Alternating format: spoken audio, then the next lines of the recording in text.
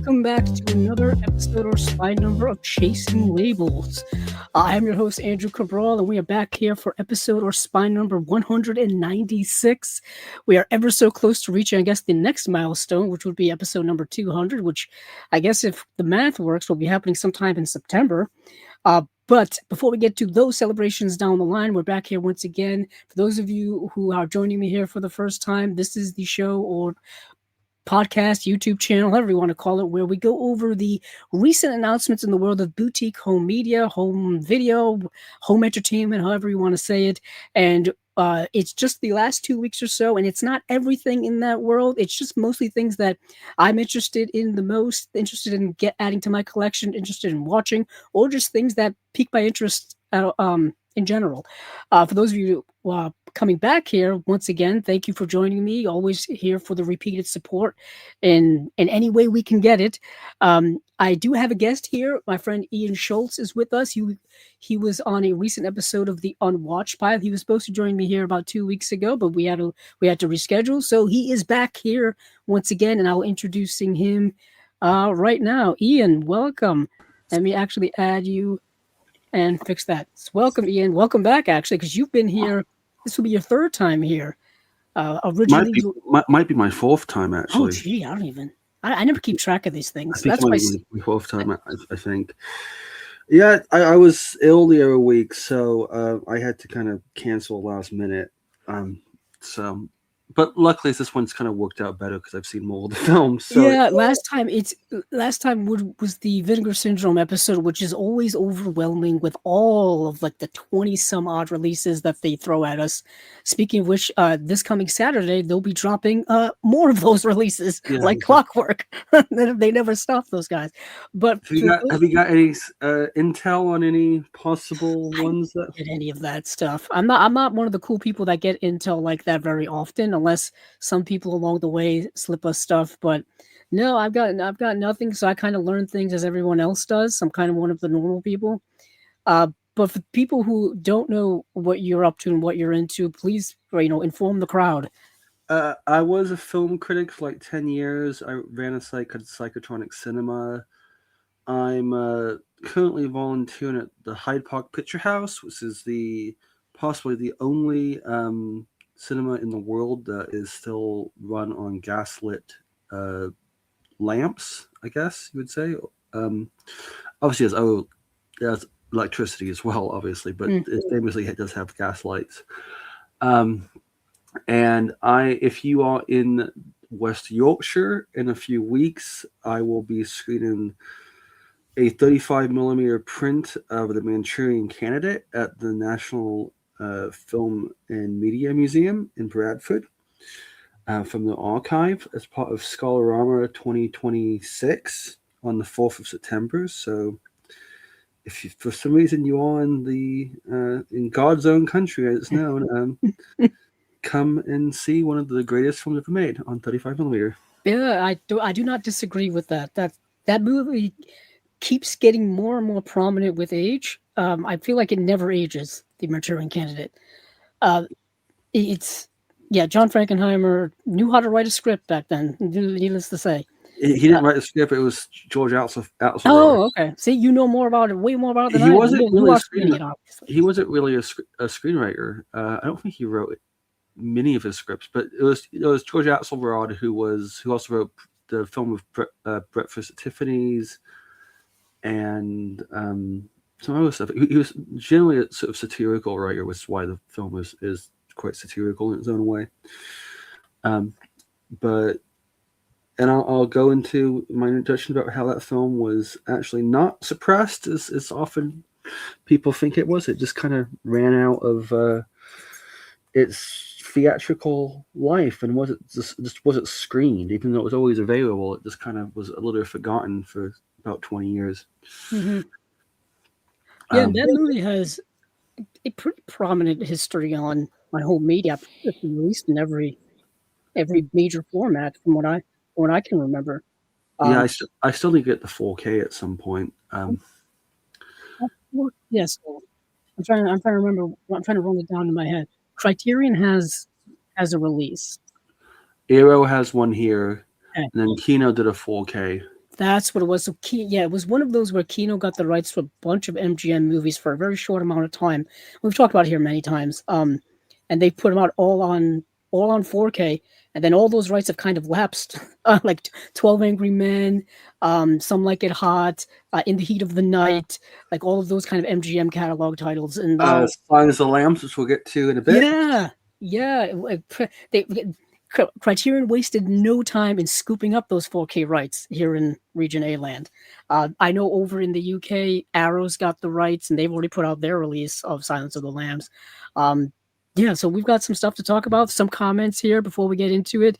Somebody's here to talk about Sexy Beast. I'm glad somebody is, because I'm a big fan of that movie. I'm glad it's getting a pretty deluxe release from Second Sight. Yeah, I've been championing that movie for years, and that movie hasn't had a lot of HD nice treatment. I know here in the US, the only Blu-ray release was one done by Twilight Time, which is long out of print. Long out of print. It was just stuck on DVD for many years.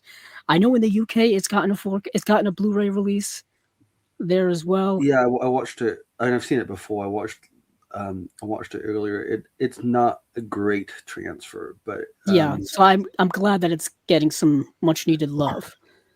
Yeah, I mean, it's we'll get into it. It's definitely one of the most interesting films of that ilk, certainly.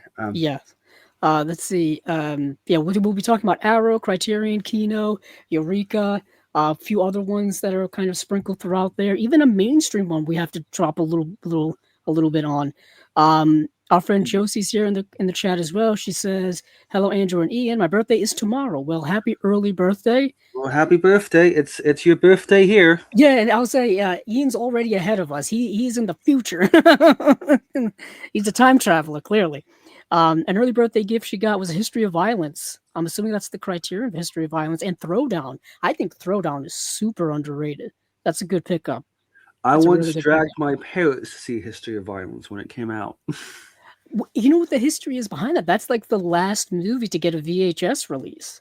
I believe I'm very aware. I'm very aware. I really enjoy that podcast that Joss Olson does with Joe Dante. Oh yeah.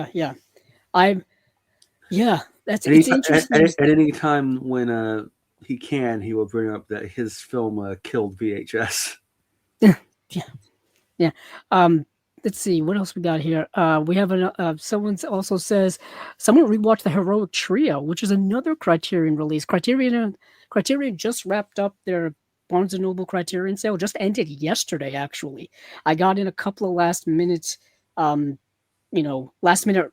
to the clock orders. I think it ended like midnight last night, and those will be coming in. I think I was saying last week again that I think I'm just going to wait until they all come in, then I'll do a video for. They do it all at once instead of doing them like piece by piece. Just do them all at once. I'm really annoyed they've stopped doing the international shipping. Yeah, some companies are like that. They just don't do international shipping. Is it because of the tariff thing, or was it done before that? Probably Brexit. Oh, that too. I forgot about that. Let's see. So that's what we're talking about.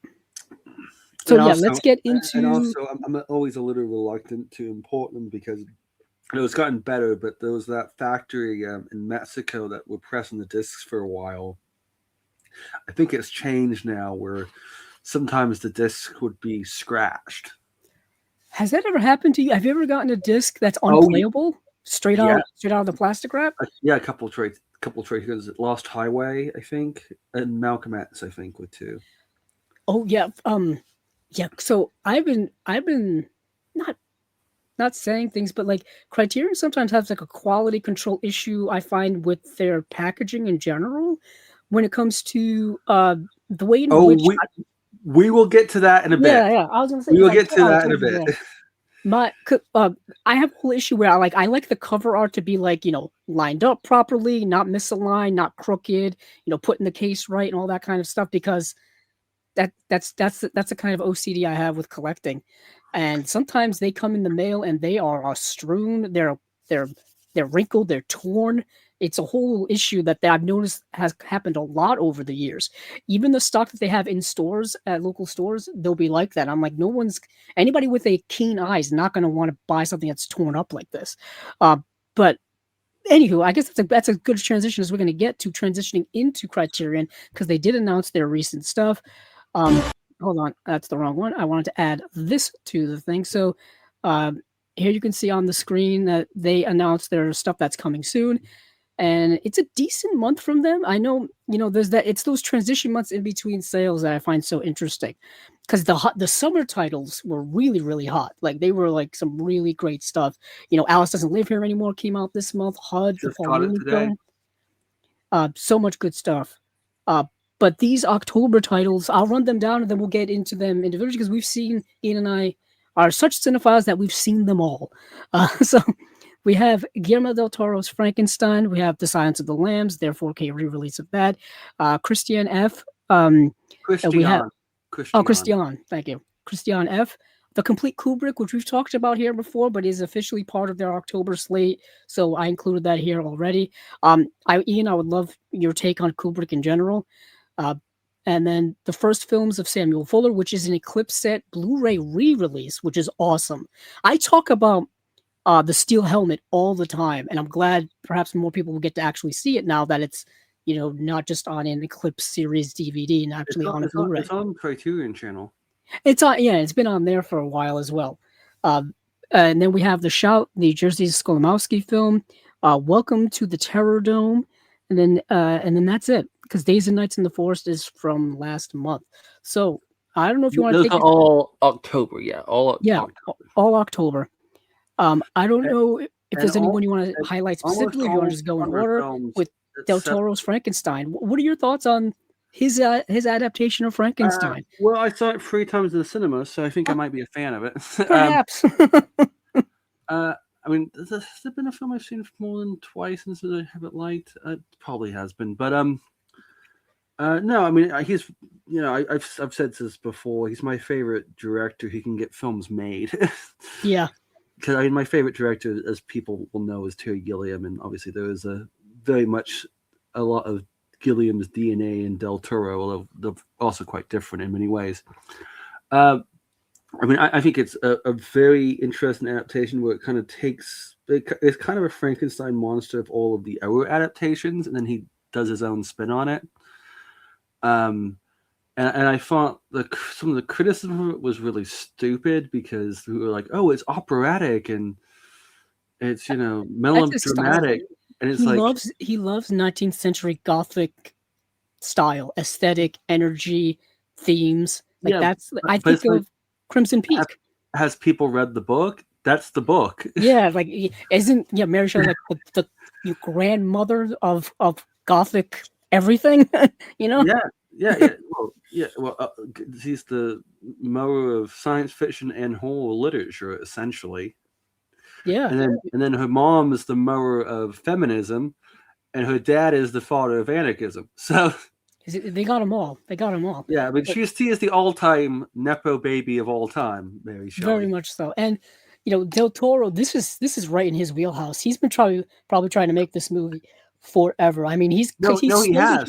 He was talking about it in the 90s. Oh, I can believe it. I mean, he's also one of those directors that he's not shy about his influences or his style or what he loves about movies and art and all that kind of stuff.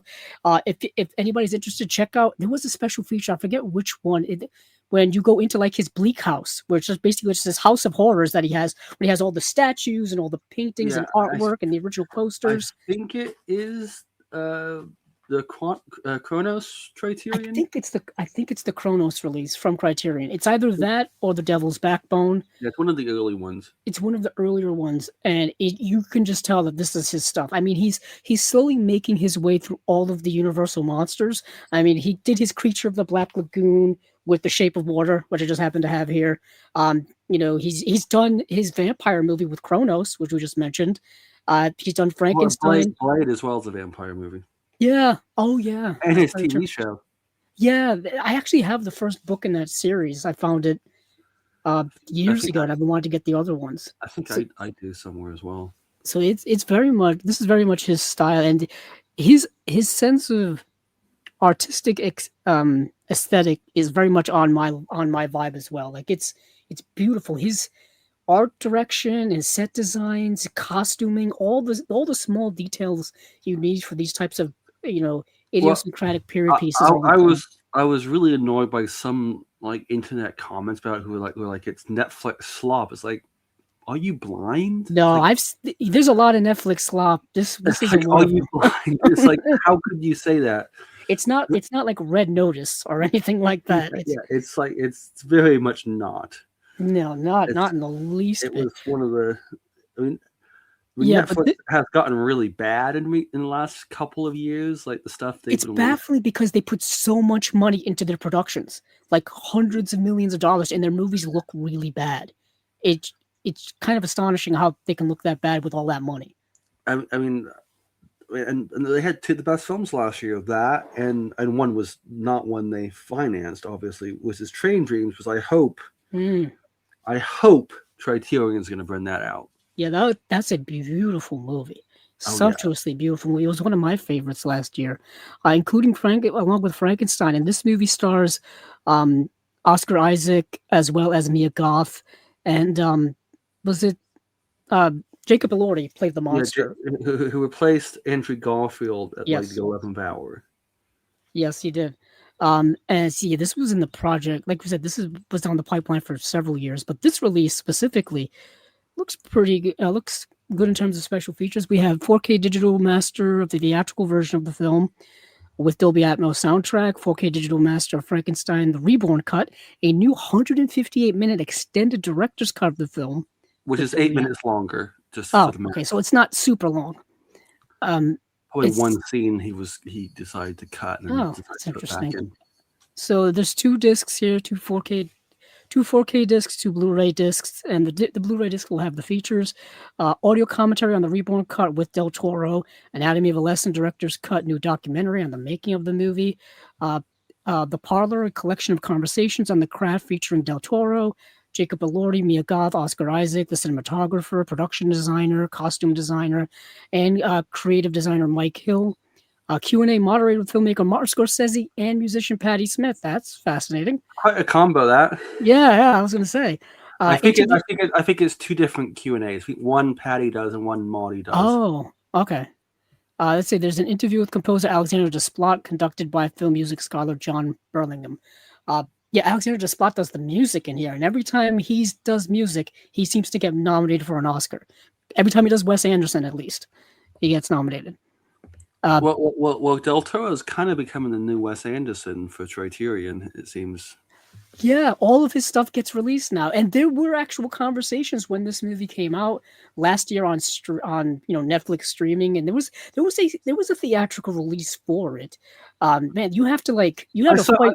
I saw it 3 times in the cinema. I mean, Yeah, I do yeah, volunteer at cinema, right. so that helps. And it was one they got, but they never got Train Dreams, strangely enough. So. No, Changing was such a small release. Which I did see twice. I'm just gonna get my cat to just. No problem. But as I was saying, this did get a theatrical release, and this was on Netflix last year. And then people were wondering, is this going to get a physical media release? Because Guillermo del Toro is famously, loves physical media. He's made 2 trips into the Criterion Closet, if I remember correctly. One super early on. He was the very first. Yeah, and one recently. I think he may have done it 3 times, even possibly. You may be right. Because I remember the first one I remember, because if you go back and watch it, he's looking for Paths of Glory, which they hadn't released yet, just to give you a sense of how far back that video is. And they were like, "Oh, we can send you a copy," and he was like, "I'll just buy it." It's fine. Yeah, exactly. He's that type of guy who just buy it. Christopher Nolan just did a Criterion Closet video, which he took so many things, which can't really blame him. I would do the same thing if I were in there as well. Matt Damon did one today. Speaking of, Christopher Nolan, I encourage everyone to go watch the Matt Damon one. Criterion Closet video. The one I remember I used to watch Nicholas Winding Refn one a lot because I was really into Refn at the time because it was right around when Drive came out. A Guy Madden for me is the one I think about the most because he just has the bag and he's just stuffing stuff in the bag. Well, it's funny. I was going to mention Guy Madden, and I interviewed him for Forbidden Room. It was right after that had come out, So I was like, I loved your Criterion Closet. We were just like, bag it, bag Yeah, it. yeah. I call him the bad man because he was just bagging everything. When the Safdies went in there, they took like stacks of movies. Yeah, some people go in there are very classy about it. They take a couple here and there. Some people take one, and I'm like, if they give me the opportunity, I'm taking as much as I can. Yeah, I think they probably take more. They just wanted to talk about one film. that's true too. And I know they're going around now to different festivals where they have the Criterion Closet van, the truck, and people wait in line for hours to get into it. They give you 3 minutes. I think you can take 3 movies, and you take a photograph, and that's kind of it. But at least it's you kind of get that sense of an experience of it. Some people asked if there was any people who were not like movie related people that got to go in there, like a regular fan like us. There's been plenty of there's been some musicians who aren't really film people. Very true, yeah. There have been musicians who've gone into it. There's been all kinds of people. There's been, I should say that when they're not necessarily involved with film, obviously they like films, obviously. Right. But I mean, but yeah, I think that's generally been the case. Yeah, I mean, I love I like so many of them, but the ones I remember one of the first ones that I ever saw, other than the Del Toro one, was Robert Downey Sr. This was an early video of Robert Downey Sr. and he was talking about like John Cassavetes and knowing him and stuff like that. I thought it was Fellini and this type of stuff you would imagine he would be into. Right. Yeah, again, and the closet was not like it is now, where it was overstuffed with things. It was very, very sparse back then. The one I liked the most recently was probably Laura Dern, because I thought she was so insightful about so many different movies. The one with Amy Lou Wood was quite charming. Oh yes, she was really good. Mikey Madison I thought was really good as well. This was right around when Anora was having its critical run last year, the year before. Yeah, I thought that was a really good one. Yeah, there's a lot of fantastic ones. They've been going on for years and years and years, well over a decade. Like I'm talking like 15 years now. A movie that is no stranger to the Criterion Closet because it's been in there for quite a while is Silence of the Lambs. Silence of the Lambs is spine number 13. I actually had this DVD at one point. I think I may still have it somewhere. I had the DVDs as well. I gave it to someone at some point. I have this, and I have Hard Boiled. I've since upgraded to the Arrow release of Hard Boiled, which is much nicer than the old letterbox DVD of it. And it has the extras as well. It has the commentary. Yeah, and that is also the key thing with Criterion is sometimes some of the extras are exclusive to the Criterion release. Sometimes some of the extras are exclusive to the Criterion laser discs from way back when. And I know, Ian, you had mentioned this is several months back, that I wasn't Boys in the Hood a Laserdisc release from Criterion. Yeah, Boys in the Hood was a Laserdisc. Because I mistakenly thought that the Hood trilogy was like his introduction to Criterion, but it's not. John Singleton, it's not. And that was a big Laserdisc at the time. That was like one of the ones that a lot of people got. It was a really popular one. I could imagine. People don't realize this, but back in the day, Criterion had like 2001 Space Odyssey was a Criterion release. Ghostbusters was a Criterion release on Laserdisc. Close Encounters. I think Citizen Kane was as well. Yeah, it was the first commentary track was Citizen Kane. Nice. Yeah. So those are big. No, it was King Kong. King Kong was the first. Yeah, just the fact that was on Criterion Laserdisc is fascinating. I wouldn't be surprised if that comes to Criterion 4K at some point. Well, right now Warner Brothers, with all the stuff they're doing behind the scenes, they're still licensing out their back catalog now more than ever before. Not only do they have Warner Archive, which puts out their catalog stuff, but they're licensing out to Arrow, they're licensing out to Criterion. So we're seeing more and more Vinegar Syndrome just struck that deal. Oh yes, and Vinegar Syndrome as well. So whatever happens with Warner Brothers in the future, these deals are still in place, I guess, for the time being. But as much as that is the only possible good thing about the Paramount merger is at least Paramount seems to be interested in physical media still, possibly. I'll say this. Although I don't trust them whatsoever because I think they're Same here. fascist. But that's a whole different question. Things can change in a moment's notice.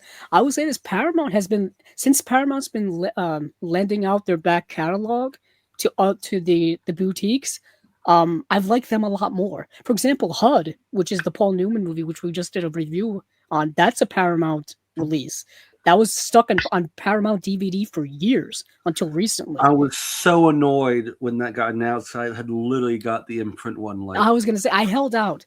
I was gonna get the imprint one, and I'm like, and then I heard that there's a new 4K restoration that just happened. It's showing at movie festivals. So I'm like, okay, hopefully we get a Criterion release, or something from someone. And lo and behold, it did come out. So I will probably about get that it at some point. But as I was saying, The Silence of the Lambs, I think, is a movie that probably needs no real introduction. It's it's the adaptation of the Thomas Harris novel, starring Anthony Hopkins as well as Jodie Foster. It is a Best Picture winner, one of the few genre Best Picture winners we've had in recent memory. I think it was the first film that was a horror movie. Yeah, one. Even though it's more of a crime movie, but yeah, if you wanted to wedge it in a bunch of genres, you could, But yeah, I mean, it's a great movie. I mean, I think probably the Arrow one is probably the way to go. Because I think that there's probably, it's just probably better on that. Yeah, I haven't done a comparison, a special features comparison. It's interesting that you mentioned that because during the sale, I wanted to get With Nail and I. And I know there's a Criterion release of With Nail and I, and there's an Arrow release. And I'm still debating which one is better.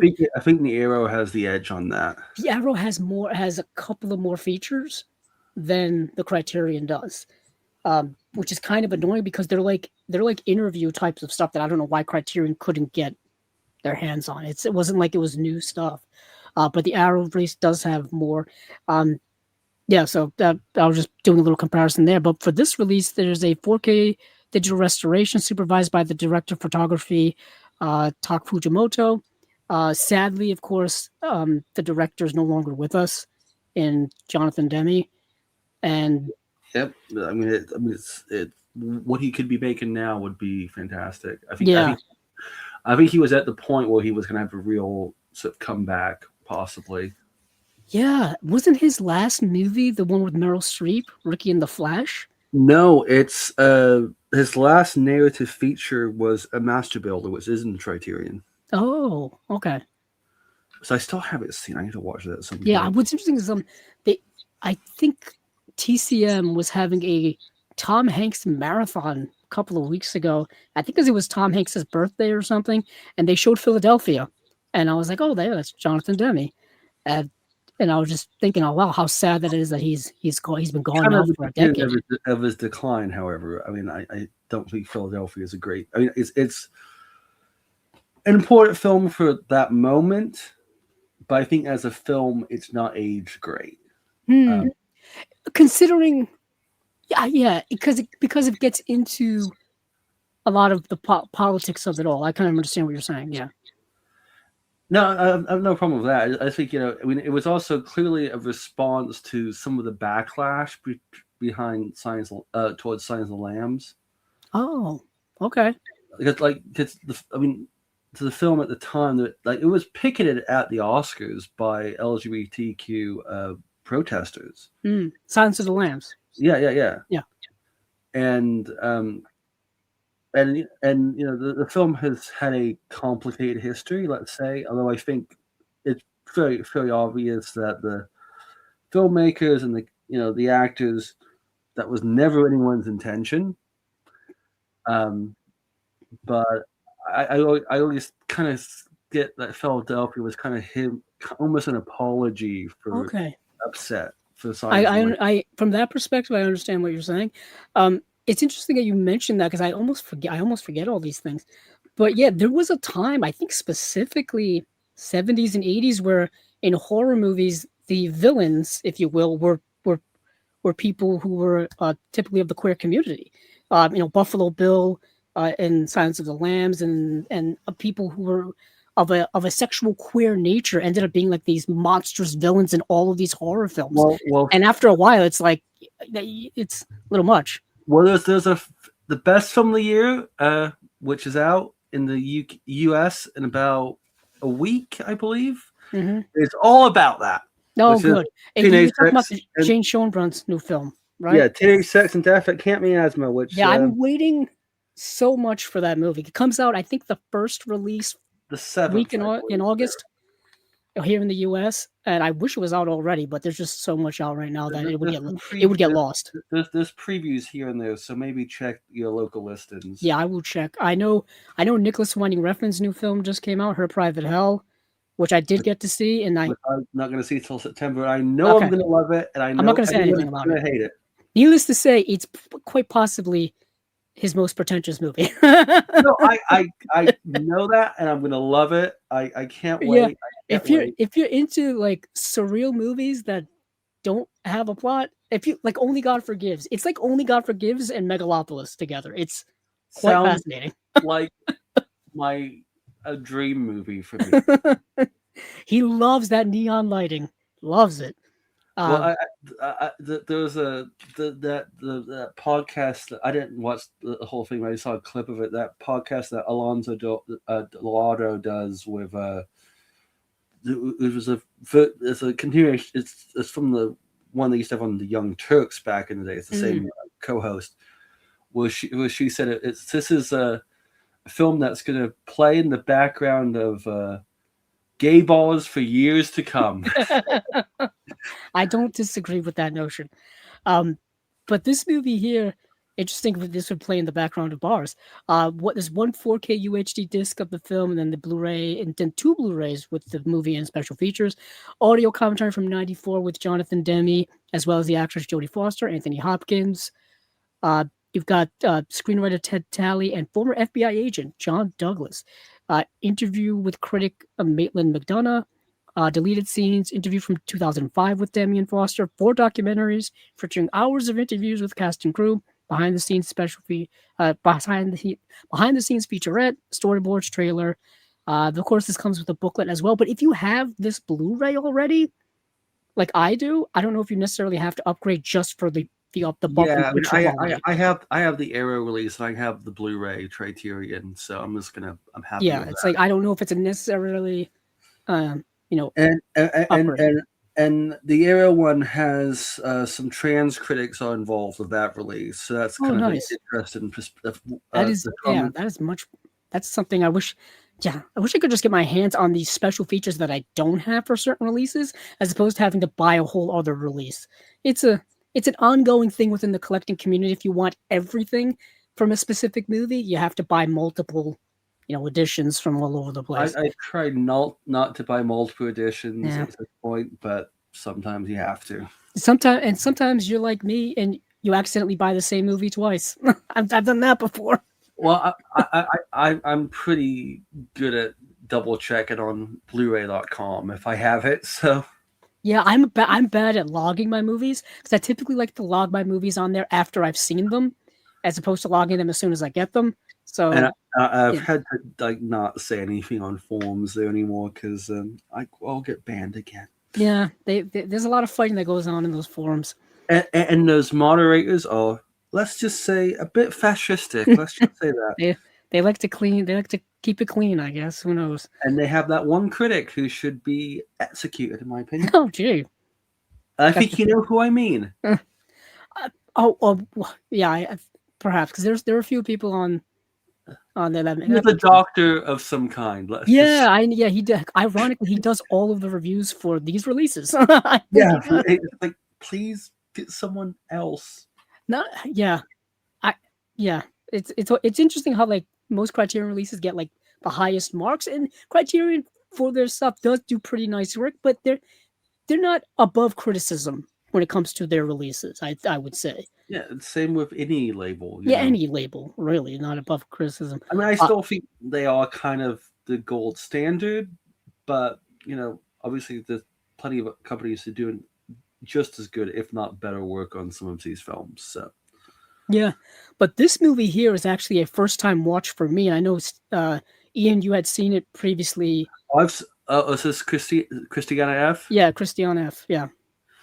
Yeah, it's one that I don't think is that well known in the U.S. It was a big deal when it came out. It was a big art house hit. It's a true story about this teenage girl in West Germany in the 70s, who is it was a junkie, or is a junkie. She's still alive, and is a Mm. junkie. Um, who also was a prostitute by the time she was 14, um, and was a massive David Bowie fan, which is why David Bowie's in it. And Yeah, Bowie's in the movie. yeah, and those all and it's all soundtracked by all like it's great David Bowie songs from his sort of peak period. And yeah, it's a great addiction film. Fantastic cinematography of Germany at that time. Yeah, And it's a harrowing, like gritty movie for that time. But it fits the aesthetic, I think, of that like 70s cinematic grind, nihilism, and just kind of no holds barred type of. yeah, it's kind of a punk movie before punk, even though it Yeah, obviously comes out after punk. But you know, it definitely yeah. and she ended up being a punk, which is not hugely surprising. I actually have a record by her. She did like some kind of like industrial stuff in the 80s. It actually is like probably your most famous guest's favorite film. Oh, It's Sean Baker's favorite film, I did not know that. I which did is not know why that. he's on the That's list. interesting. I'm pretty sure then he will probably be getting this. I'm pretty sure he will have one in the post. Yeah, I'm pretty sure too. But yeah, this movie is right up there with a lot of other similar movies that deal with the subject matter of young people getting into drugs and the spiral downward that undertakes. Because this movie has some moments that will make you squirm if you have a sensitivity to like drug use and, yeah, desperate people doing desperate things for drugs. I mean, it's right up there with like Requiem for a Dream. I always think of that Aronofsky film when I think of those types of films. And there's even ones before this, like Panic in Needle Park with Al Pacino, The Man with the Golden Arm. Also, I think isn't that with Sinatra? If I Yeah, remember. Sinatra, yeah. So there's been these types of movies. I mean, going all the way back to the ridiculousness that is Reefer Madness, which is Even like in the 70s, you had like Go Ask Alice and those. yeah, yeah. There's Uh, always these types of movies that for every generation, and there's consistent, themes that are highlighted throughout that I think carry over through every generation. I mean, the this type of dependency on drugs and how negatively it affects your life goes throughout the generations. They're really kind of constant. well, speaking of Requiem for a Dream, the director would go on to make Last Exit to Brooklyn, which of course is a Hubert Selby adaptation as well.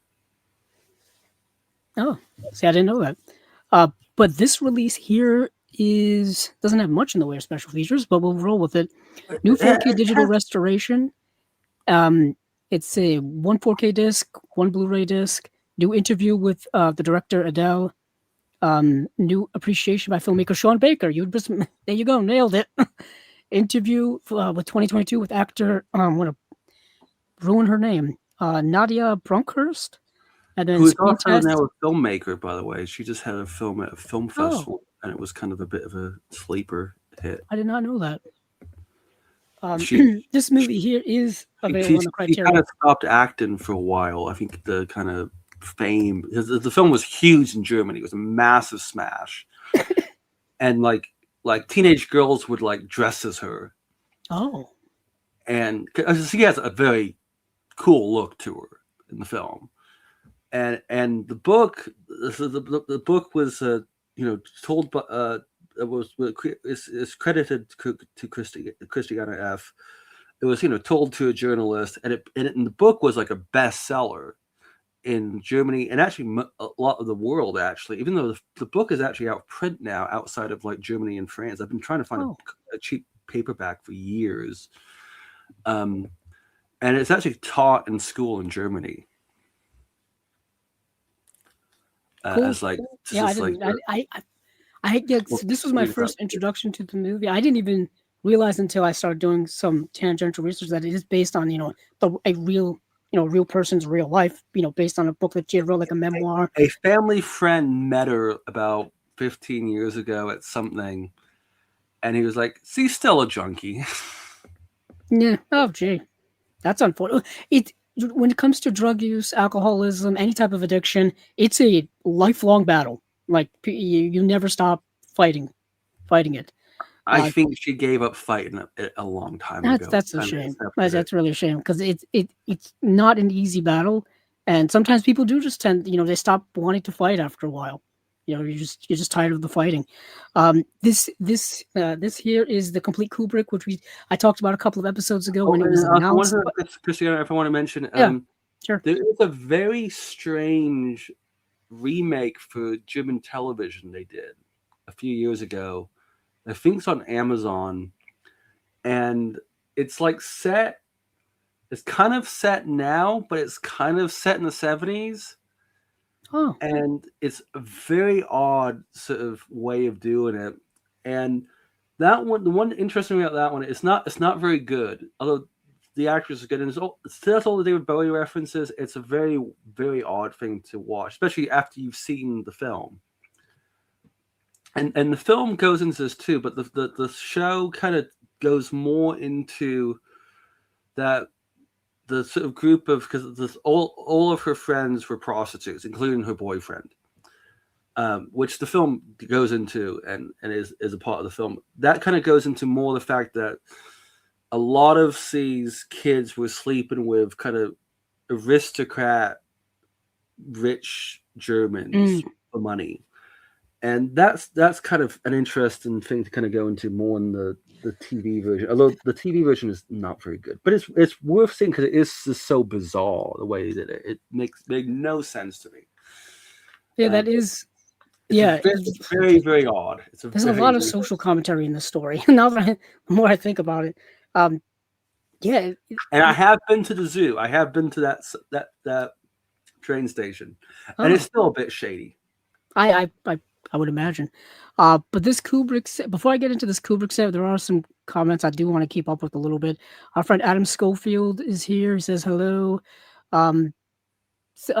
We have a comment that I should like Refn, but can't get that into him. I kind of understand. He's one of the most interesting directors.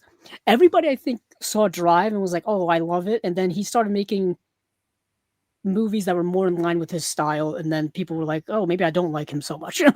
I still really love his Pusher trilogy a lot. I know that's finally gotten some nice release over the last. Have you seen the documentary that was made when he was doing 2? Oh yeah, which is hilarious because he made that film Fear X actually with Hubert Selby, and he like lost all his savings because the film bombed. He has to make Pusher 2 to make back like the $2 million he's lost, and his wife is like, and he's still buying like his toys and his posters, and she's like, "What the hell is wrong with you? Like, what?"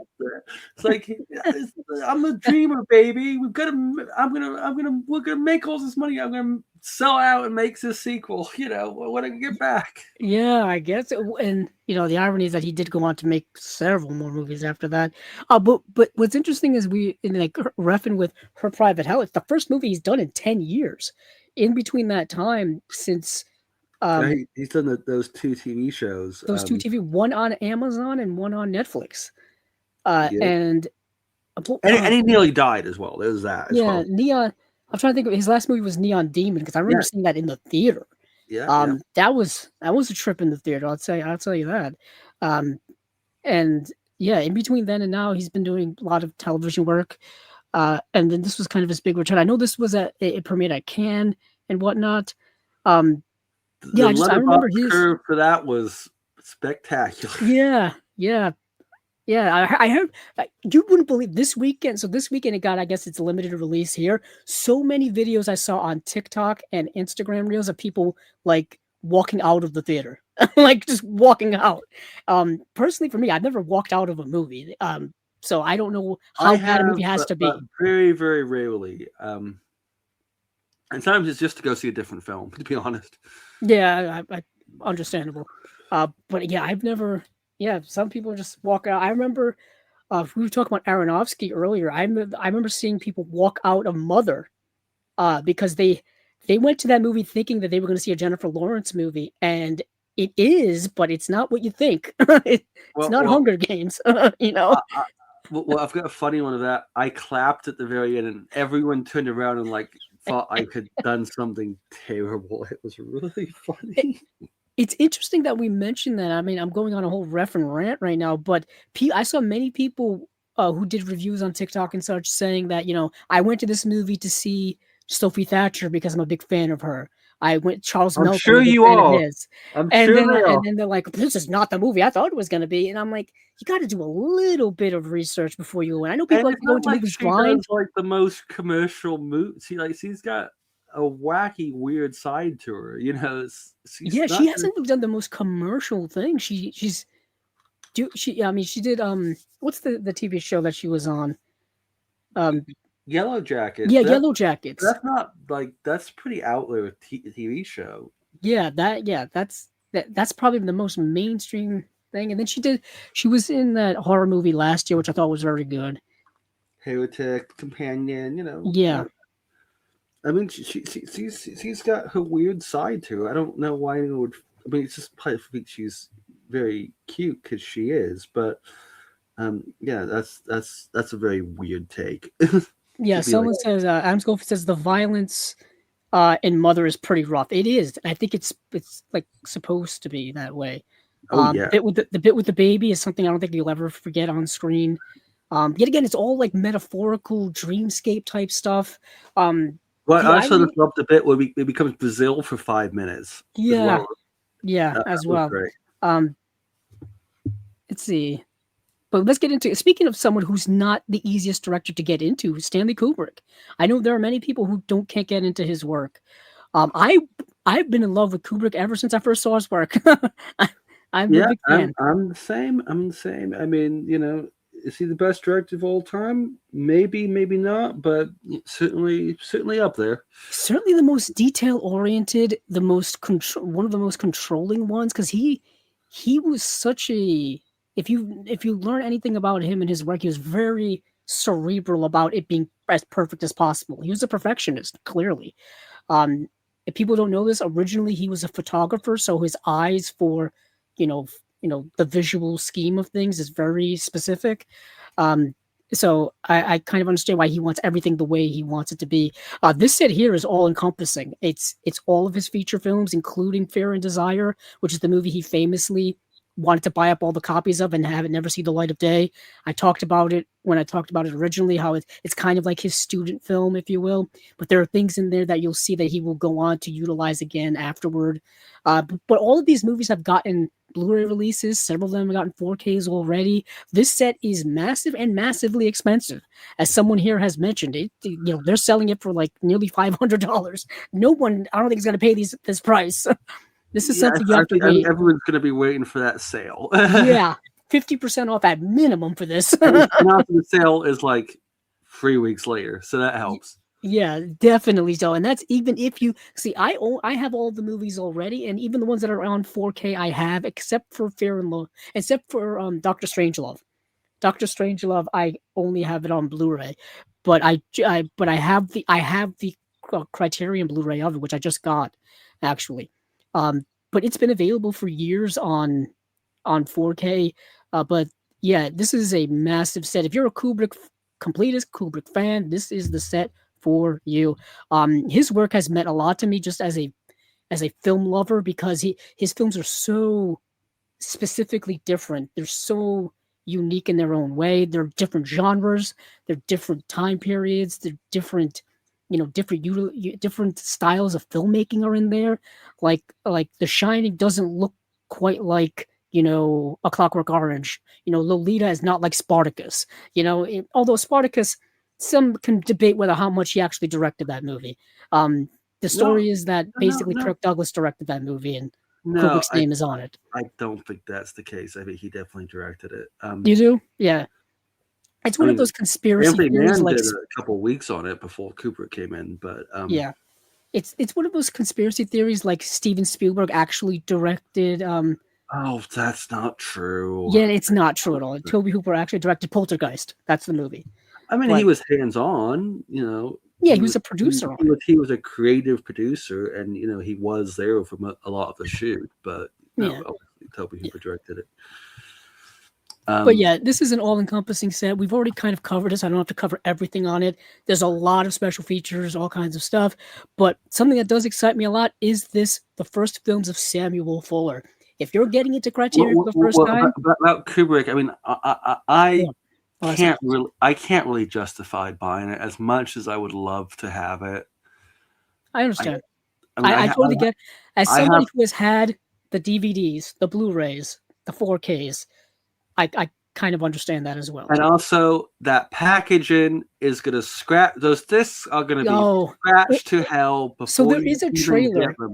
There is a trailer about the design of the packaging. The design was actually done by Sister Hyde, Drusilla, who was on Chasing Labels many years ago, and she's designed several things for Criterion, and it's supposed to look like a package like in one of the Kubrick documentaries. And just conceptually, I like it, but I'm curious about how the discs are stored. That's the most important thing. You're right.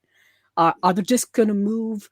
Is it go? I talked about this when we had our friend Rachel Belwar on here. Is it going to be like the Agnes Varda set, or is it going to be more secure? Because the Agnes Varda set, the discs can slide all over the place. It was the same thing where I have the Godzilla set next to me, the Fellini set where the discs are like in these slots and they start sliding because the glue comes undone over time. That's a problem. And we talked about it with her where I'm like, go back to the thin packs. The thin packs or the digipacks I thought were a really nice, efficient way to store the discs. That was kind of I was on board with those. I mean, I just hope they do a standalone of Lolita at some point. I heard that they were going to do standalone releases of these releases. That's what I heard. I did hear that. That would be fantastic. That would be great as well. And they've done several of them so far. Like we've gotten standalone releases of Barry Lyndon, of Eyes Wide Shut, and there are standalone 4K releases already from Warner Brothers for 2001, The Shining, Clockwork Orange. I just happen to have Eyes Wide Shut next to me, and it's.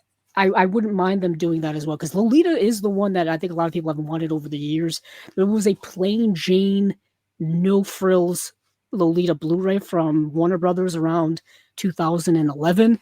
That's when that came out, and that's kind of the only form I think we've gotten on Blu-ray here for that movie. It's not a super extra heavy disc anyway. It has a new interview with Jonathan Lethem, who's a great writer. If no one's read his books, he's great. And then there's an interview with Sue Lin and Nabokov interview, and then some screen tests, and that's about it. So hopefully that will get an individual release. Annoyingly, in the UK, Warners have not licensed the Kubricks for Criterion here. So they've been doing these very well. In Barry Lyndon's case, a vanilla disc 4K without the extras, which is really annoying. And Eyes Wide Shut will just have the old extras, I believe, which is again really annoying. If this magically comes to the UK, I will buy it. But otherwise, I'm not going to buy it. Gotcha. Well, what are your opinions about Samuel Fuller? Because I think he's kind of like Criterion 101. Like, if you're getting into Criterion, he's one of my favorite directors of all time. He's one of my all-time favorite directors. And this set is great. I think all three films are really fantastic. The one I hadn't seen was Bone of Arizona, which I watched earlier this week or last week. No, last week, because it's Tuesday, isn't it now? Which reminded me a bit of There Will Be Blood. It's kind of, he's a similar sort of con man in the West, with a fantastic Vincent Price performance. And I thought Jesse James is great, which, if you've seen The Assassination of Jesse James by Kevin Robert Ford, it definitely besides obviously being obviously the same story in many ways, it's definitely uh, a lot of that comes from that film, and is a really unique western. It deals with the one of the things that it quite for a film in 1950, it very much deals with like the very clear homoeroticness between Robert Ford and Jesse James. There's that bathing scene that's pretty out there for 1950. And of course, Steel Helmet is just one of the great. Yeah, I think Steel Helmet's excellent. I saw it years ago, perhaps even on the old Filmstruck streaming service or somewhere around there.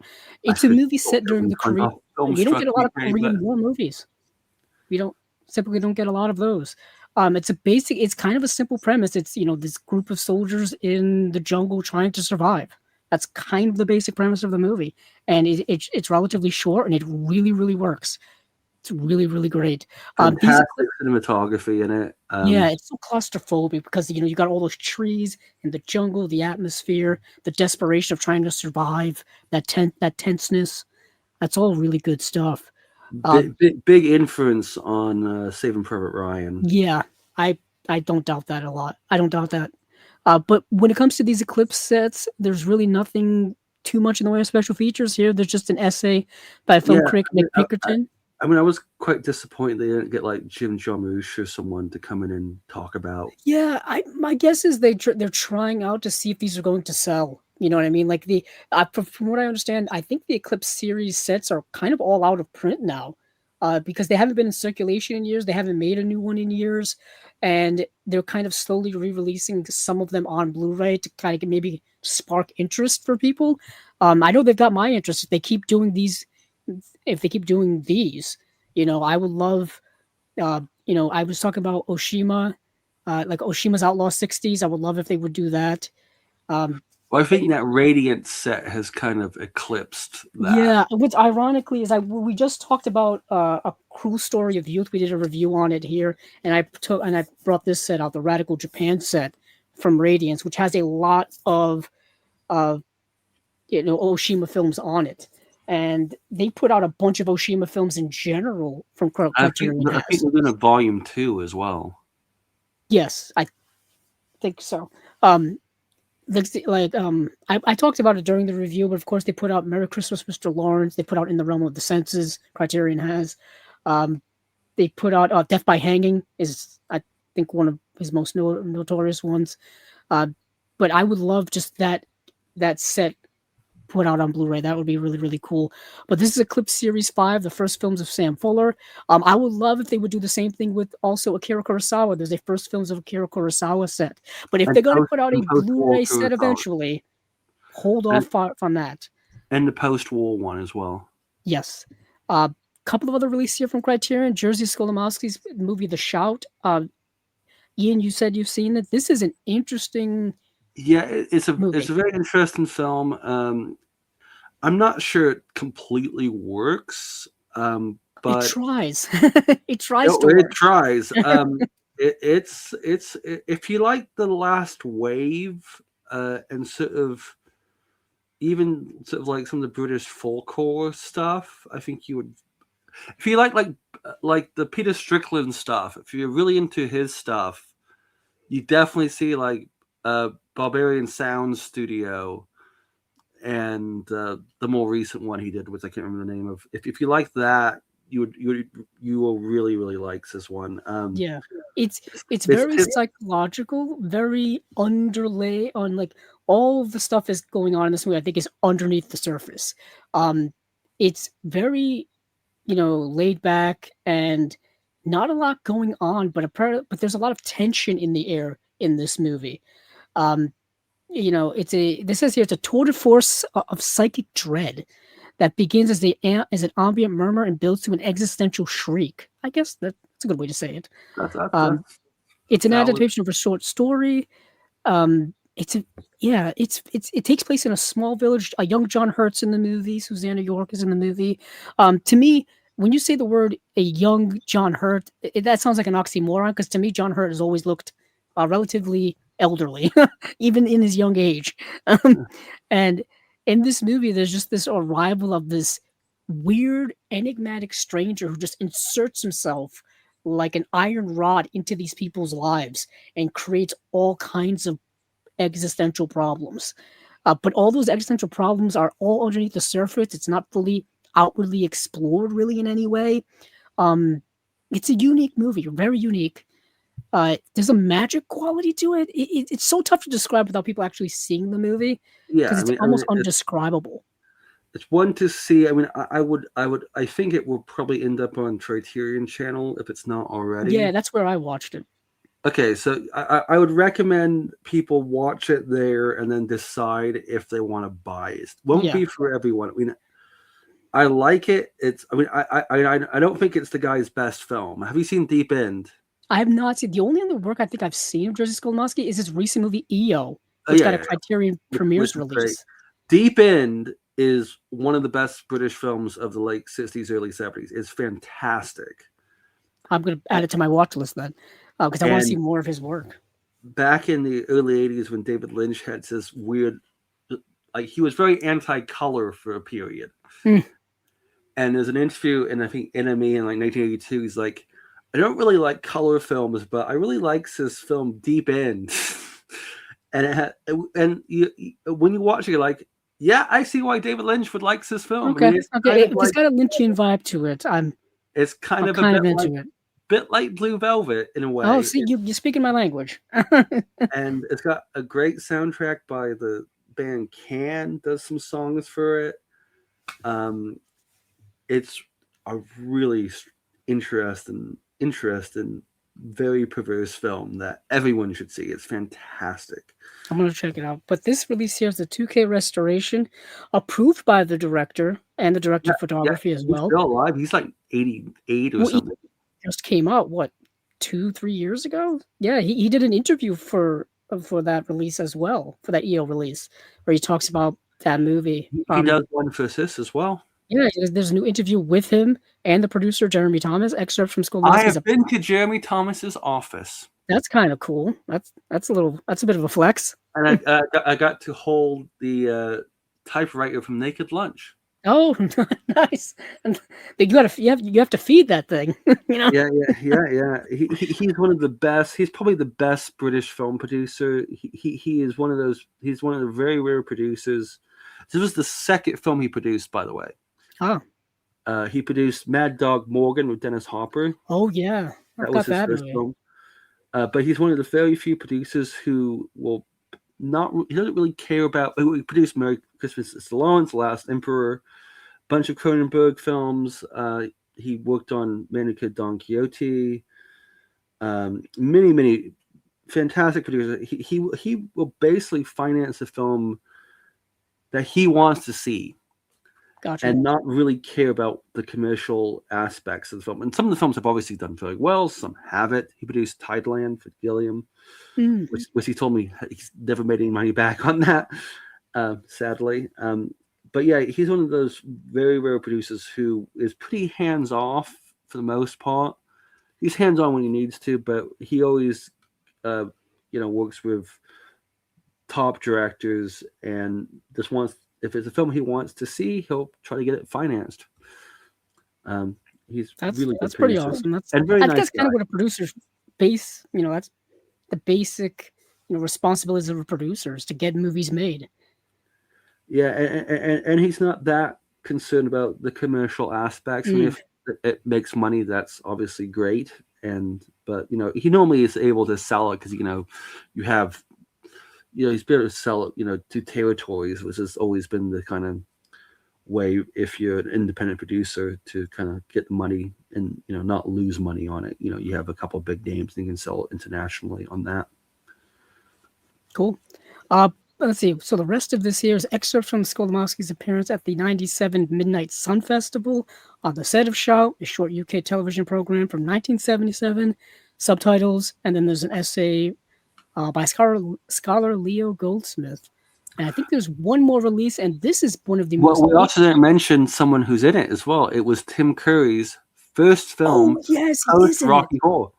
Yeah, he's That young now Tim Curry looked young in this movie. He did. Oh yeah. He did look young in this movie. And it was made before that had really caught on. It was, he was still kind of a nobody at that point. It was, people knew who he was in the UK, especially because he had done, Rocky Horror on stage, and that was a big hit here. Was not famously on Broadway. It was a massive flop. But it was big in LA, the stage version. But yeah, it was his first film post Rocky Horror.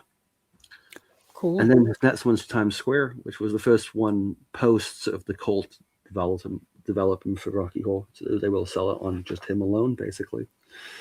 Yeah. Well, we're talking about Rocky Horror is a unique film, and this film here is also incredibly unique. Welcome to the Terror Dome. I had never heard of this movie until it was announced, and I wasn't quite sure what I was getting myself into. And it is a unique film. It is certainly one that I don't think will appeal to the usual Criterion crowd. That's why it was so fascinating to me, because it felt like something some of the other boutique labels would put out. But this is a fascinating, futuristic. I think the reason they've picked it is, there was that famous New York Times op-ed a few years back, which, they were rightfully, criticized for the lack of black cinema. Yeah, lack of diversity. I think at that point, it was basically Do the Right Thing was the only film by a black filmmaker in the collection, which is ridiculous. This was 20 years into Criterion. Yeah, they've made a significant push over the last decade. It has, some of the films aren't great, some of them are great. That's always going to be the case. At least all the ones I've seen of them, like I know they put out the Mario Van Peebles. No, that stuff's great. Yeah, Deep Cover. The one I Love Jones, I didn't like particularly, but okay. There's a I really like, the Watermelon Woman is one that I wanted them to put out for years. I need to watch that at some point. Yeah, it's really, really good.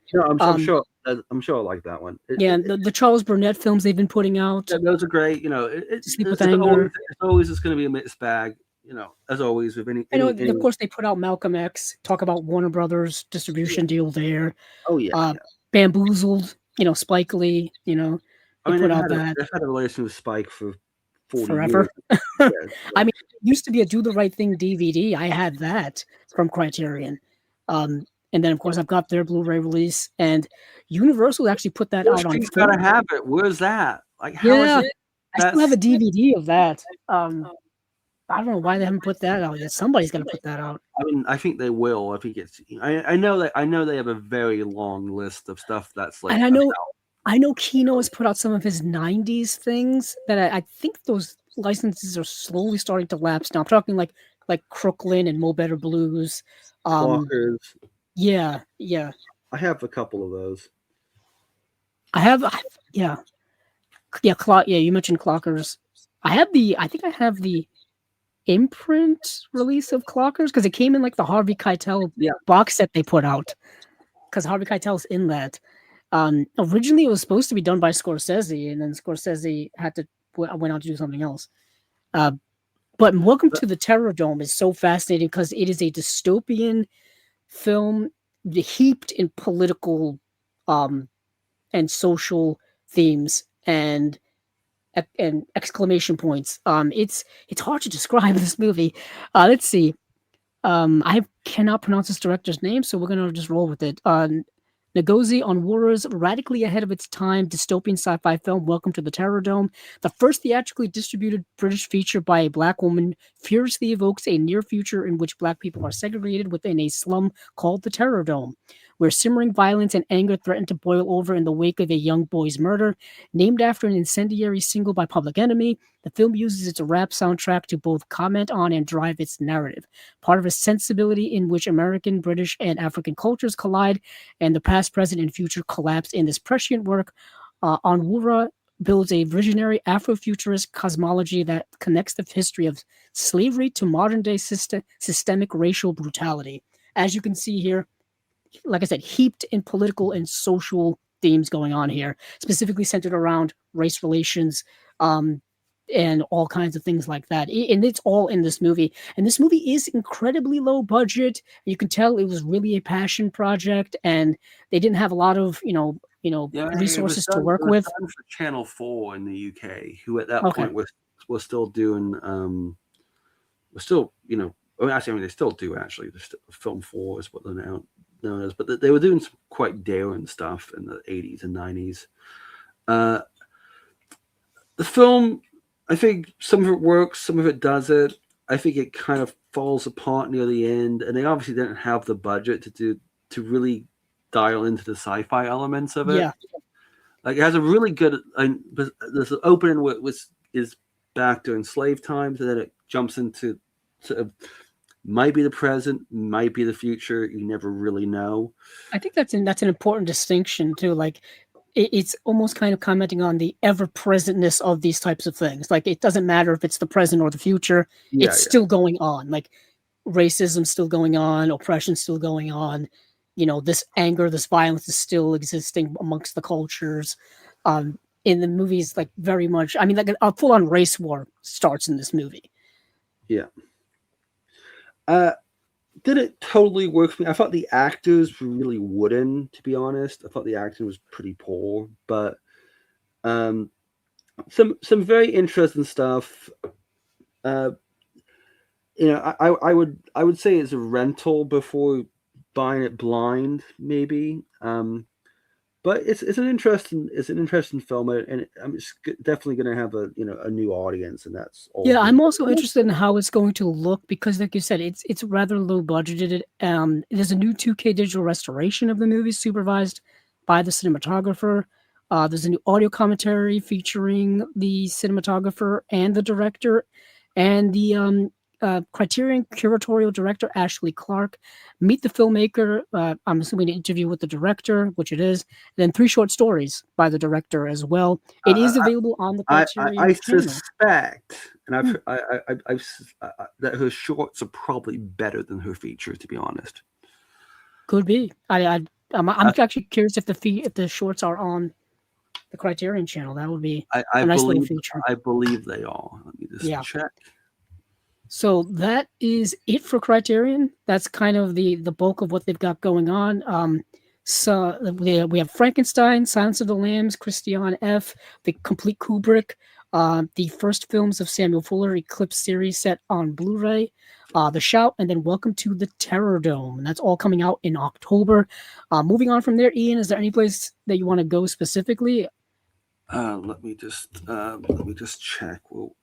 Will we have on here? We do have options. I have some tabs already open, ready to go. I have Eureka, Second Sight, Indicator. Let's do Second Sight because those are two that those are two ones that are easier to go through. And there are those are two people will want to know about because they just got announced. So very true. And then I just want to check the comments of here. One of our commenters just watched Messiah of Evil, also a bit Lynchian with Jack Fix at I need to give that one a go. I did buy I wasn't huge on it. I did buy the Radiance disc. I do need to give it a go because I know it's held in very high esteem. Yeah, people really like. I remember that one selling pretty darn well for Radiance a couple of years ago. I've heard the video essay on that's really fantastic as well. I've heard that. Yeah, I remember getting a very, this may be going out on a ledge. I remember getting a very Wicker Man vibe from that movie. This idea of isolation. You don't really quite know what's going on. I know it's not the Wicker Man because you're not really dealing with cults. It's more like other stuff going on, but it's got that vibe to it. That 70s horror isolation vibe. Got kind of weird sort of 60s hangover. Yeah, cult. There's a ton of just cult related horror movies in the 70s. I don't know what was going on. Maybe it was because of the aftermath of the Manson stuff. Yeah, maybe that's probably what it was. And there was other weird cults as well, not just Manson. There was a lot of stuff going on. The Process Church, and even there was even sort of political cults I don't want to say the cult, but like the Patty Hearst stuff, and there was a lot of stuff going on. So it all feeds into, especially in genre movies. So one more comment here is Adam Schofield says the shot was supposed to be a Nicholas Rogue film. Knowing that makes sense. Yes, he was that a Nicholas Rogue film. true. Yeah. Jeremy Thomas would end up working with Rogue. I believe he is his favorite director. I know he said Performance was the film that kind of really made him want to. But his dad was an editor on the Carry On films, and Performance was, because he is of that generation. Performance was the film that was like really kind of blew his mind, as it still does, because it's one of the greatest films ever made, and is a mind blowing film. But yeah, it was one that he was trying to get Rogue to do, and there's been a couple of those. Back in the 80s, High Rise was one he was trying to get Nicholas Rogue to do, which of course Ben Wheatley would do later on. Yes. And that's how I met him, was because I was interviewing Jeremy Thomas for the release of High Rise. But yeah, Rogue's been someone he worked with. He did Insignificance, Bad Timing. Yeah. Walkabout. No. I'm talking the ones that Jeremy Thomas produced for Rogue. I was on Nicholas Rogue's time. I think he may have done track 29 as well for Rogue. But yeah, he is one of his favorites to work with. So yeah. Yeah. Speaking of, I guess, British, I don't know if Sexy Beast is considered British cinema. Is it? Is it, Ian? Yeah. Yes. And speaking of, and that is also Jeremy Thomas production. Oh, there you go. What connections we're making here. So Sexy Beast has been one of my kind of, I would say, favorite hidden gems. It's gotten more pronounced over the years, but it used to be a hidden gem of a movie, in my opinion, from the 2000s, starring way with Ray Winstone. Interestingly, in the UK, it's one you would see everywhere. It's a massive hit. Because here it's kind of the opposite. It would be in like the indie movie section of every store you would go to. It was quite a big hit in the UK. So it's directed by Jonathan Glazer, who doesn't do many movies. So it was his first feature. Yeah, his first feature. He was like the king of British music videos at that point. Oh, okay. That makes a lot more sense. Since then, he's done, films. Yeah.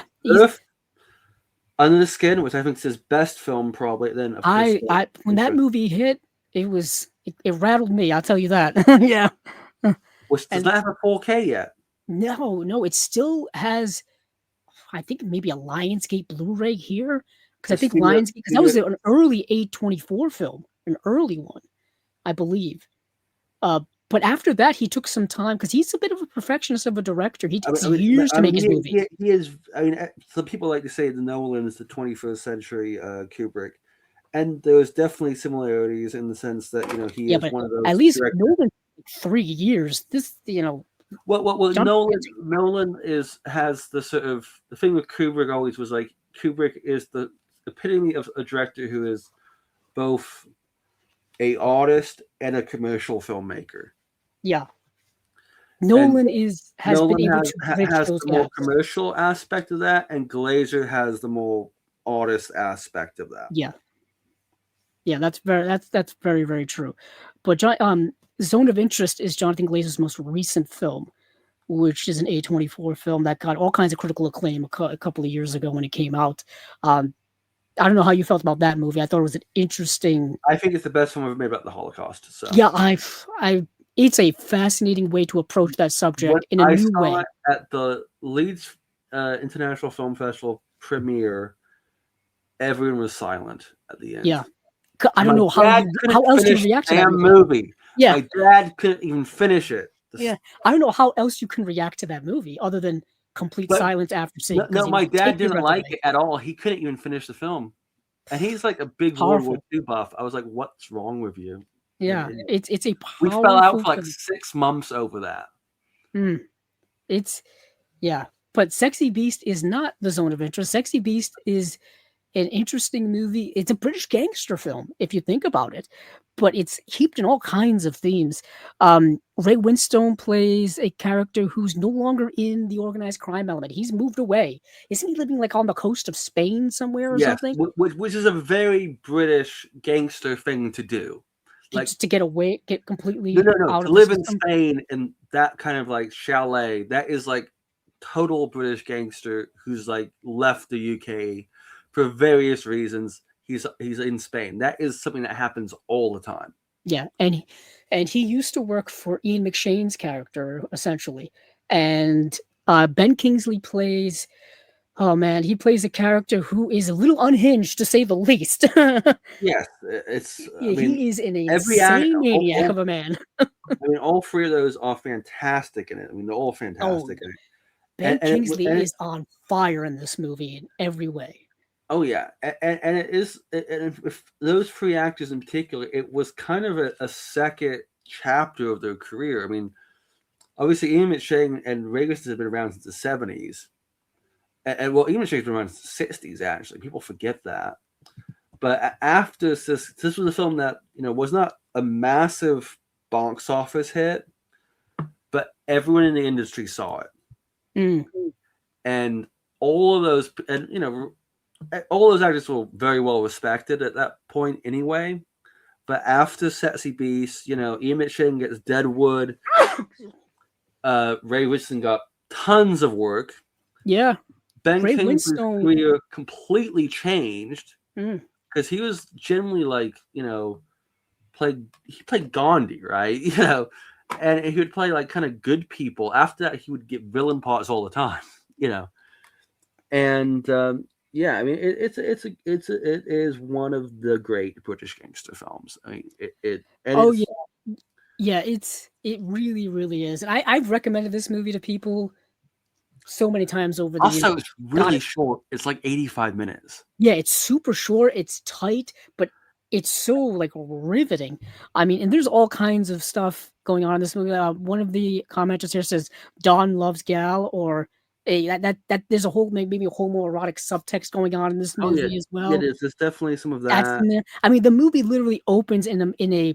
I mean, the movie's titled "Sexy Beast" for a reason, and it opens up literally with the cover that you're seeing here. It's Ray Winstone just absolutely baking in the sun in those extremely tight Speedos. Extremely tight, and the camera just focuses right on it. So it's like it's right there, pronounced and out there. This movie's not afraid to kind of show a lot of those things, but the rest of the premise is basically Ben Kingsley's character is told to go down to get Gal, portrayed by Ray Winstone, to come back to the UK to help pull off a heist that they're going to do. Basically, get him back in the game. And Ray Winstone, he's on it. He doesn't want to do it. You will ever see. I mean, it's totally surreal heist. It's a very peculiar heist. Yeah, and what's interesting is that's the MacGuffin of the movie, is getting him to go do this heist. The rest of the movie is just Don Logan and Gal just having conversations with each other. Don Logan, you don't know what this man's going to do from one moment to the next. It's unpredictable of what he's going to do. I mean, and he's this super uber alpha male in his mind, but he's so over the top that he's ridiculous in it. It's so brilliant. Oh man, it's so great. I quote the movie probably too much in real life. No one understands what I'm talking about. But I don't want to give away any of the endings or anything like that. All I also want to say is that it's never really not really a film you can spoil, to be honest. True, I guess certain character things that go on later on and whatnot, and the ending is rather surreal. You kind of expect something like that's going to happen to someone, right? And then you have the very weird, sort of almost Frank the Bunny dream sequences. Yeah, that's what I'm kind of referring to. It's very, very surreal at times at some points. Because Don Logan's character is such larger than life, he's kind of like a demon, in human form. But this movie's never really gotten its due on home video. I mean, we mentioned it earlier. Here in the US, it's been available on DVD from when it came out in theaters back in the early to mid 2000s. It's gotten a Blu-ray from Twilight Time, long out of print.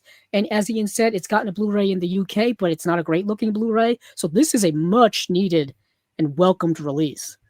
And this release they've replaced the commentary, which is annoying. Oh, yeah. I kind of hate when they lose stuff. So we got I don't like the guy to the commentary. So there's that. He's okay. New Second Sight Films 4K restoration from the original camera negative, supervised by Jonathan Glazer. It's Blu-ray and and 4K. I do want to say Second Sight is region B locked typically when it comes to their Blu-rays, but 4Ks are region free. That is the one thing with Second Sight. You have to keep that And in they mind. also put all the extras on the 4K, unlike some other places. Oh, that's good. That's good. Let's see. So UHD and HDR with Dolby Vision, audio commentary by John Bleasdale. That's the Job, a new interview with Ray Winstone. There's a new interview with Ben Kingsley. I'm loving what I'm seeing. Real Criminal, a new interview with actor Ian McShane. That's Cinema, a new interview with producer Jeremy Thomas, your friend Ian. Finding the Rhythm, a new interview with editor Sam Sneed. Beast Mode, Creating Don Logan, a video essay by Lee Singer. Behind the scenes, on location, archive, casting, crew interviews. And then there's the usual extra swag with Second Sight's big deluxe releases, 160-page hardback book. You get a big rigid slipcase. There's 7 art cards. So it's all that usual good stuff. And yeah, Second Sight puts out really nice deluxe releases. So this is coming September 28th, so relatively right around the corner. And then completely switching gears here to I would say, dead serious movie is The Killing Fields, no pun intended. And this is also coming out the 28th as well. Now, this was a movie I've been wanting to see for many years. Warner Brothers had put out a digibook Blu-ray of this a very long time ago, and I had always seen that at the Canal store. did it in the UK. They did a version as well. Oh, okay. And I had known of the reputation of this movie, The Killing Fields, for many years.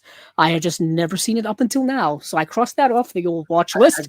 Have you been to Cambodia before The Killing Fields? I actually saw that before I saw this. Those two movies are definitely connected here. Well, Swimming to Cambodia is Spallard Gray's monologue about making The Killing Fields. For people Yes, who know. yes, that's got a release from Cinematograph from Vinegar Syndrome. That's a great release. Isn't that a Jonathan Demme movie? I think it is. Yes, it's his second performance from after Stop Making Sense. Yeah, that makes okay. Yeah, but this movie here is it's a harrowing film. An American journalist battles with his conscience after fleeing Cambodia amidst the rise of the Khmer Rouge, while his interpreter and friend is unable to escape and left to face the brutal regime. A lot of historical context you kind of need to really take in this movie. Well, when the film came out, it was not that. It was only a few years after. Yes. So this movie came out probably a decade after the actual events, something like that. Well, I mean, the events there was still stuff going on after, No, it was under 10 years. It's like it's kind of ended by 76. Yeah, so this is kind of in 84. Yeah, because the Khmer Rouge took over Cambodia, and they were only, I think, reigning for a couple of years towards the late 70s, I want to say. But either way, Sam Waterston plays a foreign correspondent who's covering this war that's happening in Cambodia in the early 1970s. The Khmer Rouge is a communist group, one would say, and they are kind of at war with the current government of Cambodia at the time. I believe I'm getting this context kind of right. And it's a bloody, massive war that is, the people who get caught up in these types of wars are the innocent people, the men, women, children who are just innocent bystanders. And Sam Waterston's character is covering all of the death and destruction, and his interpreter and friend kind of gets left behind when the place is eventually evacuated after a couple of years, when that war kind of ends and the Khmer Rouge takes over. And Sam Waterston is trying to figure out a way to find his interpreter and friend and get him out of there. And you see what his friend has to go through during that time and the harsh oppression of the Khmer Rouge government. What they do a genocide is what happens. Yeah, genocide. That's the harshness and the oppression of it all. And there are these massive killing fields where they're just mass graves, if you will, but the bodies are just left out to rot. bones and skeletons, all of the above. The movie is incredibly, harsh to watch from that perspective, just a humanitarian perspective. I was able to watch it on Canopy here in the US, but like I said, it's been available on DVD and Blu-ray for years. But it's the first time this has gotten a 4K release ever, I think. It certainly does not have one here. I think it's also the first Roland Joffe film to have a 4K. I think you're right. Unless you count Super Mario Bros., which he did kind of direct. Does one count it? I guess you could. I guess one could. But this release here, let's see. We have a new Goldcrest 4K restoration of the movie from the original camera negative. It's on UHD and Blu-ray with the main feature and bonus features on both discs. Presented in HDR, Dolby Vision, audio commentary with the director, love story, new interview with Roland Joffe, Believing in Magic, a new interview with producer David Putnam, Looking for That Rhythm, a new interview with writer Bruce Robinson, Exchanges of Trust, an interview with actor Julian Sands, archival interview with David Putnam. That would be an archival interview. Yes, yeah, because he has unfortunately passed. And this has a 120-page book. And speaking of Riff Nail and I, I've interviewed with Bruce Robinson, who of course is the writer. Oh yeah, who also That's wrote very this. true. And he also wrote Shadow. Well, in the US, it's Fat Boy and Little Boy, which is for the Oppenheimer fans. Yeah, that's a Paul Newman film, which I don't even think is on DVD, which is a crime. It is on DVD, but it was directed by Roland Joffe. Yes, it is. Roland Joffe also did the movie The Mission, which is where I know him from as well. Yeah, I mean, I think The Killing Fields is his best movie. From what I've seen, that makes a lot of sense. I mean, The Mission is good. I don't think it's as good as its reputation, to be honest. I think it's a little overrated, to be honest. Fat Boy and Little Man is not very good, sadly. So if you want to see like why Oppenheimer is so good, watch Fat Boy and Little Man, because it's not very good. The actor who plays Oppenheimer is awful, and also Roland Joffe and Bruce Robinson. I think they've made up, but Bruce Robinson wrote a much more interesting script for that, which went into all the kind of conspiracy elements, because his girlfriend, who was the communist, may or may not have been killed. The character, Florence Pugh, didn't he play? Played that character in that movie, in Oppenheimer.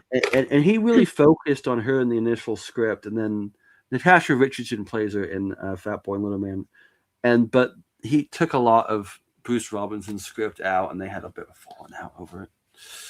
Yeah. So I also wanted to mention that. Yeah, our friend Adam Schofield here says Swimming to Cambodia is a great book and film. For a brief time, you could also get the book and the movie together from Vinegar Syndrome, but that's sold out in like minutes. I generally wait for the sales with Vinegar Syndrome. Same here. Just buy like this one. I absolutely must have, like Explorers. I think that's not going to sell anytime soon, even with the box. I will pre-order, but generally I wait for the sale just because. I usually keep an eye on, because they tell you how much is left in stock if things start going down, and I see them trending down and down and down. I'm like, maybe I should get this before it reaches single digits. I mean, that would be best for my anxiety of it all. But I'm notoriously procrastinate when it comes to these things. Sometimes I do miss out on certain releases, and I gotta scramble and pay way too much later on to find it on like eBay or other places. So I'm my own worst enemy when it comes to several of these things. But that is it for Second Sight. They only had two announcements. They had Sexy Beast and The Killing Fields, two pretty damn good announcements.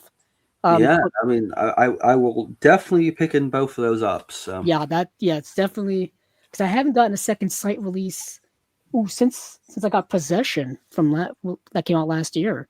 So I don't think I've gotten one from 2026 yet.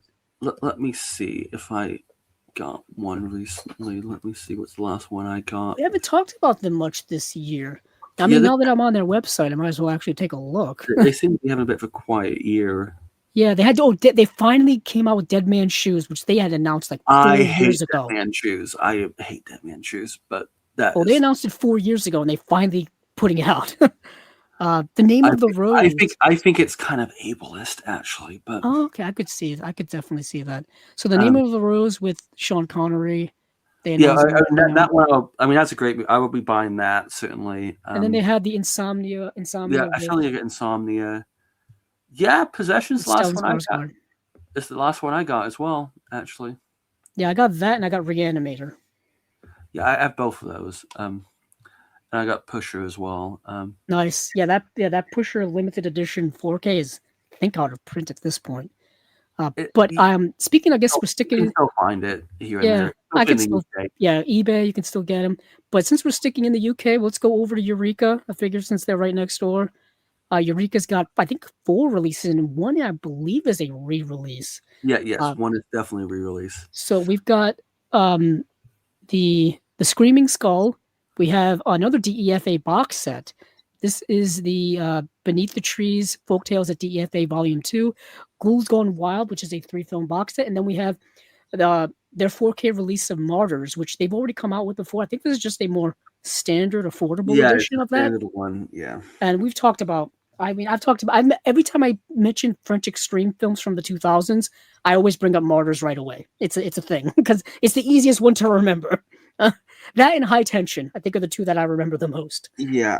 I can't say I'm a big fan of that stuff. I mean, I like Gaspar Noé and I like Trouble Yeah. Every Day, but Martyrs I just thought was kind of edgelordy nonsense. Not saying Gaspar Noé isn't either, but Martyrs I couldn't. No, no. I understand. I understand entirely. It's interesting. Recently, there's been not talk, but like the most recent Evil Dead movie, people were comparing it to that era of horror.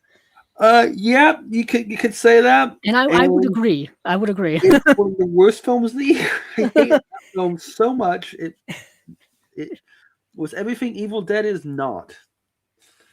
It's interesting the way they've kind of pivoted that franchise to be more darkly horror than I think what it's been known for. Missing the whole point of why we liked Evil Dead in the first place. And I think I don't know when that shift came. Maybe with the 2013 remake. Well, interestingly, Evil Dead Rise, it still has all the gags in it. And it is kind of funny. You know, that's the one I could never get through I've tried to watch the remake, sequel, whatever you want to call it, 2013. I've never finished that one at all. I saw Rise in the cinema. I liked that. I thought it was fun. But the new one, I just was like, this is awful. This is just a terrible film. Also, it's like 2 hours long. An Evil Dead film should not be 2 hours long. It became, I understand what you're saying. Yeah. And also the whole point of Evil Dead is he's a himbo. Well, yeah. Yeah, we're talking the Ash Williams. That's what makes it fun. Well, I think Ash vs. Evil Dead, the TV series, was great. Oh, yeah, the TV show is fantastic. I hated that it ended on a cliffhanger, then it got unceremoniously canceled to where it was going to be even more interesting. That's what happens when it's on Stars. Yeah, I was just saying, so I have Stars, the channel, and I'm like, this is the one they give you just to include it with the other better premium cable channels here in the US. And sometimes you can get Stars for free because nobody wants it. And it's like, there's a reason why. Well, you get like $2 a month or whatever. Yeah, Stars is like maybe $5 a month. Like, I have a VPN, so I don't. Yeah. I use all the. And I'm like, I'm going through it, and it's like they've got good stuff and whatnot, but yeah, Stars is not exactly a lucrative premium cable channel for original content anymore. And they've done some good things over the years. The Spartacus series, which was on Stars, I remember that. But even Showtime now these days doesn't do a lot of great original stuff anymore. Well, because Paramount owns it now. Yeah, so. Paramount has tried to cut costs by combining Showtime and Paramount, and into like one entity, if you will, and it's probably taken away from what made Showtime so unique before. But Showtime was, and they weren't in competition with HBO, but they were there. I don't even know what shows they even currently have. Neither do I. But all that it's not. Outlander and Power Book are the two big shows. Yeah, I mean they're still doing stuff with the Dexter franchise in various forms. No, I was saying Stars. Oh, No, Stars. Oh yeah, yeah. I don't know what they're doing these days. I was thinking Showtime. Uh, but speaking of Showtime, the Screaming Skull is an interesting 1958 kind of B horror movie. It's pretty awful. It's Yeah, not a it's good film. once I realized that there was a Mystery Science Theater episode about it, I was like, oh, this may not be the best. Uh, Well, Mystery Science Theater sometimes picked films that were really good. yeah, they basically at some points they picked movies that they could get the rights to for cheap. You know what I mean? In Yeah, order to create episodes on I it. mean, like I know Joe Dante had a big issue with them when they did the movie because they picked like This Island Earth, which is a great film, Right. and he was like, "Why are you picking this great science fiction film? This is like one of my favorite movies, and it's beautiful. Why are you mocking this great film?" I couldn't. Maybe they could get the rights to it, and it was cheap, like I said. It was But this Universal. movie is cheap in all fashions. This movie is what, like 68 minutes long, 70 minutes long. 66, I think. Yeah, it's very, very adapted from a short story by Francis Marion Crawford and marking the directorial debut of Alex Nichol, better known for his acting performances in the likes of The Man from Laramie and The Twilight Zone. Okay. Screaming Skull is a hidden gem from the vaults of American International Pictures. It's an AIP movie, I'll tell you that. In the American International Pictures. This is not one of them. Yeah, this is not one of the hidden gems. An atmospheric and deeply eerie gothic chiller that I think that plays like a meeting between Daphne du Maurier and William Castle. It's I mean, it's not. it has a very William Castle opening, which is the best part of the movie. Which is interesting. I'm watching it and I'm like, this is kind of how you adapt Rebecca if you don't have the money or the talent to do it. This is kind of like how you do it. I did really like the like you'll be scared to death by this film. With the very William Castle thing, you'd be more like bored to death by this film. Yeah, even at 68, 66 minutes, it's a little bit of a slog to get through until the third act where things actually get interesting. Once things get more like ghosty and surreal, like almost like Scooby-Doo, it gets better. But up until that point, it just meanders. By the time that happens, the film's like finished. Yeah, by the time you all get to that point, you've probably checked out as a viewer. So basically, this man is a widower. His wife recently has passed away, and he's now remarried. And it's kind of nuts that he has his wife buried on his property, but whatever, different times, different times. And there is a caretaker there's a caretaker of the property who I guess was obsessed with his deceased wife. There's a lot going on here, and then. And then his current wife has, I think, a history of mental health issues from previous trauma in her life. It's not really explored too much, but that leans into like her psychosis, and she begins to start seeing the skull that keeps popping up everywhere, and she's like, "Oh, I think I'm going crazy again because I keep seeing this skull."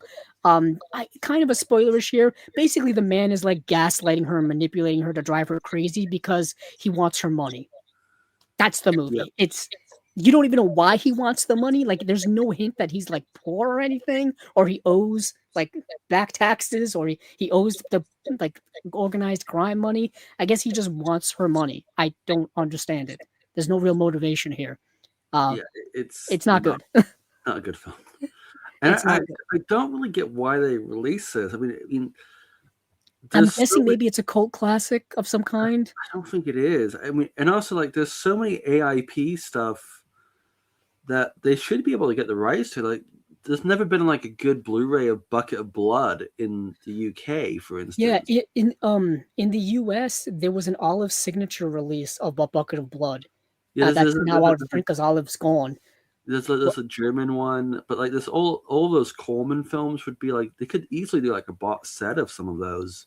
And you would think you could get those for pretty cheap when it comes to licensing and stuff like that. Yeah, and they could even put those as a Master of Cinema release because he is. Yeah, which is kind of Eureka's like it's a decent subline from them. They put out some really good stuff through that, classic stuff. Well, I mean, they were the UK Criterion for many, many years. Yes, they have it. I have their Masters of Cinema release of Lost Weekend, the Billy Wilder Yeah, film. That's yeah. how I have it. I have many, many Master Cinema releases. But yeah, I don't really get why they've. Well, I mean, I guess it was very cheap to license, and I guess some of the 50s B movie stuff has sold probably fairly well for them. So I can't imagine. I can't imagine this is going to be a big seller for them. Well, it's coming with a limited edition slipcase, limited edition collector's booklet. Oh, they have a magic piece of cardboard that is limited. Hey, people will pay good money for an out of print slipcover. I know. People Everyone's autistic OCD. I have it too. I'm a slipcover aficionado, but I have my limits in terms of buying just the slipcover. I'm like, I'm not paying $100 for a slipcover. Sorry, I can't do it. I cannot do it. Cardboard. That's what matters. Yeah, some people throw them out. Yeah. There's a 1080p HD presentation. There's a new introduction by Screaming Skull to the Screaming Skull by horror novelist Stephen Laws. Shrouded in Mystery, a new video essay on the Screaming Skull and Gothic horror tradition by film and literature scholar Mary Going. And that's it. So that's that release from Eureka. Yet again, this is something you can probably watch online. I think I watched it. I watched it on Amazon. I think it's on. Yeah, Amazon's where I watched it. I think it's on Tubi. It's probably on some.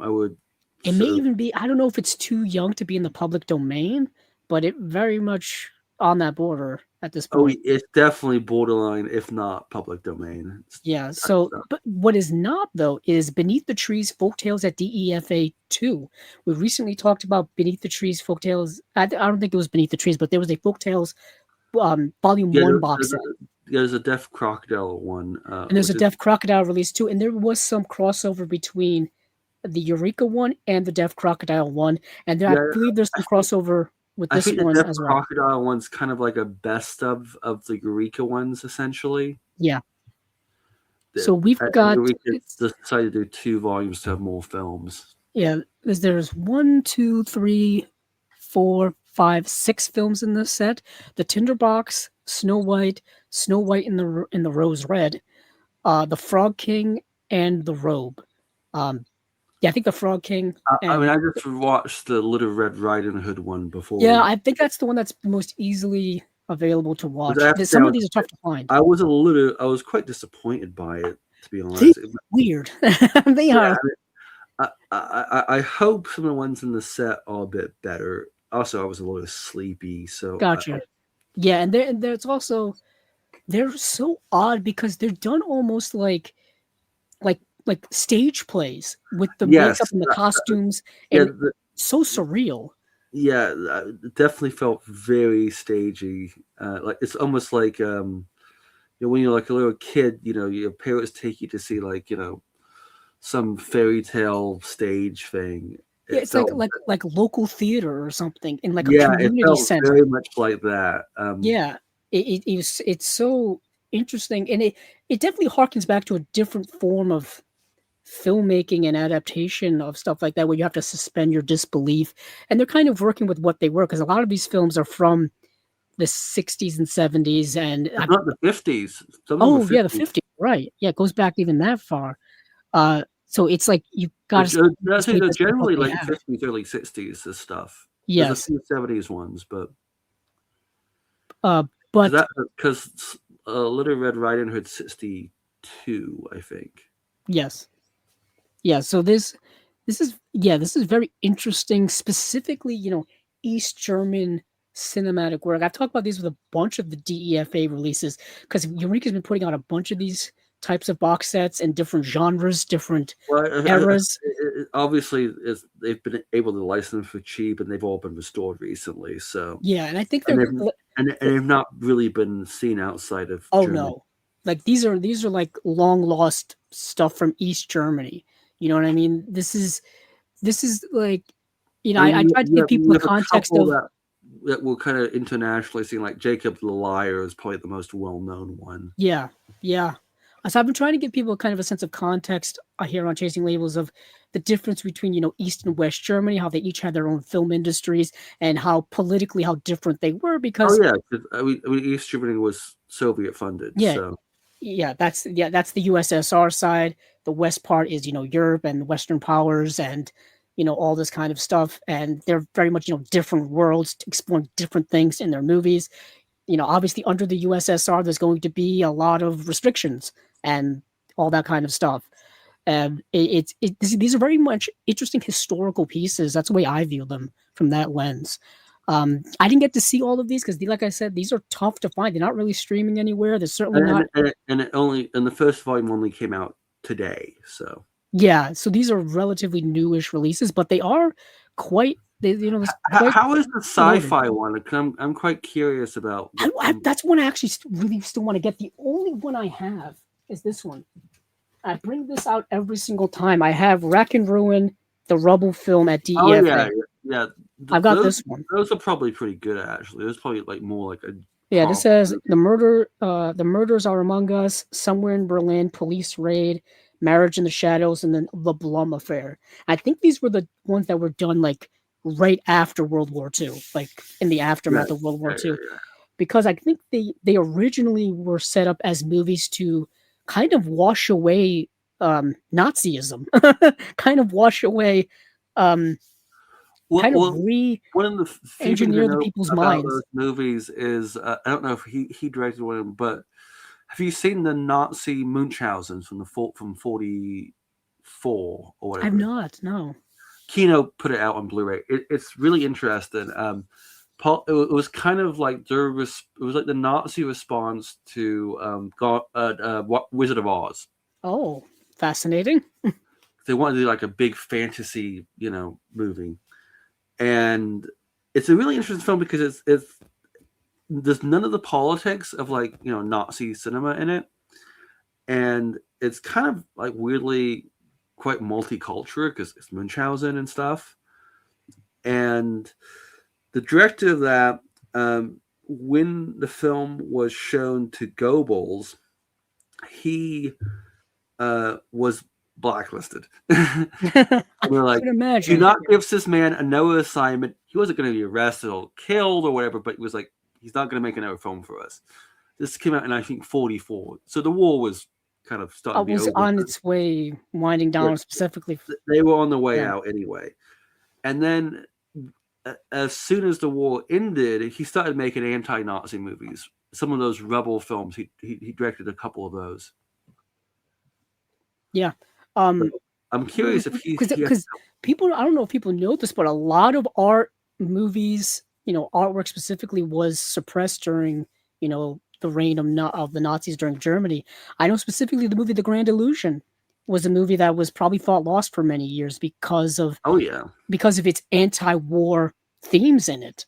It's one of the best anti-war movies ever. That was withdrawn as soon as the Nazis came into power. I mean, there's plenty of stuff like that. Yeah, I'm so against this oppression of art and expression because those things are incredibly important to society and individual freedoms, and sometimes those things can be lost to time, as we've learned throughout the history of film. That a lot of movies just get lost because people don't take care of them, let alone government, locking things up in a way. Yeah, and sadly, some of that's coming back. Yeah. But this release here is unearthed a lot of these kind of Grimm's fairy tale, Hans Christian Andersen stories, adaptations. And these releases are pretty stacked. We have new audio commentaries on, there's new audio commentary on The Tinderbox. There's new audio commentary on The Robe. There's, Two Kingdoms, new interview with German cinema expert Rachel Palfreeman on the history of folk tales in German culture and their adaptations in the West and East Germany. That's fascinating. Mirror, Mirror, a new video essay on the DEFA's adaptations of Snow White and Snow White and the Rose Red. There's The Emperor's New Clothes, a short stop motion animation adapted from the Hans Christian Andersen tale by the DEFA and there's studio. Also a feature version of that as well. Yes. Let's see, Hans Christian Andersen tale by the DFA studio for animation film The Fisherman and His Wife. from 1975. Short stop-motion animation adapted from the Brothers Grimm tale by the DFA Studio for animation film. Beauty and the Beast. That story's been done so many times. Short stop-motion animation adaptation of I that. mean, to be honest, the stop motion stuff's probably better than some of the features. Yeah, the stop motion stuff I'm actually more interested in watching because once I've seen like 1 or 2 or 3 of these, I kind of get the gist of the way in which aesthetically I they mean, I'm are. sure there's Stop like motion. 1 or 2 really great ones in these sets. I'm sure Yeah. that's probably the case. And then some of them are a bit hokey, to say the least. Yeah, like I said, they're more of historical fascinations to me personally. But something that's switching up drastically. We're going to Hong Kong in the 80s. Ghouls Gone Wild. 3 films. Scared Stiff, The Haunted Cop Shop, and Magic of the Spell. Now, the title Scared Stiff, if you go on to IMDb or you go on to Letterboxd, many movies have been titled Scared Stiff, and several of them apparently came out in 1987, the same year that this came out. So tracking this movie down to watch was a pain to do, because it's like you keep finding the like American horror version of it, or just horror movie that's the exact same title, came out the exact same year, and it's like that's not the one I'm looking for. I'm looking for the one with Chow Yun Fat in it. That's the one I was looking for. But let's see. Is that his only like horror movie he's done? He did so many. He was the man of Hong Kong cinema in the 80s. Oh, I yeah, brought yeah, this up a couple of weeks ago because they've been doing the Golden Princess Library, Oh Shout, yeah, I mean, I've been Arrow, buying all of those Imprint. John Woo sets. Obviously, I've got to get. It reminds me, I still have to get Bullet in the Head. That's the one I still need to get.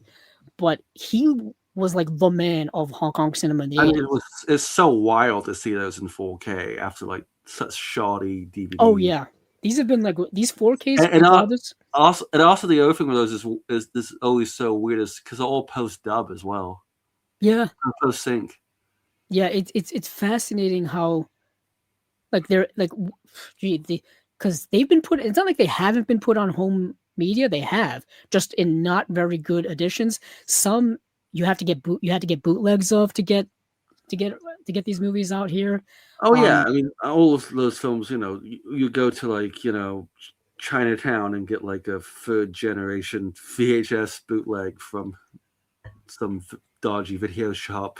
Chinatown. Yeah, I always remember like listening to kind of like people that that were growing up as cinephiles like back during the VHS era and trying to get some of these movies. I'm talking about like Edgar Wright and stuff like that. How they had to get like bootlegs of certain foreign films and whatnot.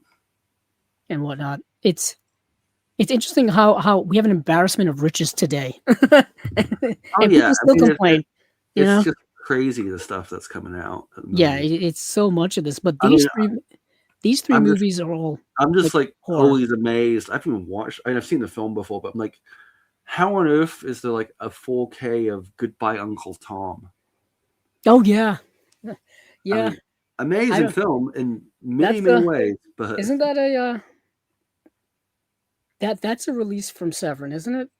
Yeah. That's a Severin release if I ever did see one. I know Steven has it, and he's watched it. And I was like, I don't know if it is was. Quite a film. It is quite a film. I don't know if you saw we talked about Criterion earlier. The Criterion Closet video today with Matt Damon. He did one of those mystery picks at the end, and he ended up coming up with Matrice. Yeah. From the 70s. And once I saw that, I'm like, wait a minute. Is that the movie I think it is?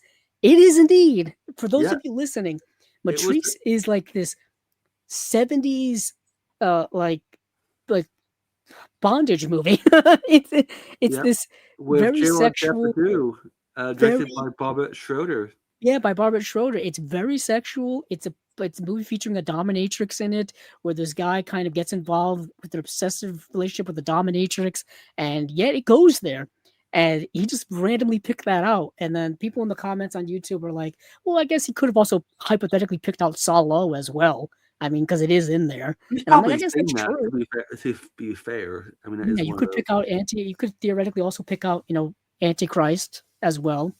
Oh yeah, Crash. There's plenty of Crash, which is great. I love when people go in there and pick out Crash and talk about that movie with the Cronenberg film. I liked what Hannah Enbinger said. She's like, people should watch this. It will free their minds a bit. Yeah. Oh, speaking of recent Criterion clauses that were really good, hers was excellent. Oh Hers yeah, was really, really good. yeah, Uh, that was a good one. but back on track here. We've got this this triple feature, the following the breakout success of pioneering genre films, Encounter of the Spooky Kind, The Dead and the Deadly, and Mr. Vampire horror movies became a mainstay of film production in Hong Kong and Taiwan throughout the 1980s. Collected here are three of the standout titles from that horror boom, starring the likes of Chow Yun Fat, Wu Ma, and Ricky Hu. Scared Stiff, The Haunted Cop Shop, and Magic of the Spell. Yeah, like I said, these were tough to find. Scared Stiff was really tough to find to watch, and I got to watch that. And it's got that weird like Hong Kong Chinese horror comedy vibe to it that is kind of unsettling a little bit. It's interesting that I think one of these was co-written by Wong Kar-wai. Yeah. So Lokar Wing directs Scared Stiff, in which a young everyman develops ability to enter the people's dreams following an accident, and then finds himself using his gift to bring a sadistic murderer to justice. Co-written by Wong Kar-wai, in equal measure to Mr. That's Vampire and Fright wild. Night. That's wild. That's absolutely wild. That is absolutely wild to me. The Haunted Cop Shop sees cops and crooks alike forced to confront vengeful beings from beyond the grave. I'm guessing zombies in a police station built on a site of violence. Finally, in a supernatural wuxia fantasy on par with the Miracle Fighters and Shaolin Drunkard, Magic of Spell follows a kung fu master who must defeat the infernal demon responsible for his mother's death. So a vengeance movie. What we have here for special features. So each movie is got 2K restoration, two presentations of Scared Stiff, the original Hong Kong release, and the uncut extended version. Original Cantonese audio tracks, English subtitles, of course. I'm Uh, just yeah, I'll just keep on going. New audio commentary on Scared Stiff by East Asian cinema expert Frank Zhang. New audio commentaries on The Haunted Cop Shop and Magic of Spell by genre cinema expert on Venema and filmmaker Dom Ting. Restless Spirits, new interview on the history of horror cinema in Hong Kong and Taiwan with film writer, curator, and East Asia film expert Fraser Elliott. So you've got a triple feature of these kind of, Hong Kong horror films of that time. Um, it's very interesting. Um, Very interesting how we're going from Scared Stiff from 1958 to Hong Kong horror of the 1980s. But moving on from there, we've got Martyrs. I know we talked about this before. If it's the French extreme horror film of notorious fame from the 2000s, there was a U.S. like an English language remake that was done several years ago. It's not very good. If you want to watch this movie, caution. I'll caution all of you. It is not for the faint of heart. It's a movie that starts out in with one plot line and then at some point shifts to another one. And it's a very violent film. Lot of torture going on in it. It is not for the weak. Like I said, there are some deeper philosophical, theological things going on in it, but it's not. Yet again, it's not for everyone. I'm talking about Martyrs just a oh little bit, just to give people kind of a context of what it is as a movie. It's not, like I said, not for everyone. It's a very harsh film to watch. Some people may glean some philosophy out of it, some theology out of it. Um, but yeah, it's one of those movies that I feel like I watched once and I may never watch it again. I actually have the Umbrella release of it on Blu-ray, and I think I'm good. I don't know if this is a movie I would watch in 4K. It's yeah, not something I would watch in 4K. not a film that it's not a film people should watch anyway. But never mind. Yeah, Don't encourage them. yeah, it's notorious, I would say. So that is Has, kind of it for has the director Eureka. made anything since, or has he just stopped making films? I don't know. I don't even know if that director made anything significant after that. That's interesting. I'd have to look him up. But that's kind of it for Eureka. I guess we will stay in the UK because it's a very UK centered episode. We'll go over to Imprint. Imprint only has two Oh, releases. he did Incident in a Ghostland. Oh, see, I didn't see that. It's also kind of edgelordy nonsense. Gotcha. You know what is not that is the movie Lucky Luciano and the movie The Sinful Nuns of Saint Valentine. Now, The Sinful Nuns of Saint Valentine is part of the nunsploitation subgenre, if you will, uh, and that's an interesting subgenre in and of itself. Uh, but I don't know if you got to see Lucky Luciano. It's essentially about. I decided not to because I want to see it in 4K. Gotcha. Gotcha. Francesco Rossi is a fantastic director, one of the great unsung Italian filmmakers. One of actually, I'll show you something. I'm really annoyed. While I look up I always get. Let's see. I don't know. See, I don't know if I've seen other Francesco Rossi films. Well, I don't know if I've seen this one, and this movie is actually about the famous New York gangster from the 1930s and 1940s. He's definitely a contemporary of someone like Al Capone, and this movie deals with him being kind of exiled to Italy. Where's my Blu-ray of Mattei Affair? I have the poster, but I don't have the film. And the most important part of all of that is the movie. Let's see.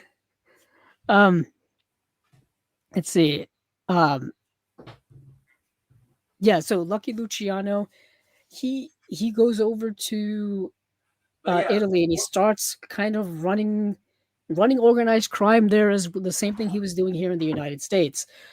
Initially, he was locked up here in the United States for all kinds of stuff, and then he basically cut a deal to where he helped out the government during World War II when it came to certain dealings in Italy and stuff like that, and they let him out of prison and exiled him essentially to Italy, where he started doing illegal stuff again, because that's kind of what his bag was. Never, and this movie kind of never imagined he might do that. Yeah, I know exactly. It's like, we're gonna let you go, but don't do it again. Italy, we don't. In Italy, we don't care. I get. You know what? That was actually a big thing in the movie, where like the Italian government was pissed off at the United States for like letting him come over here, and also I guess after World War II, just like kicking out a lot of the criminals from the United States and sending them back. And then they start doing like illegal crimes in the place that they came from or the place they got sent to. And it was a whole thing of like who was responsible for what's going on here. Needless to say, I don't think he ever really he evaded the law in Italy for many, many years. I think right before he was about to get caught, he ended up passing away because of a heart attack in the 60s, I think. But yeah, Lucky Luciano, like I said that he was a contemporary of Al Capone and stuff like that. And this movie kind of, shows a lot of those wheelings and dealings of that time and the way the government's trying to track him down and all kinds of stuff. Rod Steiger's in the movie, and he plays like an informant for the government or something. Well, Francesco Rossi directed Hands Over the City, which also had Rod Steiger, so they had. Okay, that makes sense.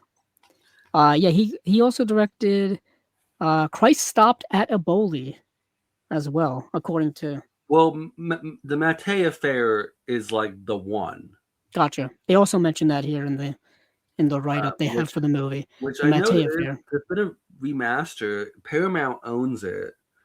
I suspect Criterion's going to do it at some point, but it's been far too long, and it's kind of like the Italian Citizen Kane. Oh. Like it's very influenced by Citizen Kane. Like the whole structure is very much inspired by Citizen Kane. Francesco Rossi is like a journalist who he plays himself to find out what happened to Mattei, who like disappeared. It's an amazing movie. It was an oil guy. It's one of the best films I've ever seen. And it's not on Blu-ray anywhere. Yeah, I'm very intrigued by that.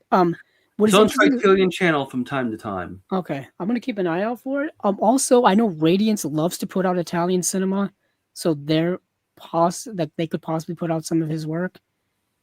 Yeah, well, they did do one of his films as well. So yeah, because I've seen. Let's see, no, I haven't seen. Did they do The Moment of Truth? I've got to go. That's Criterion. Yeah. That's Criterion. And they did It's gonna bother me. They did his mini series as well, Criterion.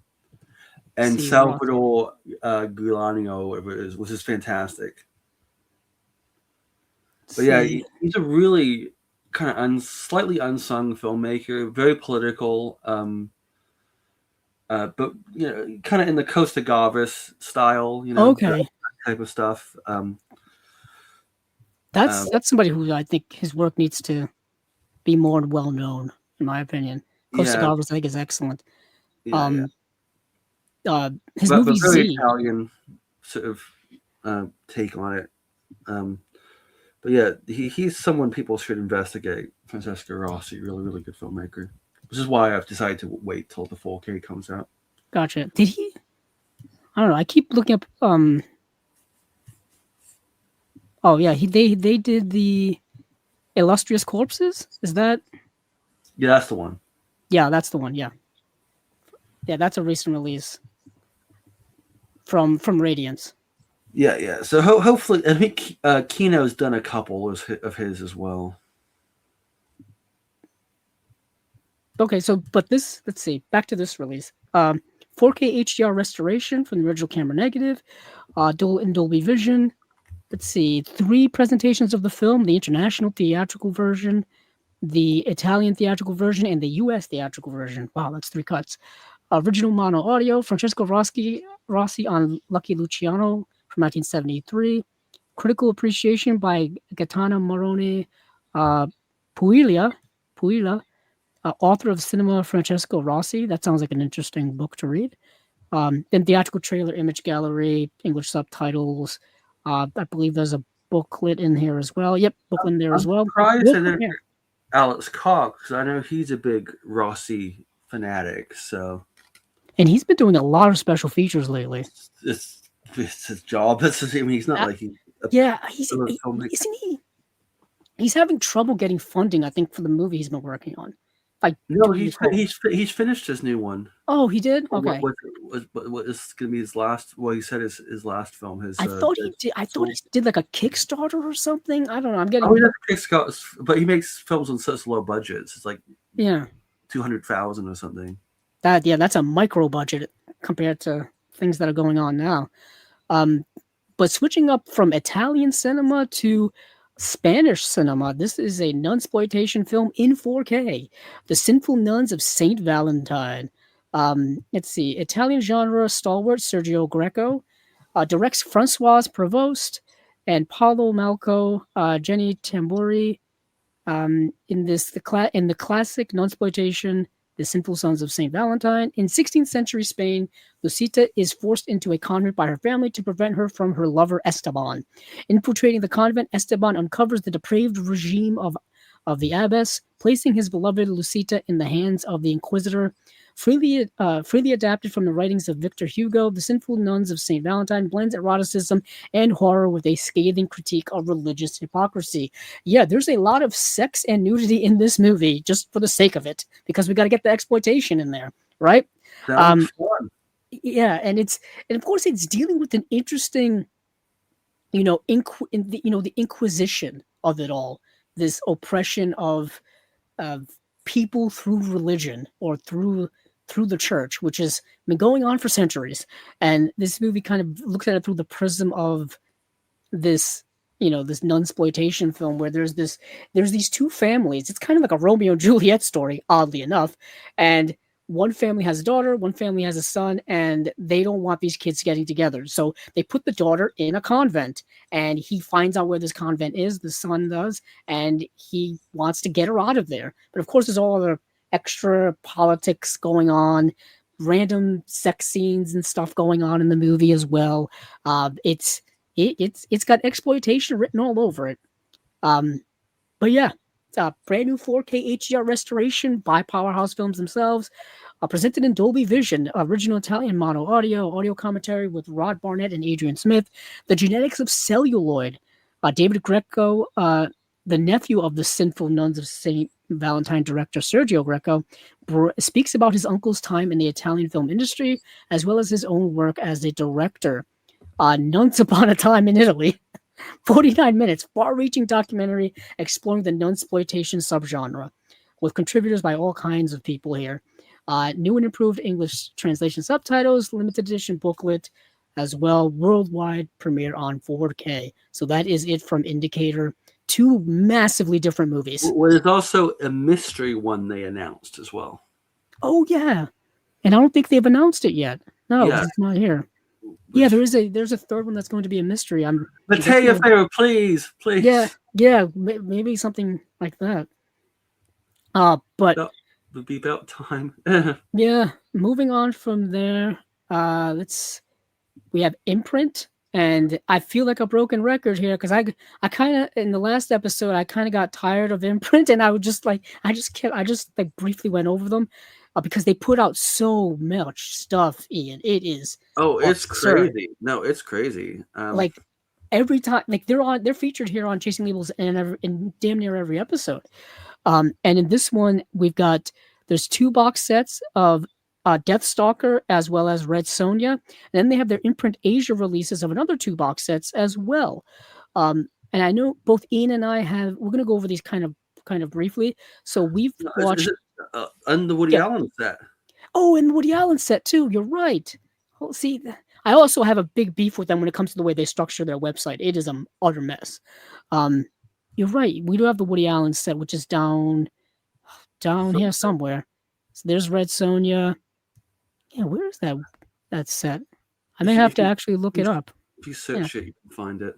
Yeah, let me put it in there here because I guess we'll start with that one. That's the easiest one to start with. Ones I've seen. So yeah, I find it kind of interesting that they are the only game in town still that will do a box set dedicated to like a canceled filmmaker. Yeah. Because like Arrow's kind of stopped getting some of those like they were going to do all those Richard Stanley films and and then his and career that stuff kind of ended. And then they were going to do the Shane Carruth stuff, and they released a very limited, a sort of a much more Shane aired down version of what they were going to release after. And Shane Carruth, he had done Primer, right? An Upstream Color, yeah. An Upstream Color, yeah. And was a filmmaker who wouldn't take notes from David Fincher and Steven Soderbergh. He was a stubborn guy, and also not a good guy, apparently. Yeah. And if you're not going to take notes from 2 filmmakers who are probably about as open to your ideas as anybody, you might need to rethink your life. Yeah, I mean, I'm just talking from my perspective, but if I have the opportunity to just even be in conversations with those types of people about anything, let alone my work, I would consider myself lucky. You know what I mean? Just to be able to talk to them. They were probably about as supportive to your crazy ideas as any filmmakers would be. Mm-hmm. It's just it boggles the mind of how much it truly does. So I brought up Woody Allen a few times here on Chasing Labels in the past, Ian, because he's been a filmmaker who's been around since the 60s, and he was kind of doing a movie every single year up until recently, where basically no one will give him. He had one 2 years ago. He had one 2 years ago. Yeah, he's been kind of relegated to doing work in Europe. Like, I don't think he even gets like a distribution here in the U.S. anymore. No, he still gets distribution in the U.S. He doesn't get distribution in the U.K. actually. Oh, okay. His last 2 films were not distributed in the U.K. Well, and he's he's become a very controversial figure in the movie world and just in society in general over the years, for various reasons, which I'm sure many of you at home already know. But there was a time where Woody Allen was considered one of the elite, premier, well-known filmmakers of our time, where seeing the new Woody Allen movie was like appointment viewing, every now and then. And one of the filmmakers that kept art house cinemas alive, Very much so. Very much so. It's nowhere near like that anymore. Even up until like the 2000s and 2010s, people were still interested very much in his work. I think of the last movie of his that I really was a big fan of, and I'll say that is Blue Jasmine with Cate Blanchett. I don't know how you felt about that movie. I wasn't huge in Blue Jasmine. I will actually go out on a limb and actually, although I think the film has issues, major issues, Hmm. uh, I actually quite liked a lot of A Rainy Day in New York, Oh, especially Elle Fannon's performance, who I think is fantastic in that film. There's plenty of issues with that film. It's not one of his best movies, but I think Elle Fannon is fantastic in that film. she's a really a great actress. If you've No, seen, I mean, she's always great, but yeah, she has a very sort of young Diane Keaton thing in that is film. that the movie with Timothy Chalamet? That is the one. Yeah, and he had to, and now that he's been getting so big, he had to like kind of distance himself from that movie, I believe. Well, the legend has it, he distanced himself because it was the same year as Call Me by Your Name, and he was nominated and blah blah blah blah. Yeah, yeah, it That was around that. It was around that that's time. what Woody Allen has said, that Woody Allen, he spoke to Woody Allen's sister, and that's why he distanced himself, and that he didn't really actually have an issue being in the film, but for his career he distanced himself, which I guess I can understand. Yeah, I can understand from a PR. Interestingly, Elle Fannon has not distanced herself and has never said anything against Woody Allen. Interestingly enough, so True. But I also think of his movie Midnight in Paris. yeah, With Midnight Owen in Paris Wilson. is great.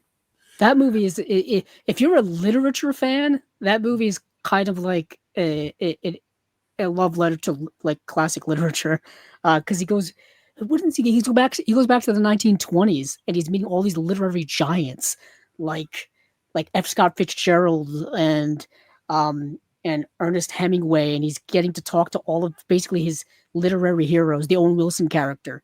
Yeah. And he meets Marion Cotillard. This was around the time when Marion Cotillard her star was on the rise. This was after she was in La Vie en Rose. And he meets the surrealists. There's a great joke about Brunel, and he gets the idea for Exterminating Angel from one of the characters. Yep. What's his name? Adrian Brody plays Dali. He's got just this nonsensical scene of him like explaining art and stuff. It's crazy.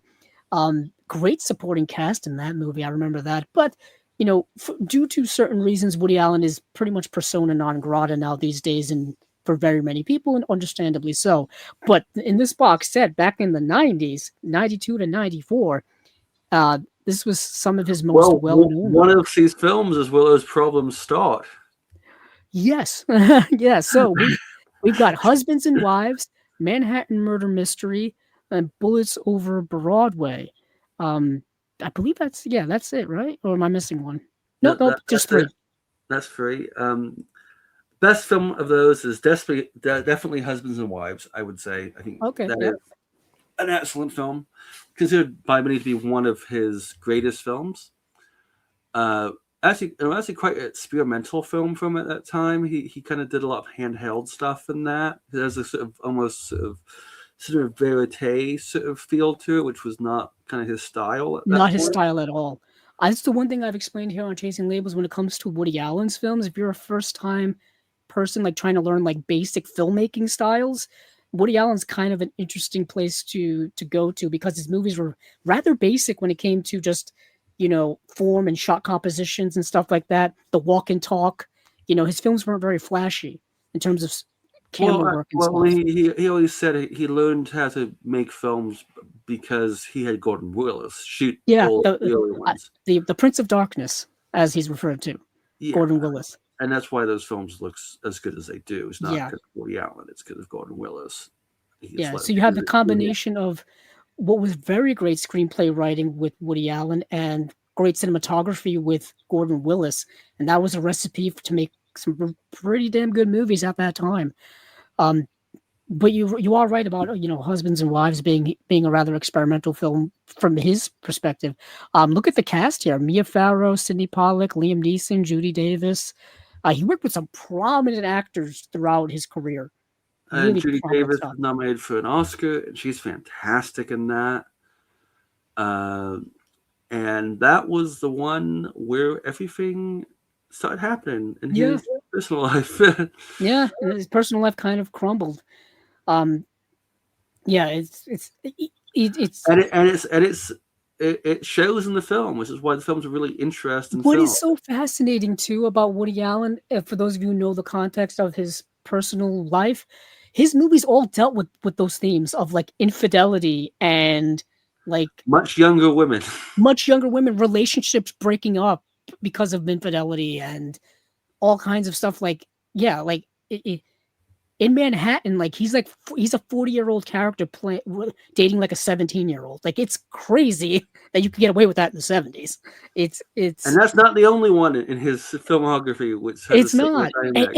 And then he would do those similar things when he would have his surrogate characters in his movies. You know what I mean? Like, Well, we're going to get to, I think, the first one where he does have the surrogate, which is Bullets Over Broadway. I think that's yeah, the and first with John one. Cusack, right? Yeah.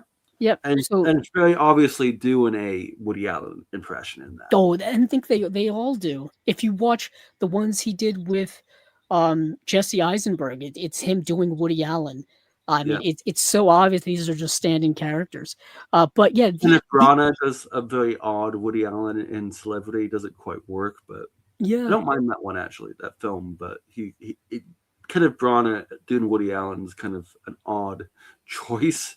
indeed. So I don't think any of these really have much in the way of special features. I don't think they have any special features now that I'm looking at, except for Bullets Over Broadway. Nope, nothing. So these don't have, unfortunately, any special features. Well, for those who might not know, Woody Allen has a long-standing anti-special features policy. That makes a lot of sense because most of his releases have nothing on them. So yeah, Even though he's been canceled, he still has power. Yeah, special features. I think he's still like I'm pretty sure he owns the rights to the movies. I guess I don't know how that works. I don't think he owns them, but I think he has. I think in his contract he has say on special. That must be it.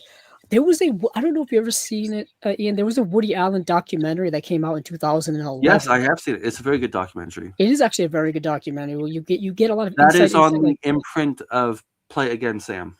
Yes, nice. Yeah, that's another which does have a lot of special features. Yeah, but and the reason that is. Did he? I don't think he directed that, right? He did not direct it. As Hubert Ross directed it. That's why. Same with like the front has special features because he didn't direct that. He's in it, but he didn't direct it. Yeah. Yeah. So when I was a young collector collecting DVDs in the 2000s, you could find Woody Allen DVDs dirt cheap at used movie stores. Like you found them for like $2 to $5, and it was all of the stuff. They were so cheap. And they all look really bad by a modern perspective because, they were on like cheap DVDs, not really restored in any way and all that kind of stuff. They were all put out by MGM, who at the time wasn't really doing a lot of great restoration work anyway. His movies over the years have been distributed to certain boutique labels. I know Twilight Time put out a lot of his stuff on Blu-ray. I know his mainstream stuff like Manhattan and what's the one that won Best Picture? Annie Hall got Blu-ray releases from like mainstream.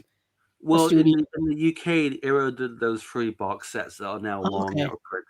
Yeah, so his movies have. I have the first one that goes up to Annie Hall. Yeah, I've got up to Interiors. Yeah, so they have like individual ones. So famous, not famous. I guess I could talk about this here. Is that they shot a Woody Allen film right next to where I live, actually literally in my city, actually right down the street from me. And it was the one he did with Joaquin Phoenix and Emma Stone. Irrational Man.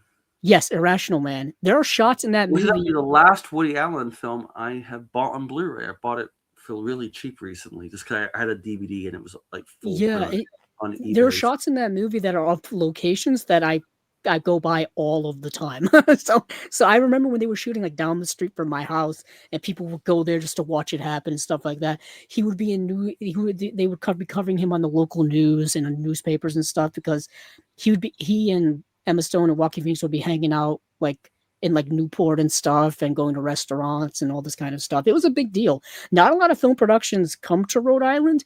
I mean, most recently, I've said it before, M. Night Shyamalan did his most recent film here in Rhode Island.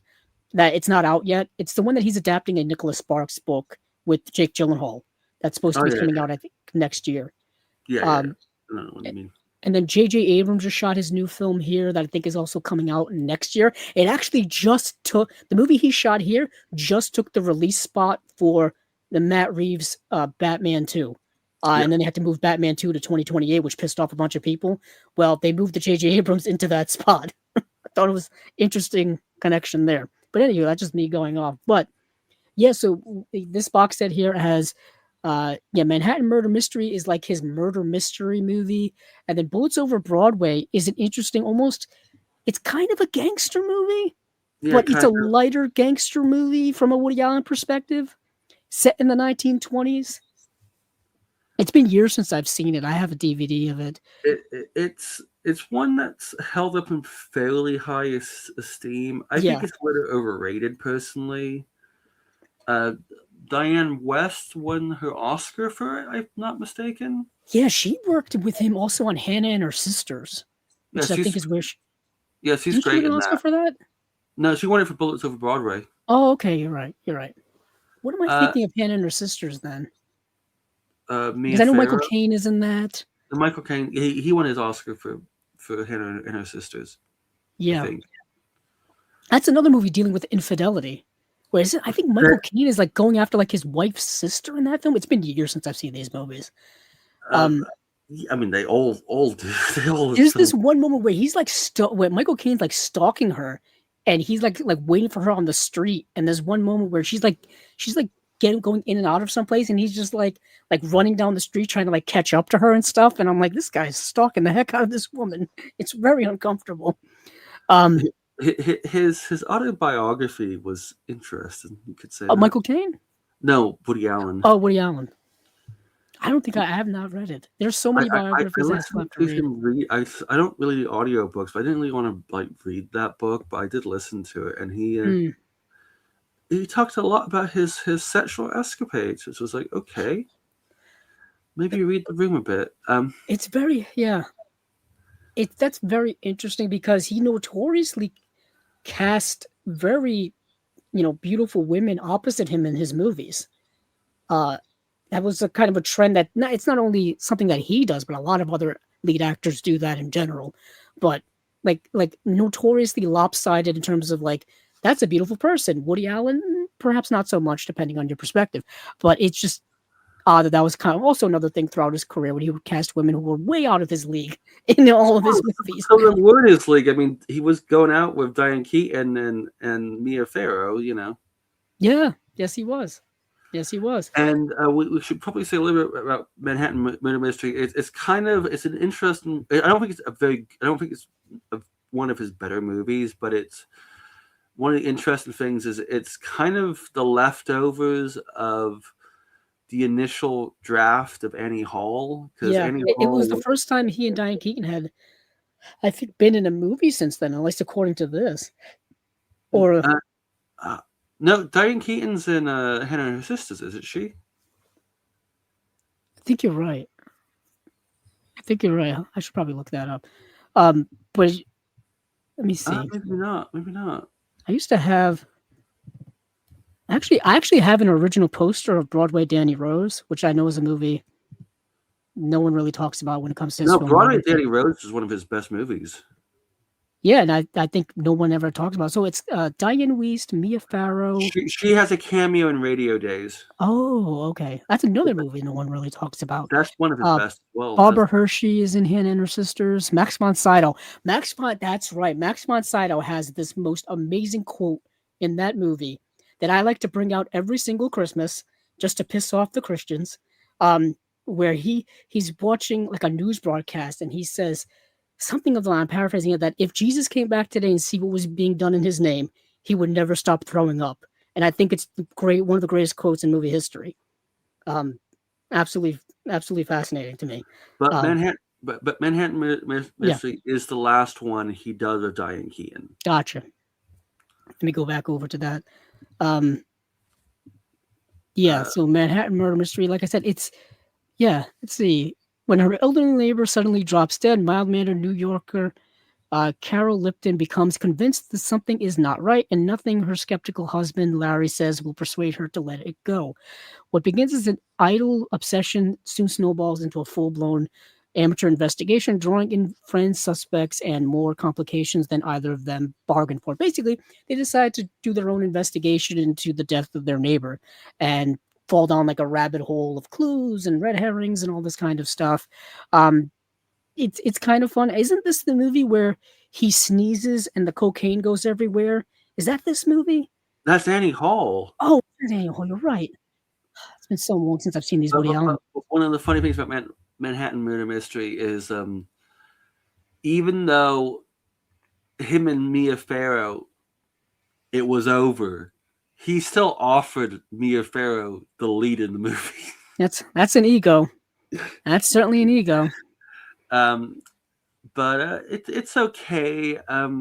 Definitely the highlight of the set is Husbands and Wives, but yeah, I would just get this. I think it's a Spanish release from Sony, which is probably the same transfer. So I would just buy that, to be honest. It's very interesting how Bullets Over Broadway is the one that they gave the 4K release to, because like you said, perhaps that's the one that's most well known out of these three. Popular, you could say. Yeah, and it's only the third Woody Allen film to be on 4K, because his French film, that was his most recent film, got a 4K in France. Oh, I didn't know that. And Vicky Cristina Barcelona just got a 4K in France. Okay, so this is the third one. That's also, what? Yeah, that's another good one. Vicky Cristina Barcelona. Oh yeah, Scarlett Johansson, Penelope Cruz, Javier Bardem. Yeah, it's. I'm not huge on some of the later ones, but it's fine. I mean, we have to move on from Woody Allen because there's just too much talk here. But what's your opinion on Match Point? Oh, I hate Match Point. Oh, okay. I'm just. I actually, of those ones of like that kind of weird period, I actually think the underrated one is Cassandra's Dream. Oh yeah. Okay. I think is actually pretty decent. Actually, that's interesting. Yeah, Cassandra's Dream. No one talks about that movie. Hardly ever. I'm not huge on the Scarlett Johansson stuff. I was gonna say because there's it's part of that mid 2000s where like I think the movie quality kind of fluctuates for him. I don't like Scoop. Scoop's pretty awful. Scoop is like, I consider it kind of a neutral movie. It's not bad. It's not good. It's light. Most of his, a lot of his stuff is, is neutral. And then every like 4 films, he has like a complete banger, Yeah.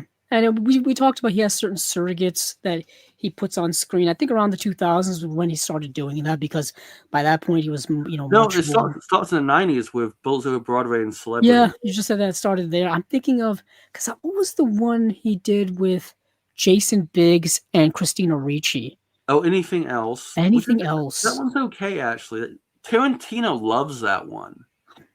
Of all the ones, he loves that one. Like he had that in like this top 20 films since he started making films list. It was like, really? Yeah, of all of them, okay. But yeah. So Woody Allen, it's tough to recommend him to people because of all of the baggage, and there are a lot of other filmmakers like that. It's tough to recommend because of all of the extra baggage that comes with them. I mean, people should watch the early ones, and then make up your mind, Some of the films if you are great. Support Woody Allen at all because of all of the extra stuff, then don't. You know what I mean? Then don't. I know there are people who won't watch any of his movies.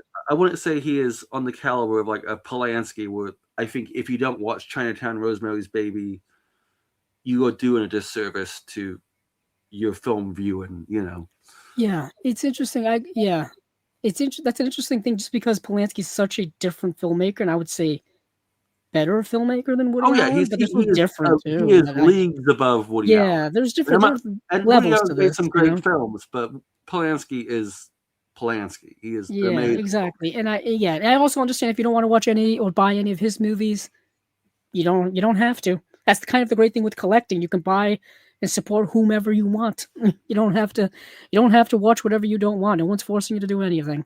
But you should watch Chinatown and Rosemary's Baby. You should. If you want to illegally download it, go ahead. How do you feel about the two Jakes? Would you recommend that? The Two Jakes is a very interesting movie. It's not very good, but it's interesting.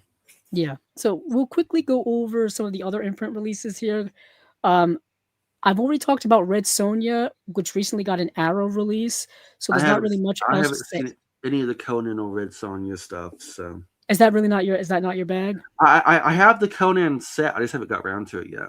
Well, Okay. Yeah. I've got the first one. I'm sure I'll enjoy it. I mean, Yeah. So I I mean, like if you I have can the like the Arrow Sword Sandal release, movie. So if you have the Arrow release already, you probably may not need this release from Red Sonja already. I talked about Red no, Sonja when it I came have out. the Conan the Barbarian era release. I got that. I got the double feature one.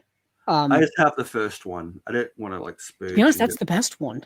No, I think no. I mean, I know it's the best one. If I'm going to watch one, it's yeah going to be that one. You know. yeah that's the one the one with done by John Milius.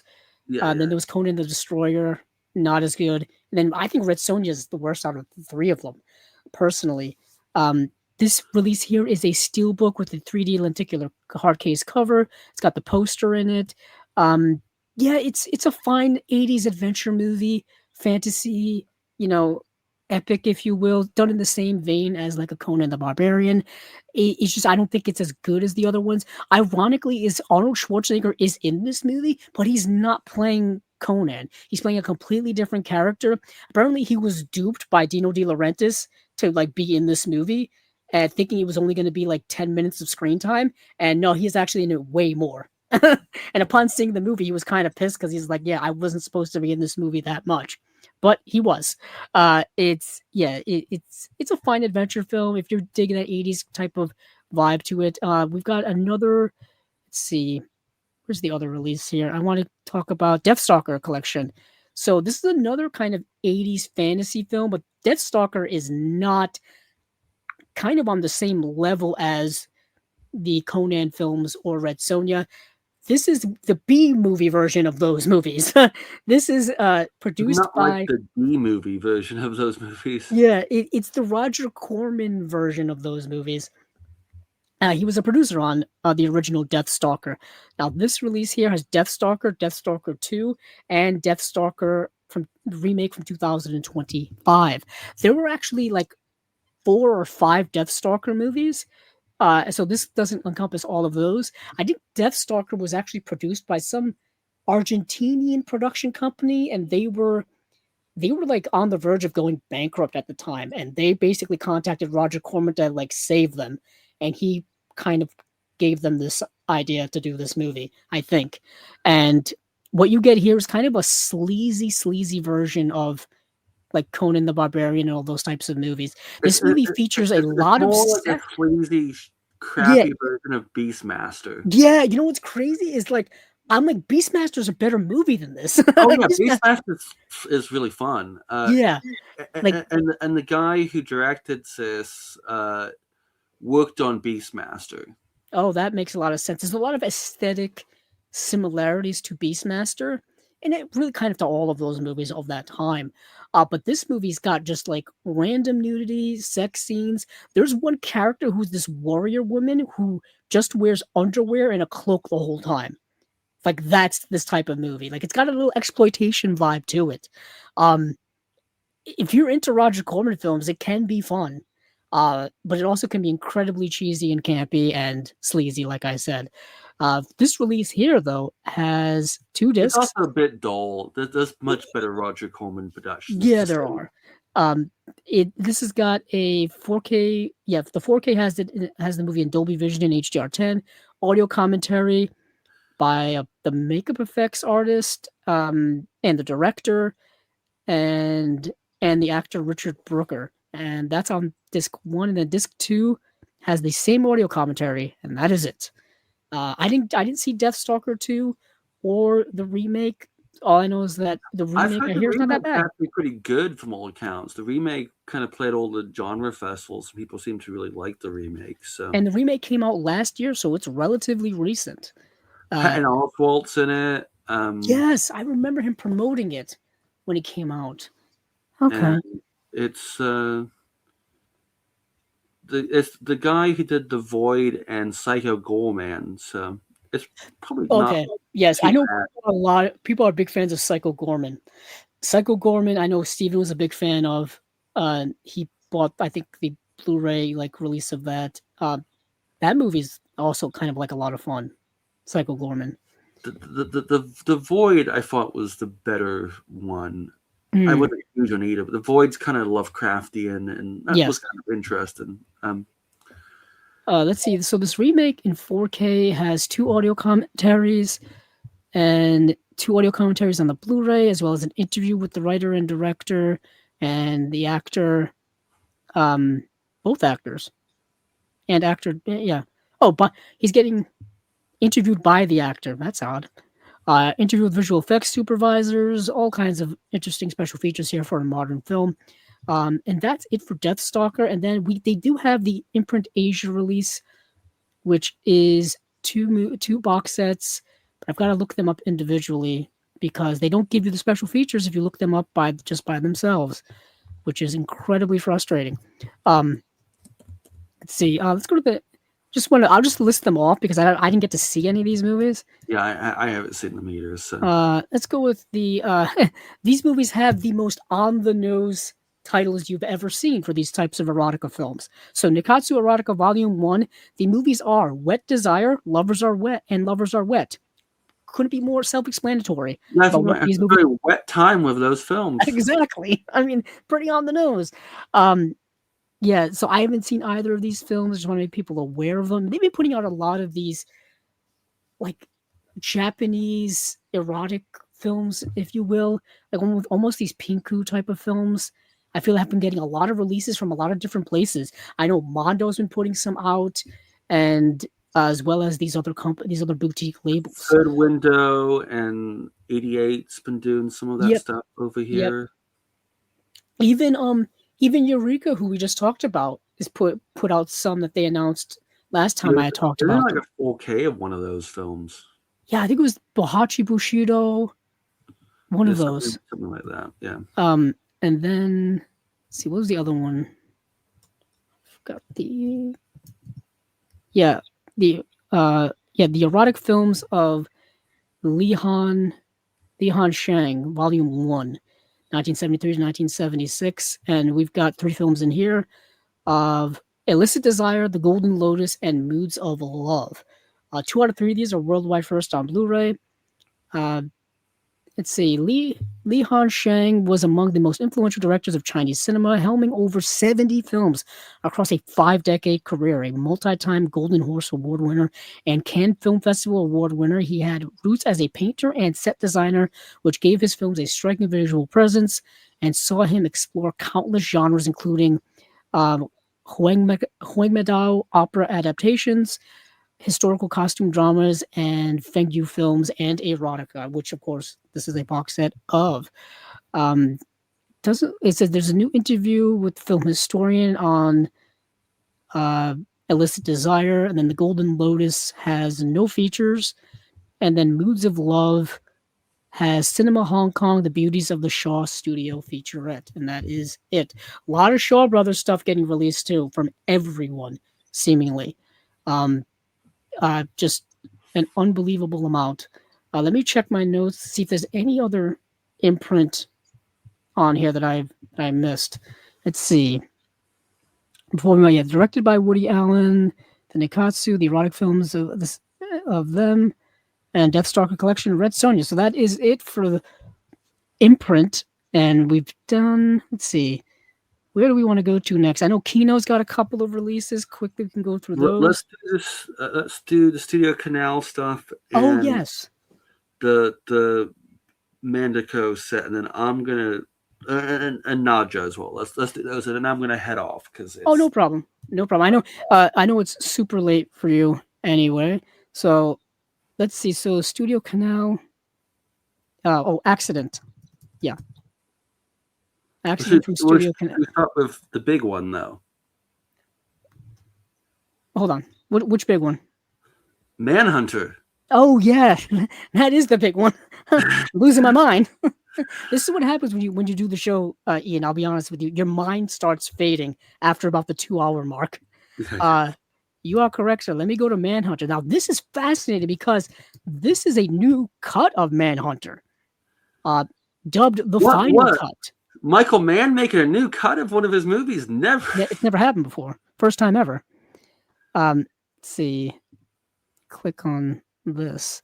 Yep, this is it. So, Studio Canal has provided a promotional trailer for the new 4K restoration of Michael Mann's Manhunter from 1986, starring William Peterson, Kim Grice, Joan Allen, Brian Cox, and Dennis Farina. 4K Blu-ray and Blu-ray release of the 4K restoration are expected to be revealed later this year. So I'm not even sure when this is coming out. October 28th. Okay, it says over here, it says coming to cinemas via Rialto Pictures on July 24th and Studio Canal UK on September 25th, with further international releases this fall. So I think it's got to make its run first and then get a release. I believe it's October, though. I read somewhere it is October where this is going to come out. Okay, that makes sense after its run. But from what I understand, it is a new cut. It's the final cut of Manhunter. Now, this is the third film directed by Michael Mann, if memory serves correctly.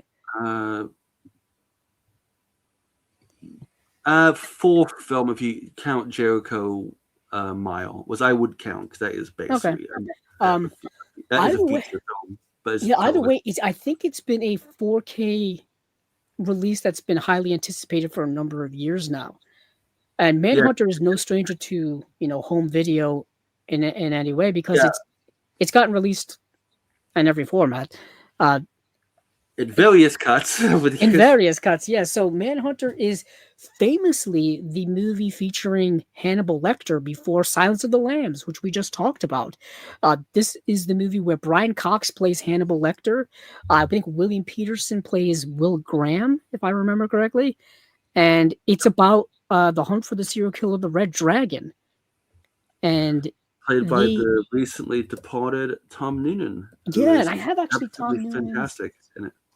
Ironically, you say that. I have What Happened Was, which was a film by Tom Noonan, directed by Tom Noonan. Have you seen that? I have seen this. I think it's really great. All takes place in one location. Well, the film that just came out that reminded me a lot of What Happened Was. You heard of this film called, No. Have you heard of this film called Blue Film? No, I haven't seen it. No. It was a film that got rejected from a lot of film festivals. I'm not going to say too much about it, but it's about just like Cam Boy is hired by someone to do sexual favors for him in his house. Okay. And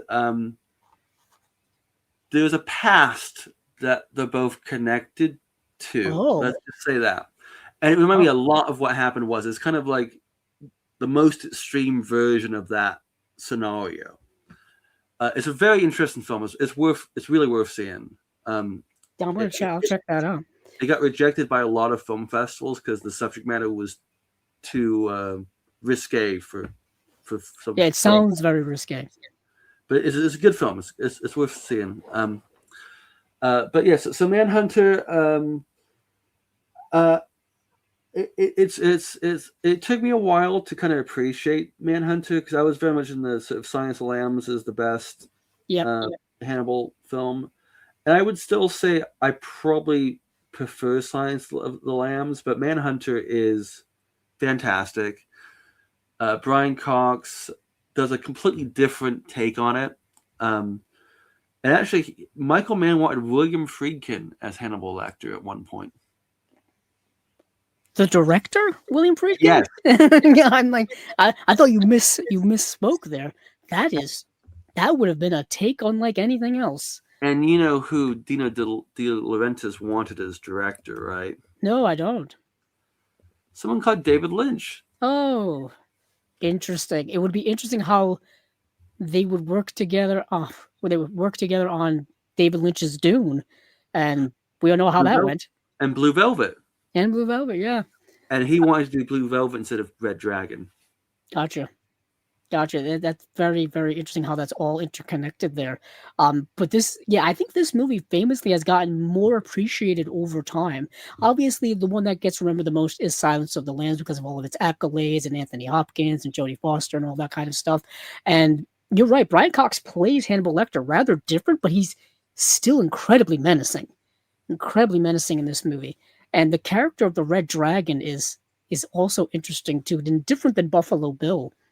And Tom Noonan is a very interesting person when you put him on screen. He's incredibly tall, incredibly lanky person, and he can look frightening if you put him in the right light, if you will. You know what I mean? If you make him look incredibly frightening, you can do that. I remember the Hannibal TV series with Mads Mikkelsen. They did a Red Dragon story arc on there, which I thought That was was in the pretty third good. season, right? Is when they kind of went into doing Red Dragon, right? Mm, yeah. Yeah, they also did the Hannibal arc in the show Hannibal. I'm talking about Hannibal the movie with Yeah, the yeah. character and that storyline and stuff like that. Famously, the Hannibal movie directed by Ridley Scott. Uh, it's actually one of the first Kino 4Ks that they ever came out with was Hannibal. I remember that when they first started getting into the format. That was one of their first 4Ks many, many years ago. It's still a movie I think people struggle with to this day. Yet again, talk about a movie living in its shadow of its you know, previous movie. Yeah, I mean, it was. It's not a bad movie. It's an interesting movie. I mean, it's interesting that Ridley Scott did it because it's such a for hire job because everyone turned it down. Famously, Jodie Foster turned it down. Oh yeah, they had to get Julianne Moore. Not a bad substitute if you can't Not get not Jodie not at Foster. all. Gary Oldman has that great uncredited role as the pedophile who's Mm. the main villain. He's fantastic in it. Yeah, the makeup effect works for Oh him. yeah, It's it's wild. incredibly frightening. Philip Seymour Hoffman is in the movie. The late great Philip Seymour No, Hoffman. no, no, no, no, that's Red Dragon.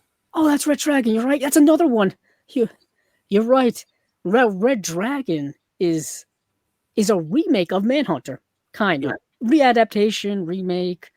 We're and not re-splitting hairs even here. half as good. Although it's not a terrible movie, but it's pointless.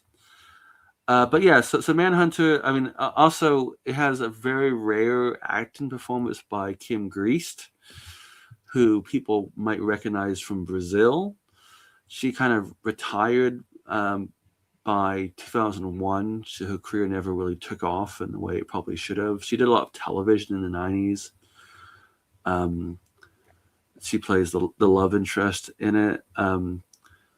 But yeah, I mean, I know a lot of people are really excited by this release. I know some people are really annoyed. It seems to be the case that only the new cut will be in this box set. That's the thing. I was actually wanted to ask you about this when you first mentioned to put this on our notes list. Is would you have preferred them also including the other cuts as well? Oh, well, of course. I mean, I'm not someone who's going to necessarily watch every cut of a film, but not. I mean, sometimes I will, but I mean, just for completion's sake, it would be nice to Yeah, have yeah, I a understand that as well. We've talked about here on Chasing Labels many times of how do we feel about directors going back and re-editing their movies, taking things out, putting things in? George Lucas famously has done that. I mean, we just talked about Ridley Scott. He's done that many times over. Um, Michael Mann is doing it. well, Uh, well, Ridley is someone. His director's cuts are almost always better than the theatrical cut. I always bring up Kingdom of Heaven. I bring it up every single time Well, with yep, guests. yep.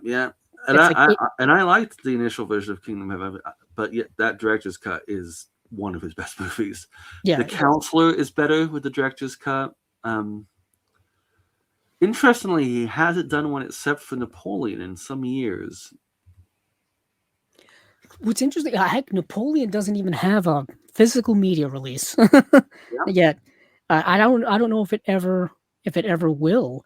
I know it's kind of stuck behind that Apple wall, if you will. yeah. I need to make sure I watch that. Because I got a new Mac, so I just got 3 months on Oh yeah, Apple. they do like to give away every time one of my parents gets like a new headphone or new earbuds or whatever, they They always they they have always to give like away. message them to be like, "Give me my free trials. I don't have to Yeah, pay." yeah, they always give like free Apple Music or free Apple TV.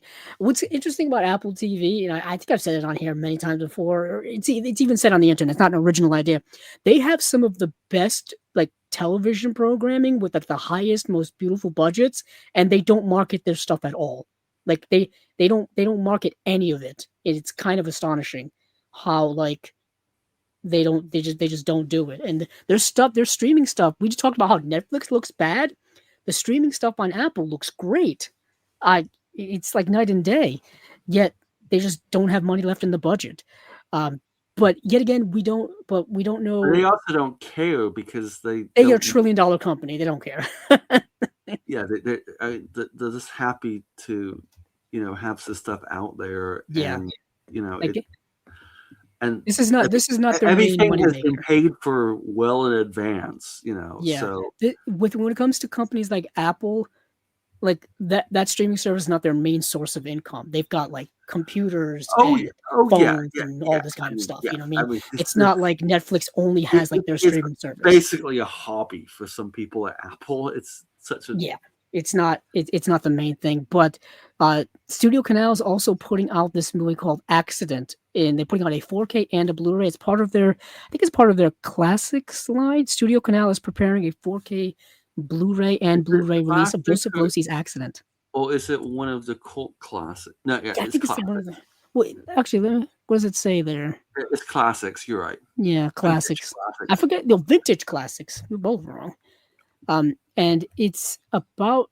It's not about. It's of the movie Accident, which is directed by Joseph Losey, who also directed the movie The Servant, which Studio Canal has also put out on 4K. The Servant is kind of a masterwork of a movie. I recommend that to anyone. This movie here is not so much a masterwork. It's fine, and there's a lot going on in it that I think is good and positive, but it's not as crisp or as well defined as The Servant is. This movie stars Dirk Bogarde, who was also in The Servant as well. Michael York is in the movie. Let's see. So, winner of the 1967 Grand Jury Prize at the Cannes Film Festival, Accident was nominated for 4 BAFTA awards, including Best British Film.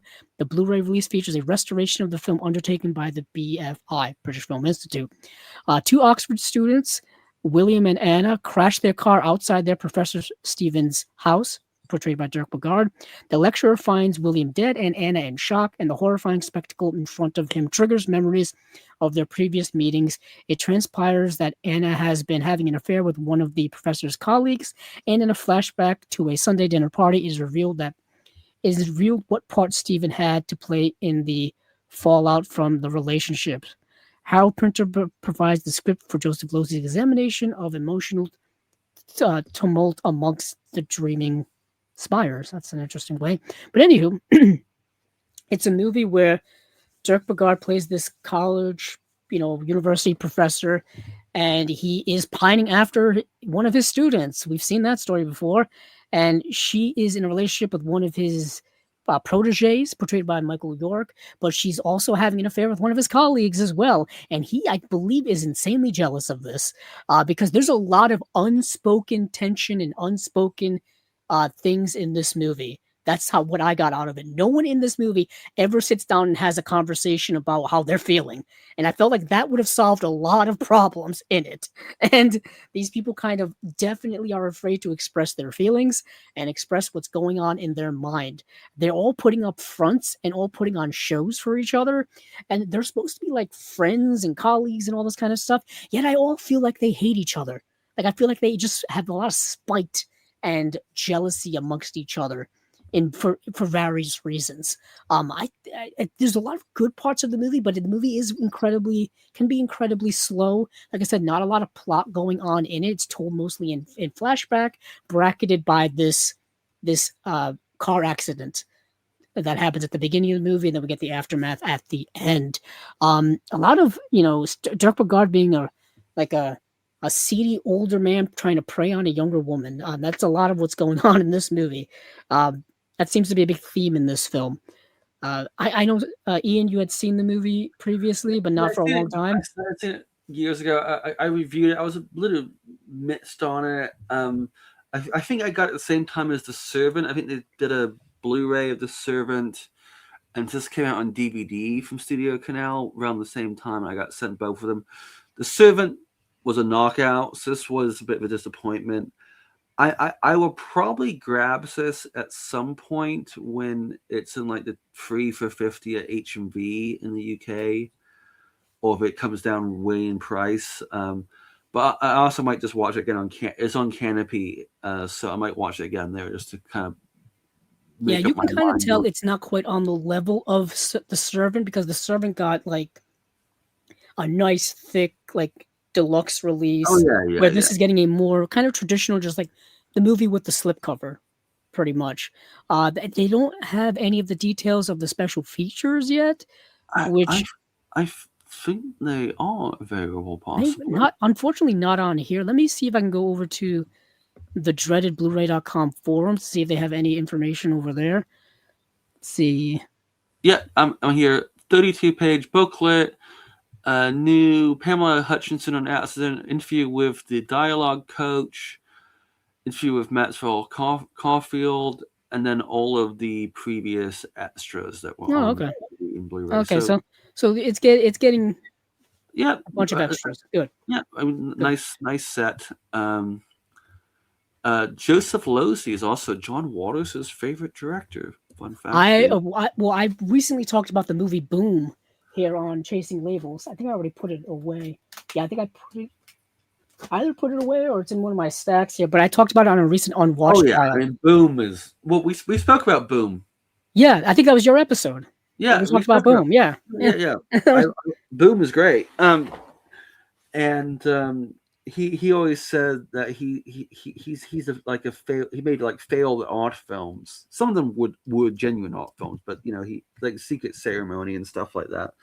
But yeah, Losey is an interest. And people who don't know, Losey was an American filmmaker who was blacklisted and then came to the UK and made all of these famous British films throughout the 50s and 60s, and that was where he did like a lot of his best work. He started out doing like noirs in the US, and then he was blacklisted, so he came over. So let's get to Flick Story. So we're doing. Yeah, I don't know if you want to duck out after this or if you want to stick around for one more. I want to do the Bertrand Manico set because. That you had brought that up. We'll go to that one next so that you can go. But yeah, so this Studio Canal release is a 4K release of the Jacques Deray film Flick Story, or Cop Story as it's known. I didn't know Flick was kind of the word for cop. Starring Alain Delon, Jean-Louis Trintignant. And this says, description: based on his true story, Flick Story follows Roger Bournichet's 9-year pursuit of Emile Buisson, a seasoned killer who escapes from an asylum and begins a murderous rampage. All right. New 4K SDR restoration of the film. Flick Story, a Eurocrime procedural, a video essay by Will Webb. Flick Story, Jacques Deray, interviewed by Jean-Louis Trintignant, an extract from Allons au cinéma from 1975. Audio commentary with filmmaker, historian Steve Mitchell, and Mondo Digital's Nathaniel Thompson. 12-page booklet with essay by Peter Raleigh. It's in French with English subtitles. It is streaming on Tubi right now, but without English subtitles. So not a big help for those of you who are not fluent in French. That happened with one of the Mexican Buñuel films, I remember. That happens with actually several movies that are streaming on Tubi. They have no features and they're in a different language, which, like I said, doesn't help people who aren't fluent in that language. Yeah. I didn't get to see this movie because, like I said, not in English. But anything starring Alain Delon, I'm kind of interested in, just because of who he was as an actor, and of course, I love the movie Le Samurai, which is an extraordinary movie. Magnetic screen presences as he's also one of the most beautiful, handsome man to ever be on screen. Yeah. Look, I'm straight, but Alain Delon, okay, whatever. Yeah, and I know we all know that he recently passed away as well, so it's nice to see that he lives on through his work, or that his work is continuing to come out in physical media form. This is coming out on October 5th. So if you're an Alain Delon fan, if you want to buy all of his movies or some of his movies, here's another one. Same director as Swimming Pool. Yes, La Piscine. If you Which want I still the French title. shamefully haven't seen. I need to watch that soon. I mentioned La Piscine. I think it was when our friend Rachel Belwar was on a couple of episodes ago, because I just commented that in that movie it's basically Alain Delon just is in like swim trunks the whole time. Like they're just hanging out by the pool. The movie opens with him just completely like getting out of the pool. It's a very sexual movie in every regard, aesthetics, themes, all kinds of stuff. If you haven't seen La Piscine yet, check it out. Criterion's put out a Blu-ray of it. Now let's go over to. Now this is going to be kind of tough, just because there's not much information on this box set, so I'm kind of going to be relying on you, Ian. I think there is some info. Let me just check it. Let me see. Have you seen any of this guy's films? He's a real. I don't think I have. Well, I probably should. I think they now identify as a they. So let's. But I'm not sure. So this director is a French director, and the first film they made that was a feature was The Wild Boys. Have you seen The Wild Boys? I don't think I've seen any of this person's work previously. So Wild Boys is fantastic. It's about this group of teenage boys who have been they've been convicted of a rape. It's a very kind of like Lord of the Flies type thing. A bit of the William Burroughs book, The Wild Boys, thrown in. And they've been sent to this island, and it's done in this very hallucinatory, dreamlike fashion. And this is not really a spoiler. It's in all the synopses. Through the course of the film, they become women. So they develop breasts, and stuff start to fall off. But all the boys are played by French women. Okay. And it's a really great film. And then they also made After Blue, Dirty Paradise, or something called After Blue, which is a intergalactic lesbian western. That sounds fascinating. Which is also done in a very dreamlike, surreal fashion. Where almost every other word is Kate Bush, because they're looking for someone called Kate Bush. Got it. I get the reference. Yeah. And going back to Conan, he did like a gender flipped Conan movie where Conan's a woman. Oh, fascinating. Hence the title, She is Conan. Yeah. And they're doing like a new film this year. It's just playing some festivals. But the stuff has not been available on home video this is a UK box set for people who don't know, by Anti-Worlds. And Altered Innocence did all of these films in the US. These do seem like Altered Innocence types of films. Yeah. For those of you who don't know, Altered Innocence used to be a partner label with Vinegar Syndrome many years ago. They've since broken off and do their own thing. But their movies are typically of this vibe, very much in the vein of LGBTQ plus type of movies. And for all the Altered Innocence movies I've seen, they've all been really, really good. I have several in my collection. And Wild Boys, fantastic film, absolutely fantastic. And so what's on? I'll send you the link. There's a bunch of like here is the one by Altered Innocence, The Wild Boys by Altered Innocence, or Les Garçons Sauvages, The Wild Boys. There's a bunch of short films on this, new interviews, and some a video essay, and various new things. I have the first two films from Altered Innocent, but I don't have She is Conan, so I'm just gonna buy this box set when it comes out in August, because I am really excited. Because these came out Oh, relatively recently, within the last couple of years. I'm surprised I didn't catch them. Yeah, I Talk about them mean, here. It yeah. Wild Boys kind of came and went, but everyone who saw it loved it. It was voted best film by Kesher to Cinema that year, and it didn't have much of a release in the UK. And it's a really great film. People should check that one out. It's really good. Yeah, I'm definitely gonna investigate these films and at least try to find a way to watch them in general. Because they all seem I very fascinating. believe they're all on Tubi. If I know they're all on Canopy. Gotcha. Okay, so either Oh, way, I have them available. and for the listeners, here is a trick. If you don't live in Los Angeles and you have Canopy, make a fake, find a Los Angeles address and use that as your address and make a digital account with the Los Angeles County Library, and you get 30 tokens for Canopy a month. Nice. Thing is, I don't know where you get. I usually get 15. Yeah, so everyone should make an LA County Library account, and they don't request you to come in and collect your card unlike some libraries. You have a digital card, and it's 30 tokens a month. So I would recommend anyone, if you live in the United States, you can sign up for a library card, and it's for free. No. This is still for free. You just use a Los Angeles County. Oh, just to get the extra tokens. You make an account with LA County. You find an address. So I said I live on Mulholland Drive. Nice, like you're in Mulholland Drive. But so you just find an address. You just put the details in. They're not going to check it, and you have a 30 tokens for Canopy.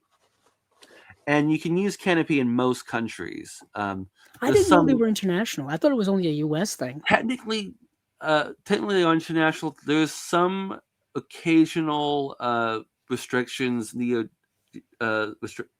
geographical restrictions on some films, but most will play even if you aren't connected to VPN. Gotcha. So, but yeah, LA County, you get 30 tokens. So everyone should make an LA County account. Cool. All right. It's a little advice from Ian. Now, Ian, I believe you said you were going to check out. Well, why don't we do Naja really quickly? Okay. I did watch that recently. So okay. And I'm glad that you watched it. I'd seen it recently because I think another company had just put it out. Radiance is going to be doing it. That's I think it's one of their transmission releases. They haven't officially announced it yet. And haven't officially announced what's on the release. Yeah, so our friend, here in the U.S. in Region A land, Arbalos is putting out Nadia, however you want to say, because here, Arbalos, let's see. Yeah, it is. Wow, they talked about it back in January. Jeez. But it only got announced within the last couple of days. So this is a movie that is fascinating to me because I've seen it, and it's a vampire film, but it's like art house vampire stuff. It's very much like a sort of how Hartley does a vampire movie. Yeah. So and a lot of his cast are in it, and some other people. David Lynch produced it. Yeah, he's also in it, which blew my mind when I first saw it. I'm like, oh my god, that's David Lynch. And also speaking of Bertrand Manico, they are on his disc. Oh yeah, look at all the special features. Yeah.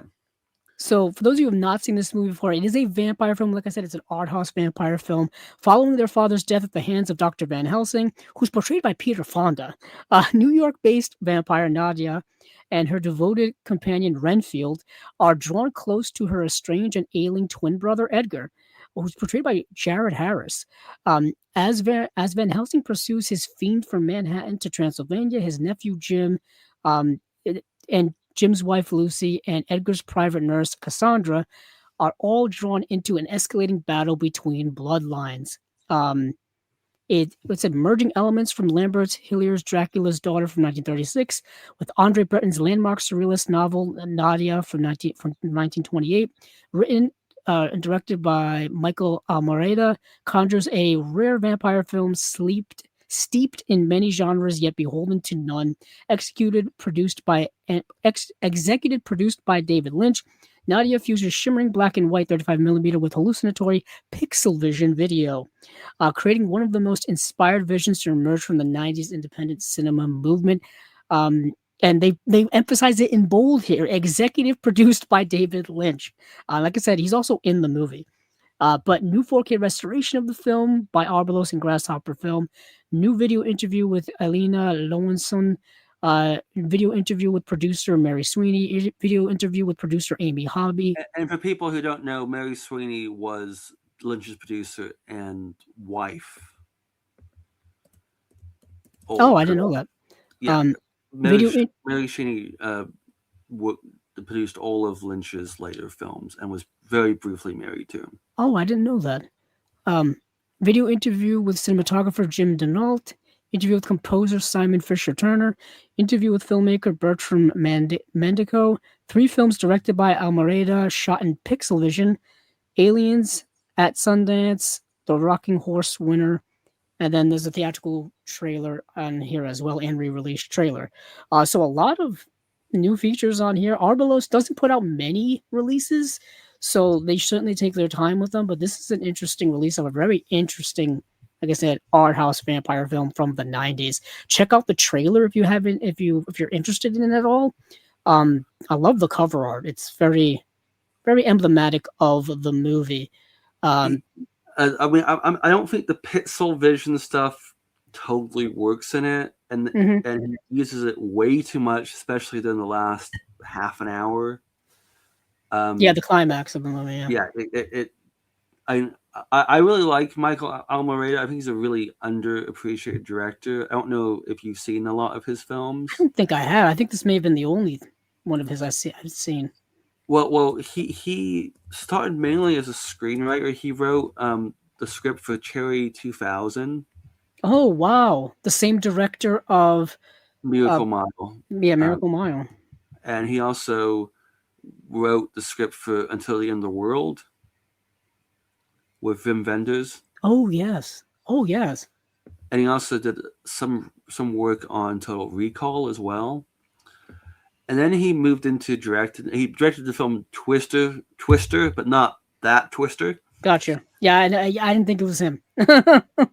And he did a really weird version of Hamlet with Ethan Hawke, modern day Hamlet. That was his. That's him. Okay, so I have seen that movie. I have seen that. Spearmenter, which is a really great film with Peter Skarsgård and Winona Ryder. He did Marjorie Prime, which had a bit of indie traction a few years ago, with John Hamm and what's the older lady in it? Lewis Smith. Okay. Which was a good sort of lo-fi sci-fi stuff. He did a really good documentary about Hampton Fancher, who wrote Blade Runner. That's called Escapes. That's really good. And he did the Tesla film with Ethan Hawke a few years ago. Oh yeah. Okay. Yeah, he played really out Tesla. There. Really out there film. But so with the new Naja release, he has recut the film, and it sounds like the new version, at least even though it's actually the needle drop I care less about, but some of the music has been removed from his new version. He used a lot of very early Portishead music in the film. And at the very beginning, he uses My Bloody Valentine as well. And it sounds like I'm not sure about the My Bloody Valentine stuff, but the Portishead music has been removed for this new release. So if you have the older DVD, you may want to keep a hold of it, because it does add something to the film and kind of puts it into this kind of early 90s sort of vibe. Gotcha. So okay, sounds good. And I believe the Radiance release might be a 4K. That is what That would be, yeah. that's what the wood on the street is. I have to keep. I have their. I don't have the most recent transmission release because they still have to put out. I think Vampire's Kiss still has to come out. Yeah, that got delayed by a couple of weeks. I have it on Yeah, pre-order. I just got special effects recently because it actually. I think this edition went out of print. I'm just looking over at my Radiant shelf to see what's there, but yeah. So now I think you officially are bowing out for the rest of the Yeah, show. it's 5:30. I should probably bow out, but Okay, no problem. always a pleasure. And Of course, thank you for coming on such a late hour. oh, should we do Gone with the Wind quickly? Oh, do you have things to say about Gone with the Wind? Because that was actually where I was going to go next. I have a very controversial thing to say about. Oh, hot take incoming for one of the most famous movies ever made. Anyone has ever said on this podcast. Yeah. Okay, so for those who don't know, Gone with the Wind just got a big 4K announcement. Yep. I watched Gone with the Wind. I think it's a terrible movie. Okay. It's a hell of a way to end your presence. I think it's really dull, and also it's extremely racist, which everyone I think knows. And to be very controversial, there's another film that came out 20 years earlier, which is extremely racist and even more explicitly racist, called Birth of a Nation, which we all know. Mm-hmm. I think Birth of a Nation is a much better film than Gone with the Wind. I think some much more interesting film. I think it's a more exciting film. I think it's a far more engaging film. I think partly because the first half of that film is a really good Civil War movie. And then it becomes insane. And Gone with the Wind is just really dull. And I don't even find the Burden of Atlanta that exciting, to be honest. Right. I to be honest, I don't. You're probably not alone in your thinking of Gone with the Wind. I don't think anything you're saying is a stretch of the imagination. I know the movie has this reputation of being incredibly beloved because, it's from 1939. It's from the golden age of Hollywood. It's in Technicolor. And that's all fine. I love all of that. The production and all this kind of stuff, historical production stuff. All of that is understandable. I mean, there's some great shots. You can also say that it's everything that you said. I think there's some great shots. I don't think even Clark Gable's that good in it. I think the cast is kind of crap in it, to be honest. I don't think Vivian Lee's that great. He's been much better films. Yeah, I mean, I think it's a lousy film. You will not be buying it in 4K. I will not be buying it. I mean, it was quite annoying. I had a Blu-ray of it, and it wouldn't play. It was like all pixelated.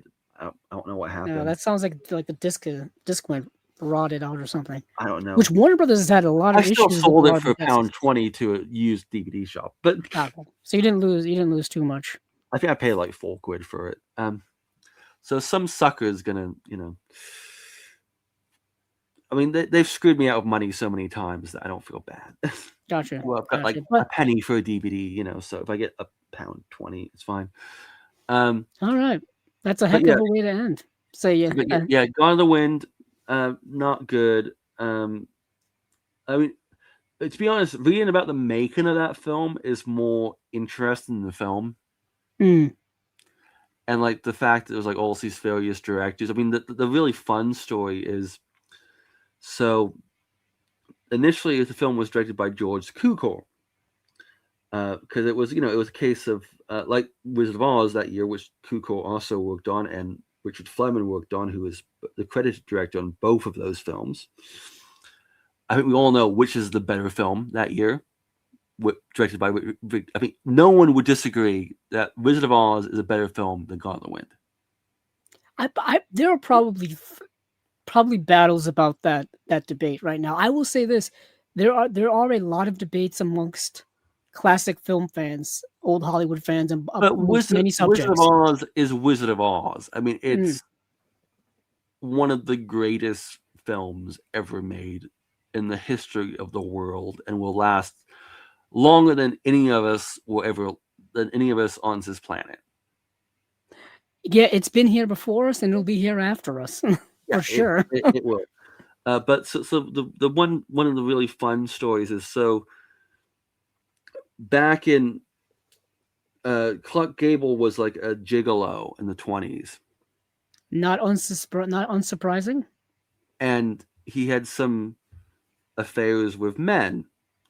some were paid and some weren't. And George Cukor was the sort of head of gay Hollywood at the time, and he was quite openly gay. It was like a big secret or anything. And Clark Gable knew that he knew about his past, and it always made him a little uneasy being around George Cukor. So from the get-go, he was trying to get Cukor fired. Old legend goes. But yeah, Thunder Wind is not a good film, and I mean, I hope it doesn't have like a stupid trigger warning on it, because was weirdly Studio Canal does that. Have you noticed that on Studio Canal? I have not noticed that. They're putting warnings before the movies on like any old film. Like the craziest one was Bill and Ted. The first one? Yes, like Excellent Adventure? It was like this film has historical attitudes that might be offensive to For a Bill and Ted film? If you're being offended by a Bill and Ted film, I mean, I know that was the one I was like, Jesus. It was like, what the hell? Yeah, I can understand doing that for perhaps, like you mentioned, Birth of a Nation or something like that, because of the historical context of it and the rapid racism within it that's notorious. Yeah, but for Bill and Ted, I mean, that was the one I was like, Jesus Christ, like Bill and Ted, like really? I know they do it. They do it. We're talking Warner Brothers here. Warner Brothers notoriously does it before old Looney Tunes cartoons that are incredibly racist. Ones that came out during the 40s. So they might be doing it for Gone to Win, possibly. It's interesting because, there's been a whole thing over the last several years. I watched it on HBO Max. I couldn't watch the disc of it. It was weird because they had like a really good intro, TCM intro, which they do on HBO Max from time to time. Have the TCM intro before you watch the film, and that was put it in perfectly good context. And then they put like a text one. I was like, why do you need this text one? You just had this person speak about the film. Why would you need? You just had an intro. It seemed utterly redundant. Whoever edited that together didn't do its due diligence and do a good job. But yeah, so if you want to check out, I'll just talk about the rest of these releases, and we will. Anyway, talk to you later, and hopefully people have enjoyed my insights. Yeah, certainly great to have you on. Thanks for making the time and coming out talking movies. All right. Later. All right, so we will continue here. Thank you, Ian, for accompanying me here. I know it's difficult for people in other time zones, specifically in the UK. It's 5-6 hours ahead, so that's kind of tough. It's tough for our friends in Australia that we had here on recently as well. They're so many hours ahead and whatnot. So I understand why he had to kind of leave a little bit early. Perfectly fine with me. Glad he was here. But we will, of course, continue on with the rest of these releases. My take here on Gone with the Wind is not as big of a hot take, obviously, as Ian had. I'm a big lover of classic, Hollywood cinema, golden age cinema of that time. I have Gone with the Wind in my collection. I've seen the movie. I understand, of course, entirely about the modern context of that movie, how it can be viewed as being incredibly, not holding up well. You know what I mean? How it can be viewed as being perhaps a racist text, perhaps a text that glorifies the Confederacy during of the Civil War and stuff like that. Those elements are all in that movie. For me, I get caught up in more of like the film production of it all and all that kind of stuff, and its importance and popularity, the zeitgeist of the time, and how that all got caught up into it. I mean, there's a reason why it's shown on television all the time. I know we just mentioned TCM. TCM has probably shown this movie like hundreds of times, if not thousands of times over the years. And let's see, we have some comments here before I get into it. Let's see. Do I think Wizard of Oz is a better film? It's certainly a movie that I like more. It's certainly a movie that I've watched way more than I've watched Gone with the Wind. I've watched Wizard of Oz so many times throughout my life. It's such a magical film. That movie is like movie magic. You know what I mean? The Technicolor, the transition from sepia tone black and white to full on Technicolor, the music, Follow the Yellow Brick Road, the characters in that film, I feel are way more timeless than Gone with the Wind. Although Gone with the Wind has a lot of timeless themes in it. It certainly does. I mean, the whole movie is this kind of epic long romance that's very complicated. And of course, complicated romances are, stuff our stuff, that's evergreen throughout cinema. Um, uh, and then another good thing here is the war is over. You can show both sides for historical education. You certainly can. You certainly can. You can certainly, and it has been shown in movies, TV, miniseries, documentaries certainly have covered the Civil War over and over again. I mean, and there's different lights and different contexts and different purviews of the people involved in it on both sides of the conflict, on the Confederacy as well as the United States. I mean, if there's one, that's one of the most talked about parts of American history is the American Civil War. There's been no end to that discussion. No end to that discussion. I like a lot of movies. Let's see. Also, someone says I like a lot of movies from the German and Japanese sides of World War II. It's interesting that you mentioned that. I just watched, and we talked about it here on Chasing Labels a while, so I'm going back a little bit. The movie with Bruno Ganz, which was absolutely incredible. It's Downfall, which just recently got another Blu-ray release, or I think it was a 4K. But either way, that movie is kind of incredible. Letters from Iwo Jima, the Clint Eastwood film, that may be one of the best Clint Eastwood films ever made. And I'm saying that, just having seen a lot of Clint Eastwood. Yeah, thank you, Downfall. And then, yeah, it is a fantastic film.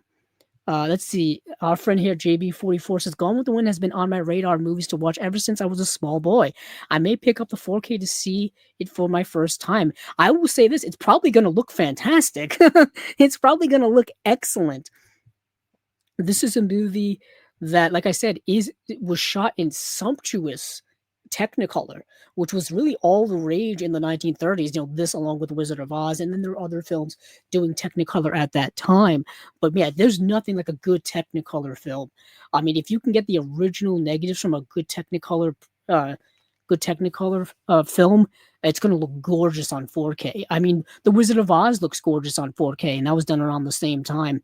But this release here hopefully will carry over all of the special features that have been released in the various Blu-ray releases. This movie's been released on Blu-ray so many times. And I know we usually don't cover mainstream releases here on Chasing Labels.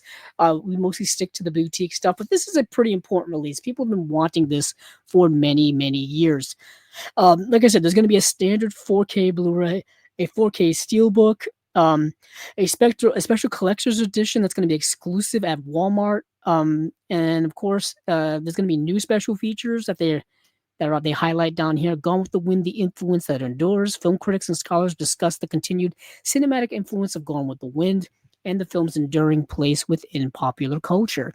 Gone with the Wind, restoring and preserving an epic. Get a glimpse inside the detailed processes used to restore the vibrant colors and picture quality and audio fidelity of classic film with artists who handled the restoration. Now, that stuff I love. I love watching film restoration type of stuff.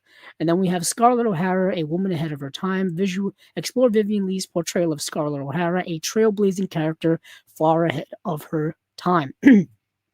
So that is it. This is coming November 3rd. So just in time for the holidays, you can get Gone with the Wind for your classic film fan lover, if you will.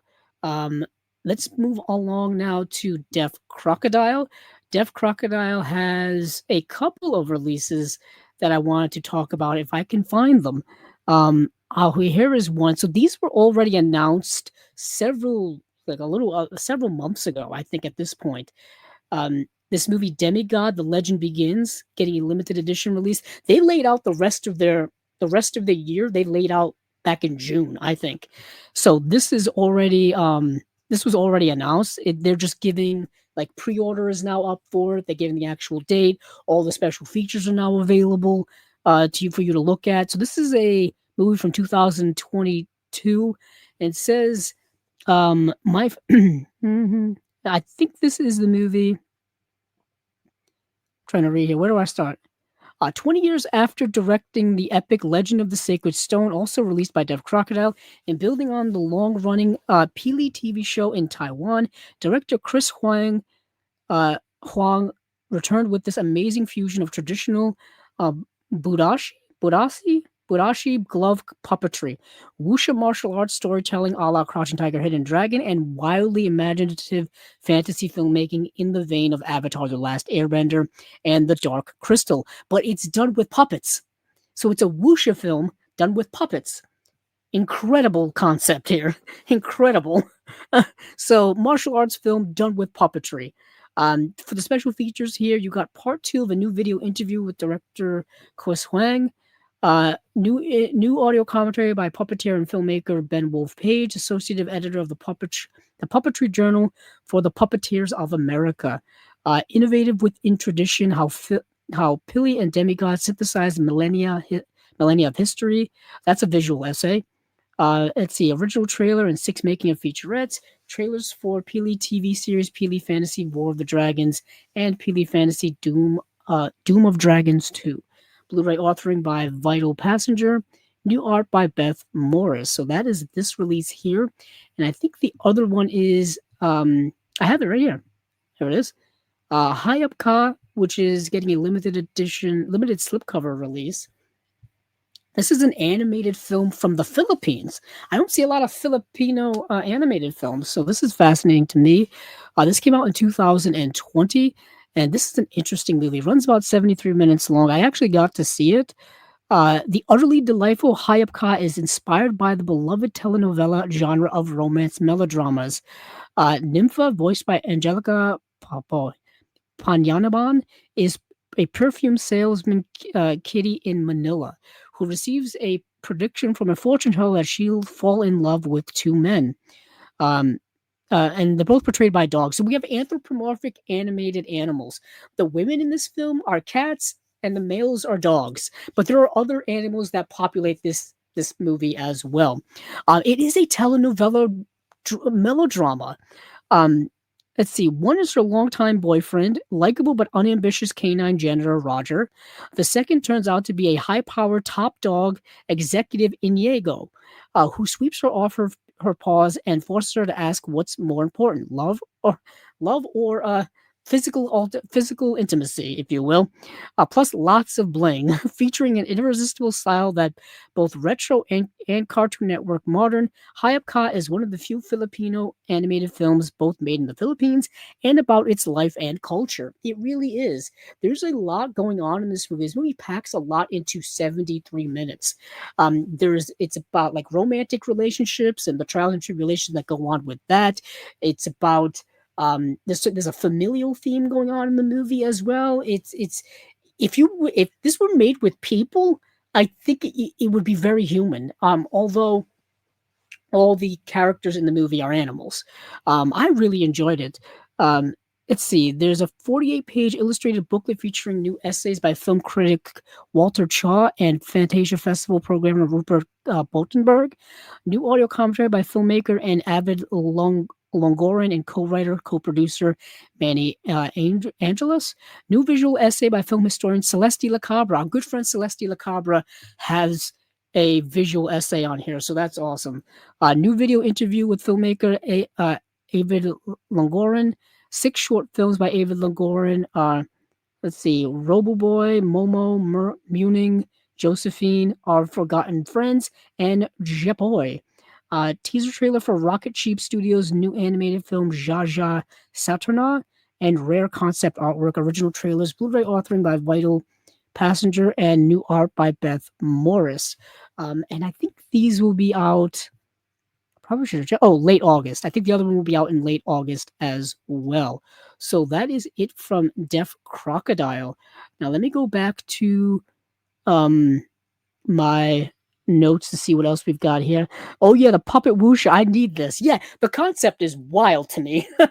Like I really wanted to see what puppet wuxia looks like. I really do. Yeah, film restoration stuff is cool. I recommend this to everybody. There's this documentary called These Amazing Shadows. You can buy it on Blu-ray, DVD. You can probably find it streaming somewhere. It's all about the National Film Archive and all about, how Congress preserves a lot of films in the National Film Registry and all that kind of stuff. It's a really all about preserving movies, and it talks about like you know how the lack of preserving movies have really been a negative effect on the survival of a lot of movies, and we know this. Like, what's the numbers? It's like 70% of the silent era is gone because they just didn't preserve any of those movies. They just kind of used them and threw them away. Unfortunately, also film reels were highly flammable, so they would just light up like a match. And there's very it's very well documented that a lot of storage houses that would catch on fire, and a lot of those negatives would be long lost. I mean, and just preserving was never really a it was never really important to film studios. Famously, The Godfather, they used that negative so much that it eventually fell apart. There's a great making of documentary on even the Godfather Blu-ray or Godfather 4K, where Coppola talks about how the original negative basically fell apart because it was used so many times to make so many prints of The Godfather because the movie was so popular. That's why there's a lot of film foundations and a lot of foundations that are supported and maintained and financially supported by like Martin Scorsese to to restore films, to preserve films. That's why we have movies like The Red Shoes. If you have The Red Shoes on Blu-ray or DVD or the 4K, I think there's a restoration like before and after special feature on there that shows you what it looked like before and what it looks like after the restoration. It's like night and day. It's really, really incredible. You know what's interesting? So Heveda Christosdod, I'm sorry, I can't pronounce your name. The Human Condition about the Japanese invasion of China is an all-time masterpiece.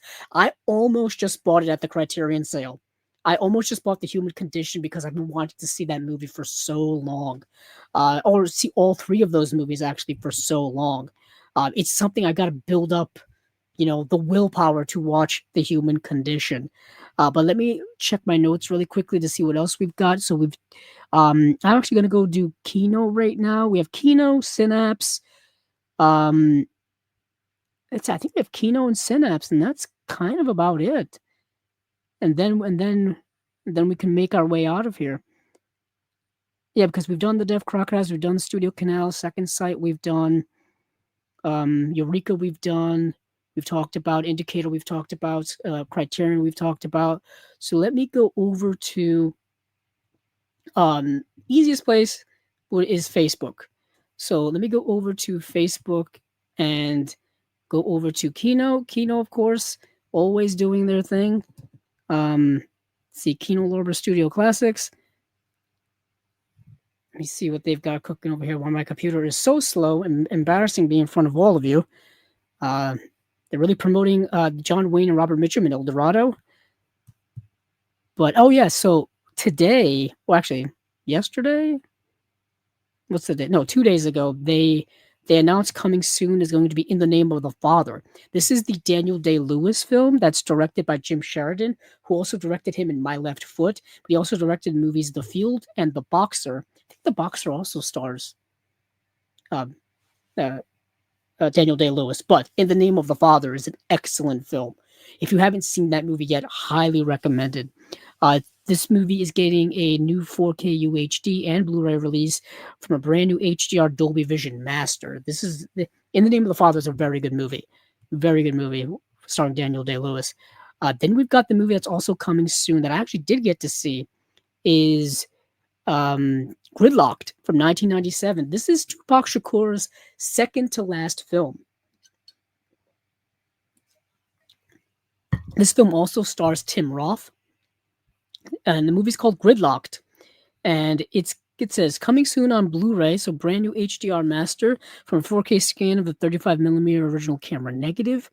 And let's see, written and directed by Vondi Curtis Hall, who did the movie Waist Deep. And this movie here is starring, like I said, Tupac Shakur as well as Tim Roth. And this is Thandie Newton is also in the movie as well. I've always liked Thandie Newton. She's a great actress. It's interesting that after this, she would be in Mission Impossible 2, the John Woo directed Mission Impossible 2, of course, starring Tom Cruise. And she would be in that film. And then, of course, she would go on to be in several things. But she was recently in the show Westworld.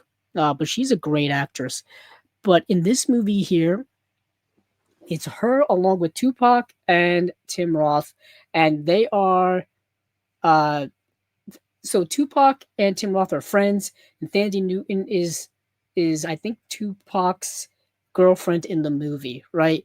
They all live together, and they're all drug addicts. They're all people who are use substances, kind of a various combination of substances. The big ones: heroin, cocaine, marijuana, etc., etc. And uh, and what happens is the Thandie Newton character overdoses, and they have to take her to the hospital, and they decide that after this they're going to get clean.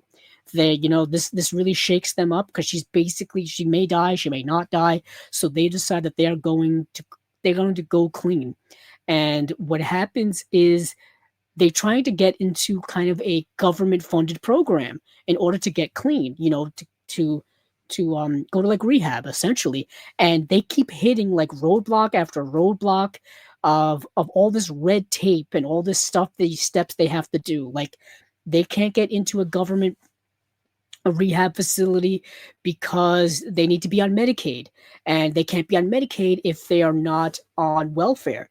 And so there's all these steps you have to get the help you need. And the movie's definitely commenting on all of the bureaucracy that goes on with all of those things when it comes to getting the help you need. And that bureaucracy still exists today in many ways. So that's part of the movie, but also the people they're also like bad guys are after them. Like these, I think, like drug dealers are after them because one of their friends, I think, like screwed these people over somehow, some way, or they screwed over some people somehow, some way, and now these people are after them. It's that usual thing. I really like this movie. It's fast paced, really well acted. The themes are there. I mean, it's a very sleek 91-minute movie. It's great. It really is. It's really, really, really good. So I would definitely recommend people checking this out. If you're a fan also of Tupac and you want to see what he was doing towards the end of his life, I believe this movie came out in 97. So therefore, Tupac passed away in 1996. So this came out posthumously after he had passed away. So that's kind of, morbidly interesting. Yeah. What's Yeah, so that's really interesting. I'm also curious to see what they have for special features here. I'm hoping I'd be nice to get Tim Roth to do an interview. I don't know if that's really in the budget for Kino. They'll usually probably do an audio commentary from one of the people who usually do audio commentaries for them. But anything really is nice. But we'll see when this actually comes out. Some comments here. Let's see. Wuxia, it says Wuxia is largely based on Peking opera theater, so puppets make sense artistically. That does make a lot of sense. You need to be like physically limber. I guess puppets are physically limber to do Wuxia martial arts. Oh yeah, Tatsuya Nakade is one of the best actors ever. I believe he is in Harakiri, which is one of the greatest Japanese films ever made. Truly astonishing. Yeah, so let me check what else Kino's got going. So, okay, so I think we've talked about their film noir Dark Side of Cinema volume 27 before, so we don't have to talk about that now. This is a little interesting tidbit. I didn't think I needed to kind of cover this because we already talked about these releases individually, but the the Pink Panther movies that they have just put out in 4K and Blu-ray are being collected together in one single box, and it's coming out in September 8th, which is the birthday of Peter Sellers. So it's called the Pink Panther Masterpiece Collection, 1963 to 1978, and it's got all of the movies. It's got the Pink Panther, it's got A Shot in the Dark, it's got The Return of the Pink Panther Strikes Again, Revenge of the Pink Panther. Plus all of the bonus features as well. And you can buy these releases individually in 4K, individually in Blu-ray, or you can get them in this set here as well if you want to save some shelf space. I kind of prefer having them individually, but that is just me. But yeah, either way, I'm such a big fan of these movies that I already own them on the Shout Factory set that they had put out on Blu-ray a few years ago. I've done a review of that here on the channel, so check that out. I don't think there's anything else really here. Till Death Do Us Part, if I can find it. Oh no, Till We Meet Again. There it is. So Till We Meet Again, I actually did get to watch. I watched this last night. And it's a master melodrama. Frank Borzage helmed this emotional World War II adventure while the war still raged in 1944, starring Ray Milland as an American pilot shot down over the Nazi-occupied France and taken to a convent by the resistance. Barbara Britton gives a shining performance as a novice nun who takes an interest in the pilot and is willing to help him escape to England. On the run, the unlikely pair grow to care for each other in unexpected ways. Till We Meet Again is a ravishing underseen gem from Borzage, whose repertoire with classics like Seventh Heaven and A Farewell to Arms resonates with intense romanticism. I'm a big fan of Frank Borzage's work. I've become a big fan of his work over the last several years. Many of his movies have gotten Blu-ray releases from several companies, including Criterion as well as Kino. Let me pull up some of his movies now. So he did some that are pretty well known. Let me see, pull them up. Like I said, Seventh Heaven, Lacey. What are the other ones? Hold on. I should have gone to my Letterboxd, but Letterboxd is notoriously slow for me these days. But I want to pull up some. Oh, The Spanish Main, we just got a Blu-ray release from Warner Archive. He also did the movie Moonrise, and let's see, The Mortal Storm, which stars Jimmy Stewart and Margaret Sullivan. That's got a Warner Archive release. Strange Cargo, which just got a Warner Archive release. Three Comrades. Warner Archive once again. History is Made at Night is a Criterion release. That's a really great film. I very much enjoy that a lot. Little Man What Now is a movie I've seen. A Farewell to Arms, like I've talked about. Yeah, I'm a big fan of Frank Borzage's work. Big fan. And this movie is actually really, really good. I really like it a lot. It's it's a escaping out of harm type of movie set during World War II behind enemy lines. It's very well acted. It's got a sense of, classic Golden Age Hollywood, sheen to it. I really like it. A melodrama, if you will. I guess that's more of a appropriate term. But there's a 4K restoration by Universal Pictures in collaboration with the Film Foundation. 4K scan from the 35mm black and white nitrate original negative and 35mm black and white composite fine grain. So it looks like they're compiling several sources here. New audio commentary by film historian Imogen Sarah Smith. I would love to have Imogen Sarah Smith as a guest here on Chasing Labels. That would be awesome. The movie runs 88 minutes long, so it's a sweet, less than an hour and a half. If you're a big fan of Frank Borzage and kind of melodramas of the 1940s, definitely give this a recommendation. Coming out August 25th. So that is it I have for Kino. One thing I have left is the Synapse release. And the Synapse release is, what's the name of the movie? It's called Angel of Heat. And I think that Synapse is putting out a 4K of this movie. So that will be the last thing we talk about here, Angel of Heat. I almost think of Angel of Death, but that's not the title of this movie. Let's see. Here it is, Heat, Angel of Heat. Now this doesn't even have a release date on it yet. Let me see if it has any information. Let's see. Yes, it does. July 26th. Okay.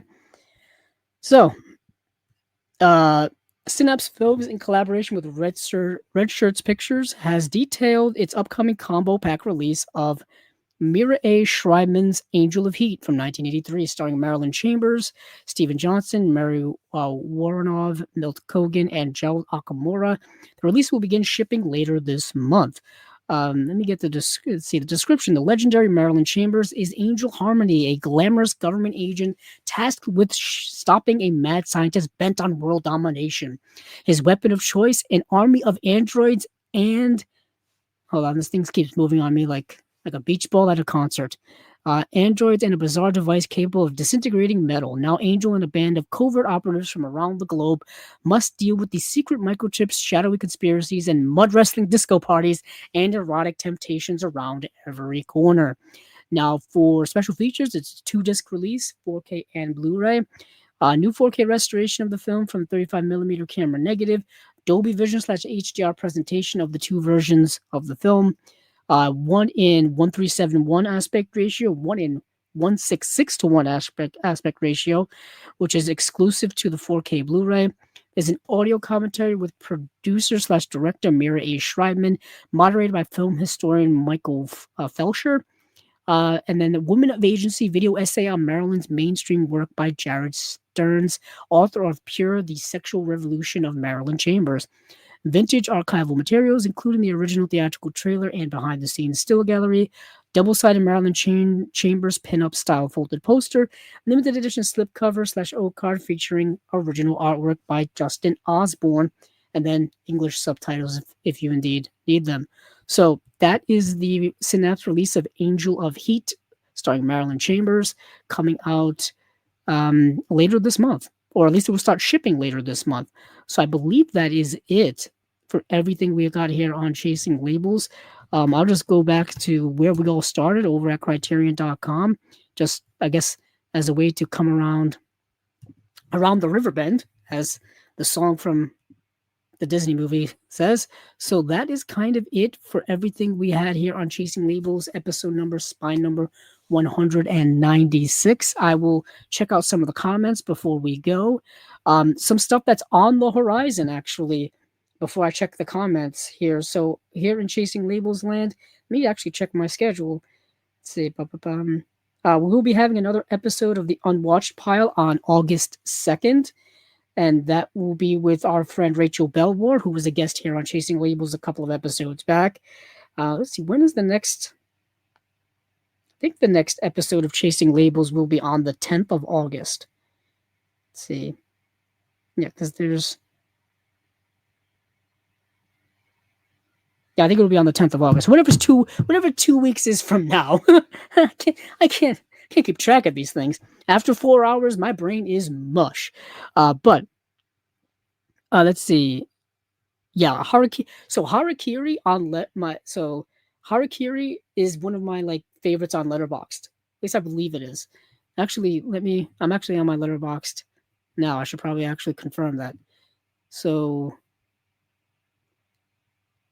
let me see. So my top 4 on Letterboxd, and that's why I'm going down this rabbit hole, is Lord of the Rings, Seven Samurai, The Red Shoes, and Harakiri. A nice cross-section of all things I love in cinema.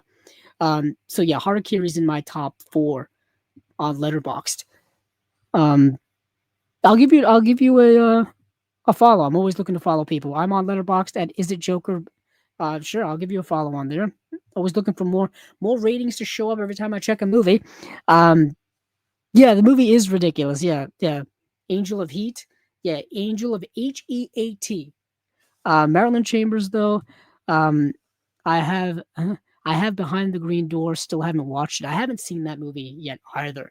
I got to give that a watch. Yeah. So there are one other one here. So, this person also said they also watched Mystery Train by Jim Jarmusch. That's a great movie. I'm a big fan of Jim Jarmusch. His films are unique to his style, very unique. I think of Down by Law a lot. I think of a lot of Jim Jarmusch films from time to time. Like Dead Man is a fascinating movie. I think of yeah, so much. So I have a Jim Jarmusch section in my collection. Ghost Dog. Ghost Dog is excellent if you want a good Jim Jarmusch film. Yeah. So I think that's going to be Down by Law. Definitely give it a recommending. Definitely give it a recommendation. Yeah, and I'm glad you agree. Dead Man and is amazing as well as Ghost Dog. What I really want, and this was rumored that they were going to be giving Coffee and Cigarettes another Blu-ray release, but nothing has come from that. They gave Coffee and Cigarettes a Blu-ray release years ago, but I think it was supposed to get a re-release. That's a fascinating movie of just like these short segments of like characters that are just like drinking coffee and smoking cigarettes and talking about whatever. And it's very, very interesting. Another good Jim Jarmusch film is the vampire film that he did, which I think is really underrated. I have that on Blu-ray as well. Let's see. Is it? I forgot what it's called. Let's see. Where are you? Oh, Only Lovers Left Alive. Really love that movie, actually. I really love that movie a lot. Only Lovers Left Alive. That's another Jim Jarmusch film I recommend to people. But before I could talk about Jim Jarmusch for the rest of the night, I do want to say please check out everything else we have going on here on Chasing Labels. Recently, we did Criterion reviews of HUD and A Cruel Story of Youth. HUD is the Martin Ritt film from 1963. Cruel Story of Youth is the actually I should get them. Hold on, let me get them.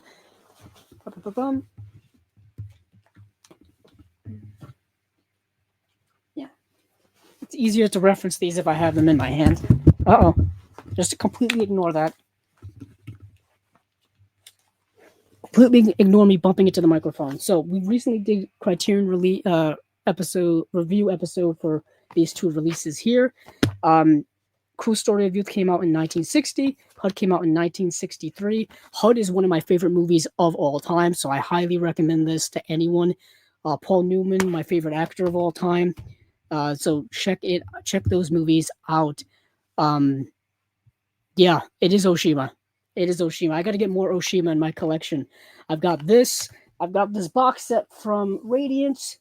I've got to get more of the other stuff that he's put out. But with that being said, make sure to check out all the other stuff we've got going on here. Thank you all for watching. Thank you all for watching, for listening. You can check out the audio not only here on YouTube, but the audio is also available at anywhere podcasts can be found: Apple Podcasts, Google, Spotify, etc., etc. Obviously, the replay can be found here on the Chasing Labels YouTube channel, and we will see you. We'll see you around, essentially. But of course, keep on watching all of those movies. No, that's not the saying. Keep on watching those movies. I know I will.